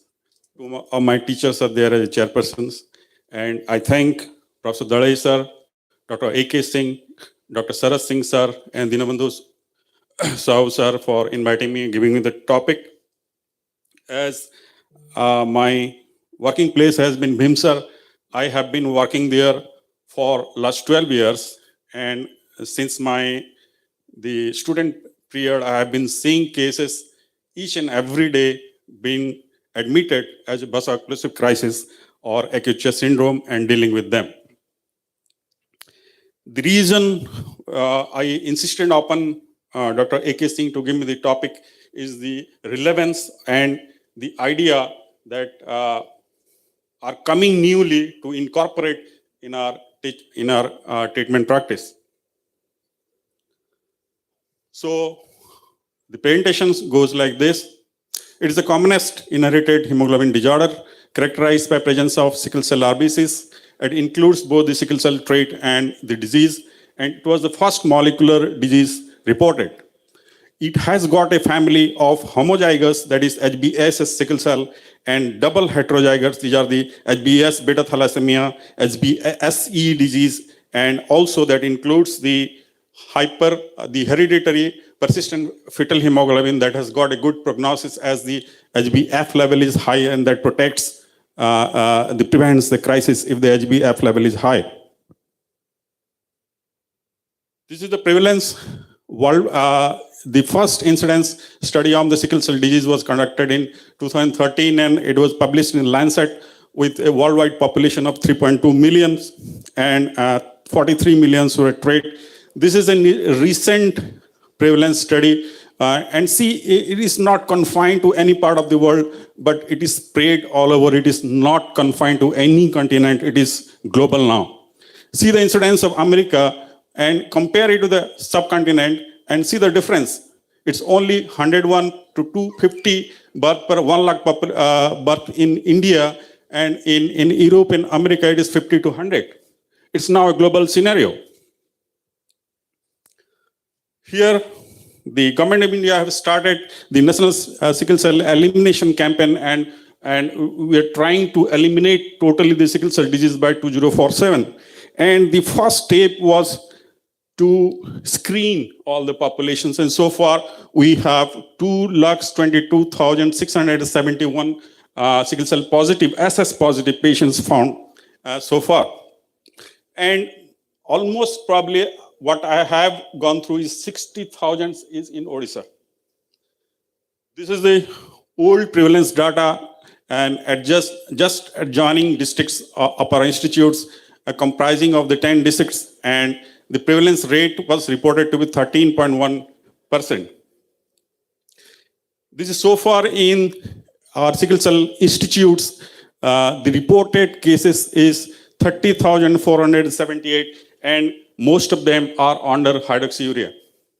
So understanding the pathogenesis is the beta chain of the hemoglobin. There is a change of CAG to GTG, and that express more of the valine at the 6 positions of the beta chain and replaces the glutamic acids, and that give rise to a characteristic to the hemoglobin to polymerize when it is deoxygenated. And on the polymerizations, this deoxygenated hemoglobin, they change the shape of the sickle cell and deform the sickle cell and give the characteristic of the shape from the biconvex spherical to a sickle cell, and that lodges to the vasculatures and cause all the complications. So to understand the kinetic of the sickle cell is the term called the delay time.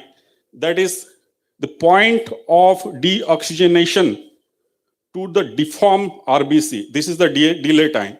And if the delay time is more than 15 seconds, the RBCs goes back to the lungs and got reoxygenated and again reformed from the deformed state.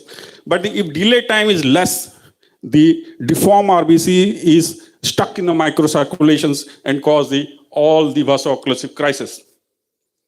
So the factors that change the delay times are higher hemoglobin concentrations. Never transfuse if the hemoglobin is not below 7. That if you transfuse, if the hemoglobin is less than 7, that increases the viscosity and precipitates the crisis. Lower pH, acidosis, increased 2-3 dpg level, and that changes the oxygen dissociation curve to the left, and these all, they precipitate the tractor formations and precipitates the crisis. This is the normal shape RBCs.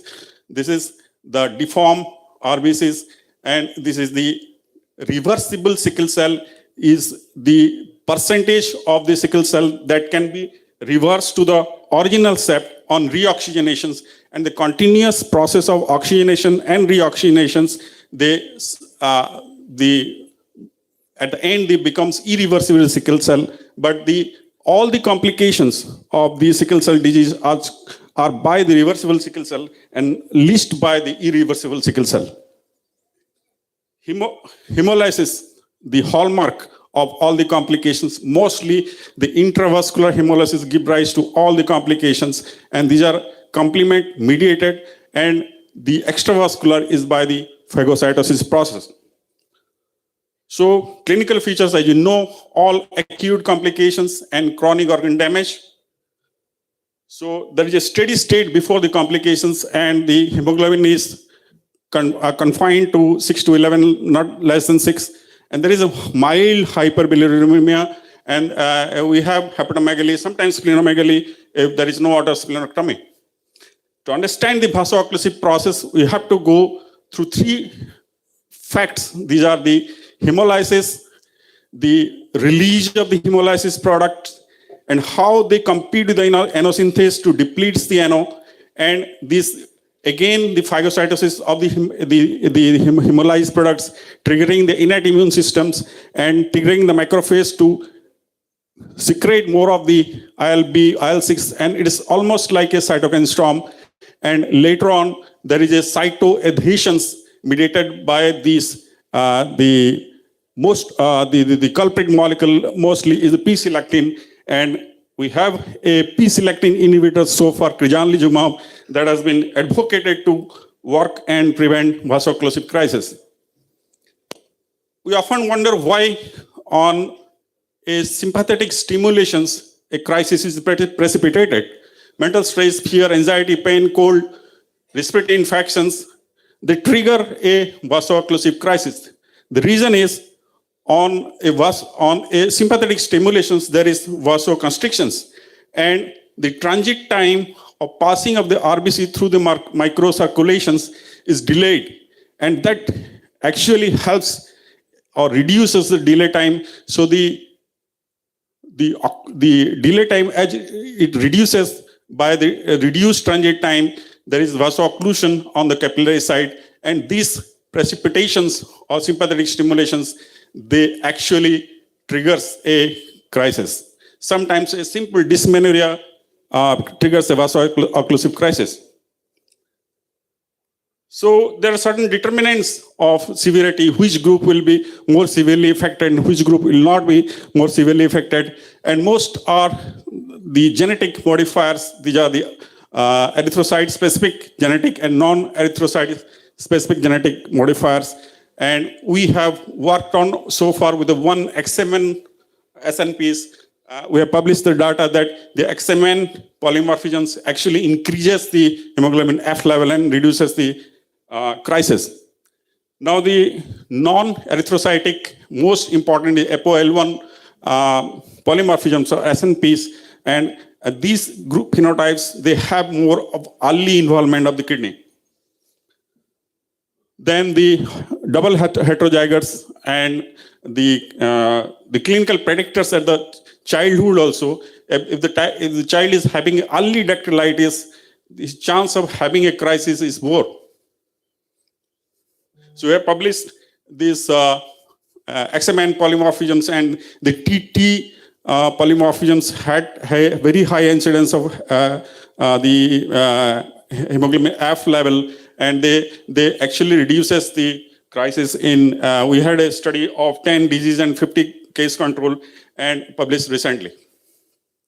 This is dactylitis, reversible, but the event is not so malignant, just benign, self-recoverable.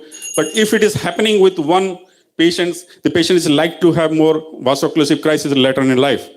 Central nervous system strokes are prevalent more in children, and we can predict the stroke by the transcranial Doppler. Acute chest syndrome, most catastrophic form of this crisis, and we have the long involvement, and these are the causative agent that triggers the acute chest syndrome. Then priapism, rarely see hematological crisis like the aplastic crisis, splenic sequestration crisis, and the aplastic crisis, though it is looks like a more malignant one, but it recovers within a period of 10 days, and the pre-normal the peripheral smears comes within a span of 10 days. Hemolytic crisis, it is triggered by mostly mycoplasma infections that we know that mycoplasma causes autoimmune hemolytic anemia. Megaloblastic crisis mostly by pregnancies or alcoholic with sickle cell, and we supplement actually 5 milligram folic acids to all these groups of patients.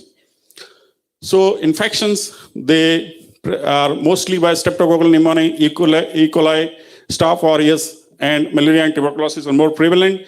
Vaccinations and oral prophylaxis of oral penicillin reduces the incidence of infections. Chronic complications, growth and development, the retardation of growth and development, menarche, puberty is delayed. The sickle cell individuals have very high BMR. Bone and joints, we have the AVN that commonly we normally confuse with BOC, and if you see that there is a hip pain, you send an MRI and there is AVN. Central nervous system, mostly the cognitive impairment, arithmetic memory loss, and they have less intelligence than the normal cohort.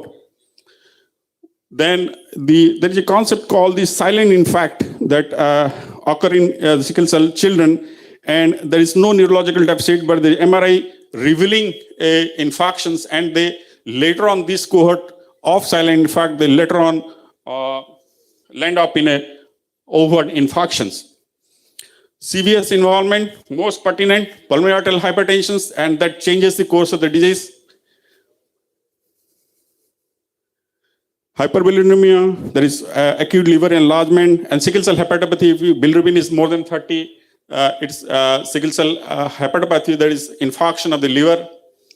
Kidney is important because we see this, our area of cohort, the patients, they have more of this nephropathy very early, and the hallmark is the FSGS and nephrotic syndrome. These are certain markers.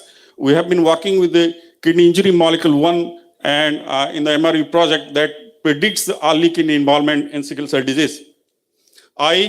Both proliferative and non-proliferative retinopathy and also hemorrhage can occur. Leg ulcer, and it is because of this NO depletions and require conservative treatment. Diagnosis is conventional test, slide testing, molecular method of PCR. There is the gold standard is hemoglobin electrophoresis, and this is a point of care PCR. The government of India has introduced to look for the PCR at the peripheral level. And on management, the standard of management includes the hydroxyurea, that is hydroxycarbamide, erythrocyte transfusions, and the hematopoietic stem cell transplantations. This is only one curative procedures we have to cure this disease so far. But if any organ is involved, this is not useful. If the kidney is involved, that will not be reversed. However, hematopoietic stem cell transplant has been proved to be reverse partly the pulmonary arterial hypertension. So infection management, specific antibiotic for the organism isolated. Acute pain, we have a standard practice of giving tramadol infusions over 24 to 48 hours, three ampoules of tramadol with one 500 ml normal saline, and that works very good so far. ACS management is important. Patient has to be treated in the ICU, and by this time, after COVID, we are used to do a D-dimer, and so far in ACS, the D-dimer is very high, and enoxaparin injections has actually improved ACS so far that we have found out, and we are planning for a retrospective study to be published. Pulmonary arterial hypertension changed the course of the disease, and the TRV more than 2.5 and the pro-BNP 2 consecutively, if it is high, then the prediction are very bad. Neurotherapy, we have prizanlizumab, a p-selectin inhibitor, and the bepaloxamar that reduces the viscosity, and these are two promising newer therapeutic regimens coming up. Gene therapy, this BCL11A actually depletes the HbF level, and by the gene editing, by the CRISPR, this BCL1A is inhibited, then HbF level goes out and the crises are prevented. Prevention and complications, we had to prophylaxis penicillin, then vaccinations, transcranial Doppler to detect the risk of stroke, and early pulmonary arterial hypertension detection and treatment actually prevents the complications. Premarital testing, then the villus CVS that is being done in our institutes to look for the intrauterine life, the sickle cell incidence, and the abortion possibility could actually abort a sickle cell fetus. concluding, global the burden is increasing. Premarital and prenatal and antenatal diagnosis is pertinent. Therapeutic measures like the stem cell transplant is the only curative way, and the newer drugs, kijanlizumab and bepalexamar, are newer promising drugs coming up. Thank you. Thank you, sir. Actually, I wanted to tell two things. One is, as Dr. Thakur told, the sickle cell is globalized. In our time, it was very limited to India and to so far in our state and more upon the western Odisha, Sundargarh, Borgarh, Balangir, Kalahandi. As the incidence is increased, the world body decided to have the World Sickle Cell Day just to make the situation more awareness. They have fixed the June 19 is World Sickle Cell Day. Likewise, Government of India decided on July 23 to have the elimination of sickle cell by 2047. And the goal is just elimination, and the target people are 0 to 40 years, and mostly the premarital genetic counseling, strengthening the medical care, and generalized awareness of sickle cell disease. So this sickle cell elimination program started 2 years back in India, and now it is going on teaching this thing in National Health Mission program. With this information, thank you, Dr. Atanu, for your good talk. Next topic and last and pre-lunch session topic is very, very important. That is snake bite. As we all know, 3 poisonous snakes are commonly coming across in state and in India, like crate, viper, and cobra. Crate, as you know, is a neurotoxic, so there is no fang marks, no local sign. Cobra and viper, they used to have local sign, and this viper is vasculotoxic mainly, and cobra is both vasculotoxic and neurotoxic.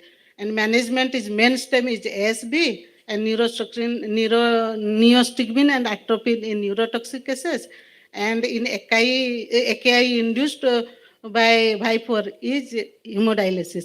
And our speaker is none other than Dr. Amita Kerkata. She is associate professor in SCB Medical College and is a dynamic secretary of API state.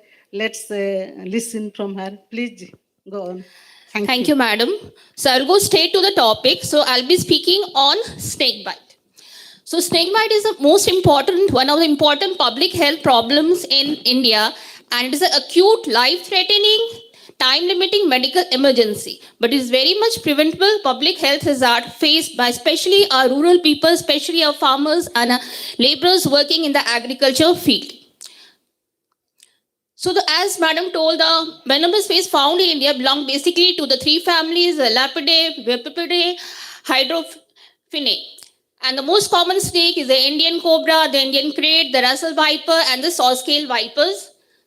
And around 5 to 6 lakh snake bite cases are reported in the country, but only 30% are venomous bite. An estimated 50,000 people die each year due to snake innovation, and the delay in coming to the hospital is one of the major causes of so many deaths, because very often it is found that the rural people they go to the traditional healers, so time is wasted. Okay. And the venom secretion in all venomous snake appear to vary in season. It is seen that in warmer season is output in more than in the cold season. So a hungry snake, an angry snake, more venom will be there. And most venom inject 10% of the venom in a single strike, except the Russell viper, which injects 75% of the stored venom in one bite, and so is responsible for very high mortality in India. And creates, as Madam told, are very active during night, often biting a person sleeping on floor. Very often we get patients who will come with no history of snake bite, will find that in the morning they are having tosses, with a history very often of sleeping on the floor. And maximum viper and cobra bites occur during day or early darkness while watering the plantations or working in the fields. And these snake venoms are not a single toxin, but we have a cocktail of them. So you can see here, there may be enzymes, polypeptide toxin, non-toxic proteins, carbohydrates, free amino acid, nucleotides, and biogenic amines. So the procoagulant enzymes are the major factor in the viper venom, which activates the blood clotting and consumption of fibrin, causing the DIC. And the Russell viper, they contain several procoagulants which activate the various steps of the coagulation cascade. The fibrinolytic activity of viper venom is so fast that sometimes within 30 minutes of the bite, the coagulant factors are depleted so that the blood does not clot. And these hemorrhagens are the zinc metalloproteinases which damage the endothelial lining of the blood vessel, causing spurting of the red blood cell and spontaneous bleeding. So these are the various mechanisms through which the venoms act. The cytolytic or necrotic toxin damage the cell membrane and stimulate apoptosis. The digestive hydrolases, polypeptide toxin, other factors, they increase the permeability, resulting in local swelling and non-healing ulcers and gangrene of the bitten parts. The presynaptic neurotoxins or phospholipids A2, they damage nerve endings, initially releasing acetylcholine transmitter and then interfere with its release. Whereas the postsynaptic neurotoxins are polypeptides, which compete with acetylcholine for receptors in the neuromuscular junction and lead to curare-like paralysis seen in the cobra venom usually. So coming to the clinical features, the symptoms and signs vary, but the most common is, we'll be discussing this in coming slides. So the examination of the bite site may reveal fang marks. We may have fang marks or any sign of local innervation. And many a times, the patient usually present with non-specific symptoms related to anxiety, like palpitations, sweating, tremulousness, tachycardia, tachypnea, elevated BP, cold extremities, and paresthesia. The patient may have a dilated pupil suggestive of sympathetic overactivities. Patient may develop vasovagal shock. So local symptoms and signs, the bitten part includes your local pain, swelling may be there, bruising, spreading, local cellulitis, lymphadenitis, as your blistering may be there, local infection, abscess formation, and necrosis. Very often we can see this type of blisters in a snake bite patient.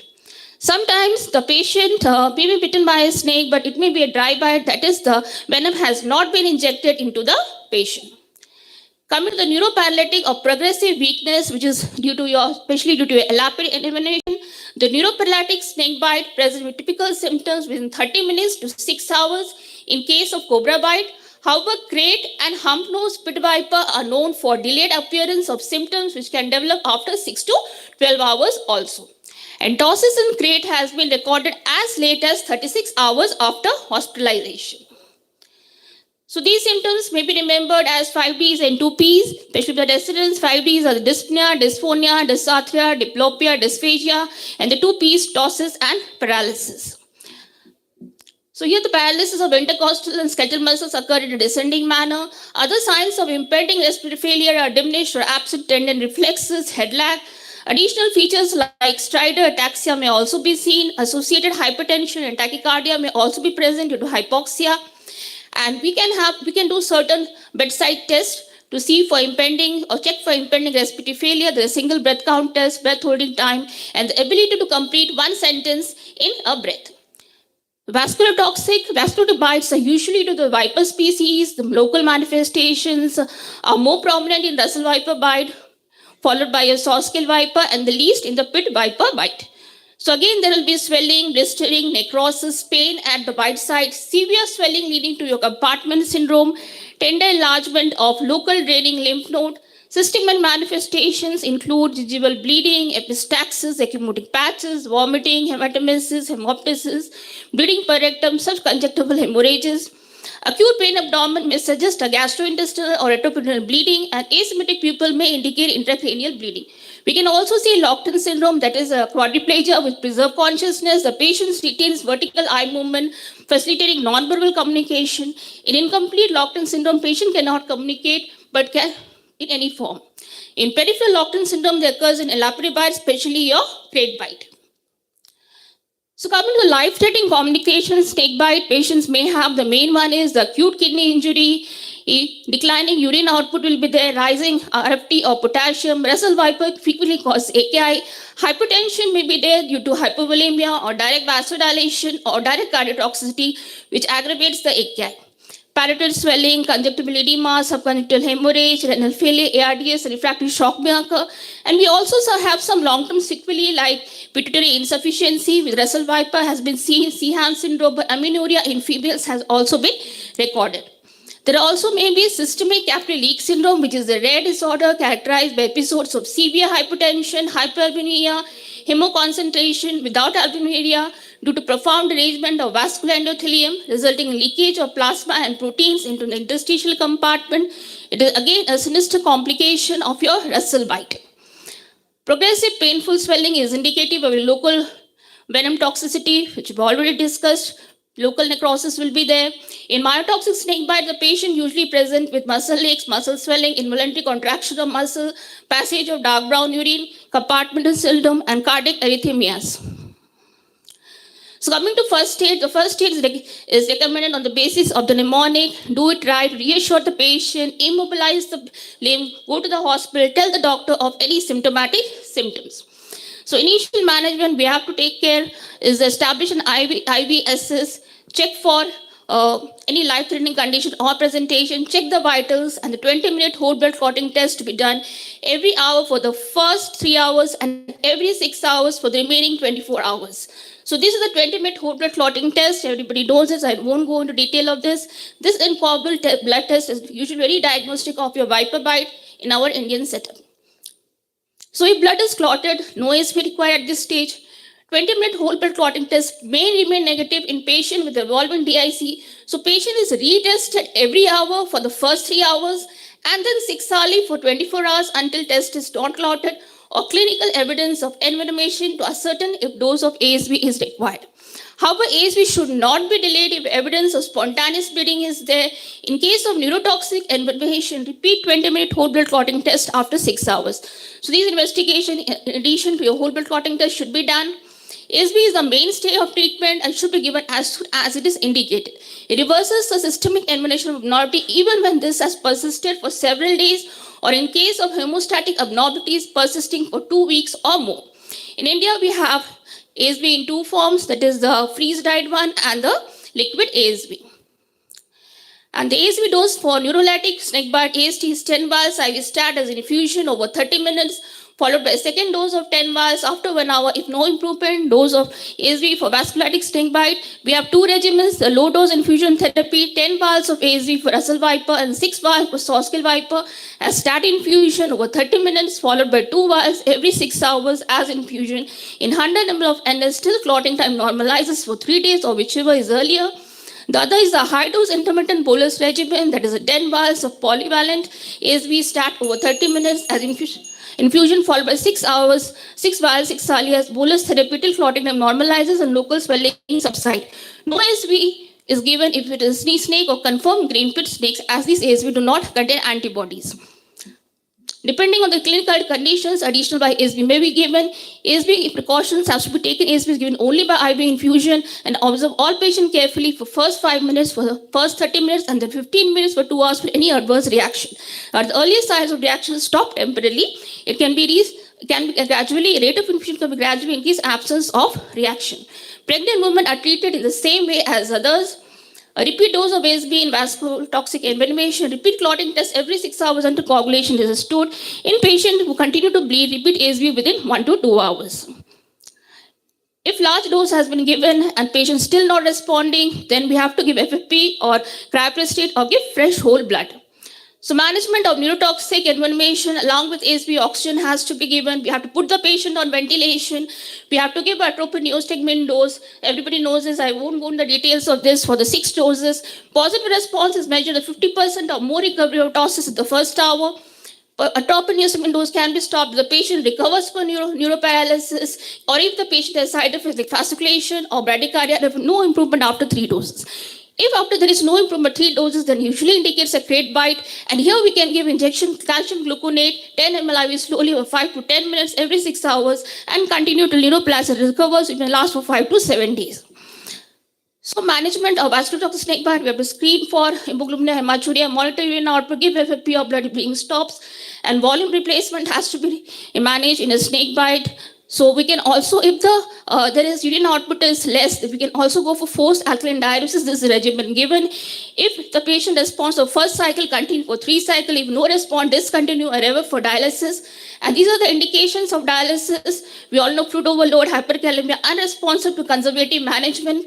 Local necrosis and intercompartmental syndrome may require surgical intervention. Broad spectrum antibiotics for cellulitis are given, and the patient needs to be followed even after discharge. The patient should be counseled that in case the patient has any symptoms like your ptosis again, or the patient should also be educated regarding the late serum sickness he may experience. That is usually it appears after 1 week.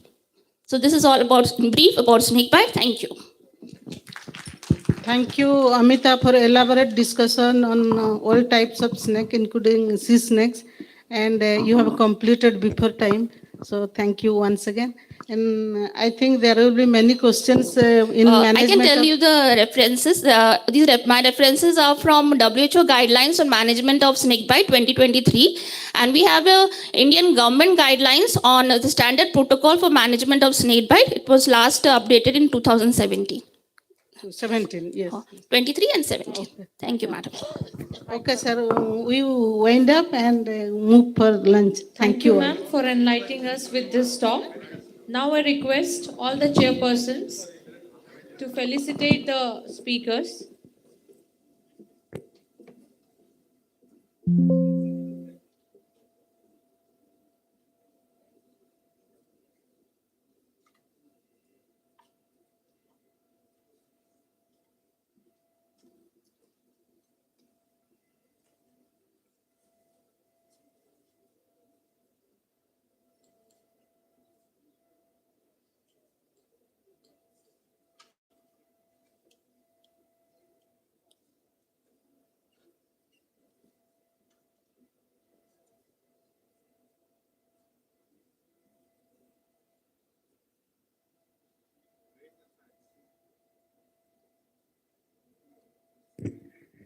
So after the session, we'll move for the lunch.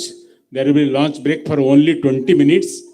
Just it's now 2:55. After another 20 minutes, we will be here. And one announcement is there. There is the latest book by me, one of the poetry book. In the counter, who is interested, who loves Odia literature, we can collect the book. The book is free of cost. So let us move for lunch. Those they can sit here. Thank you. तो फिलहाल एबे हमें close कर second session आउ थे continue करा आधा घंटा पर।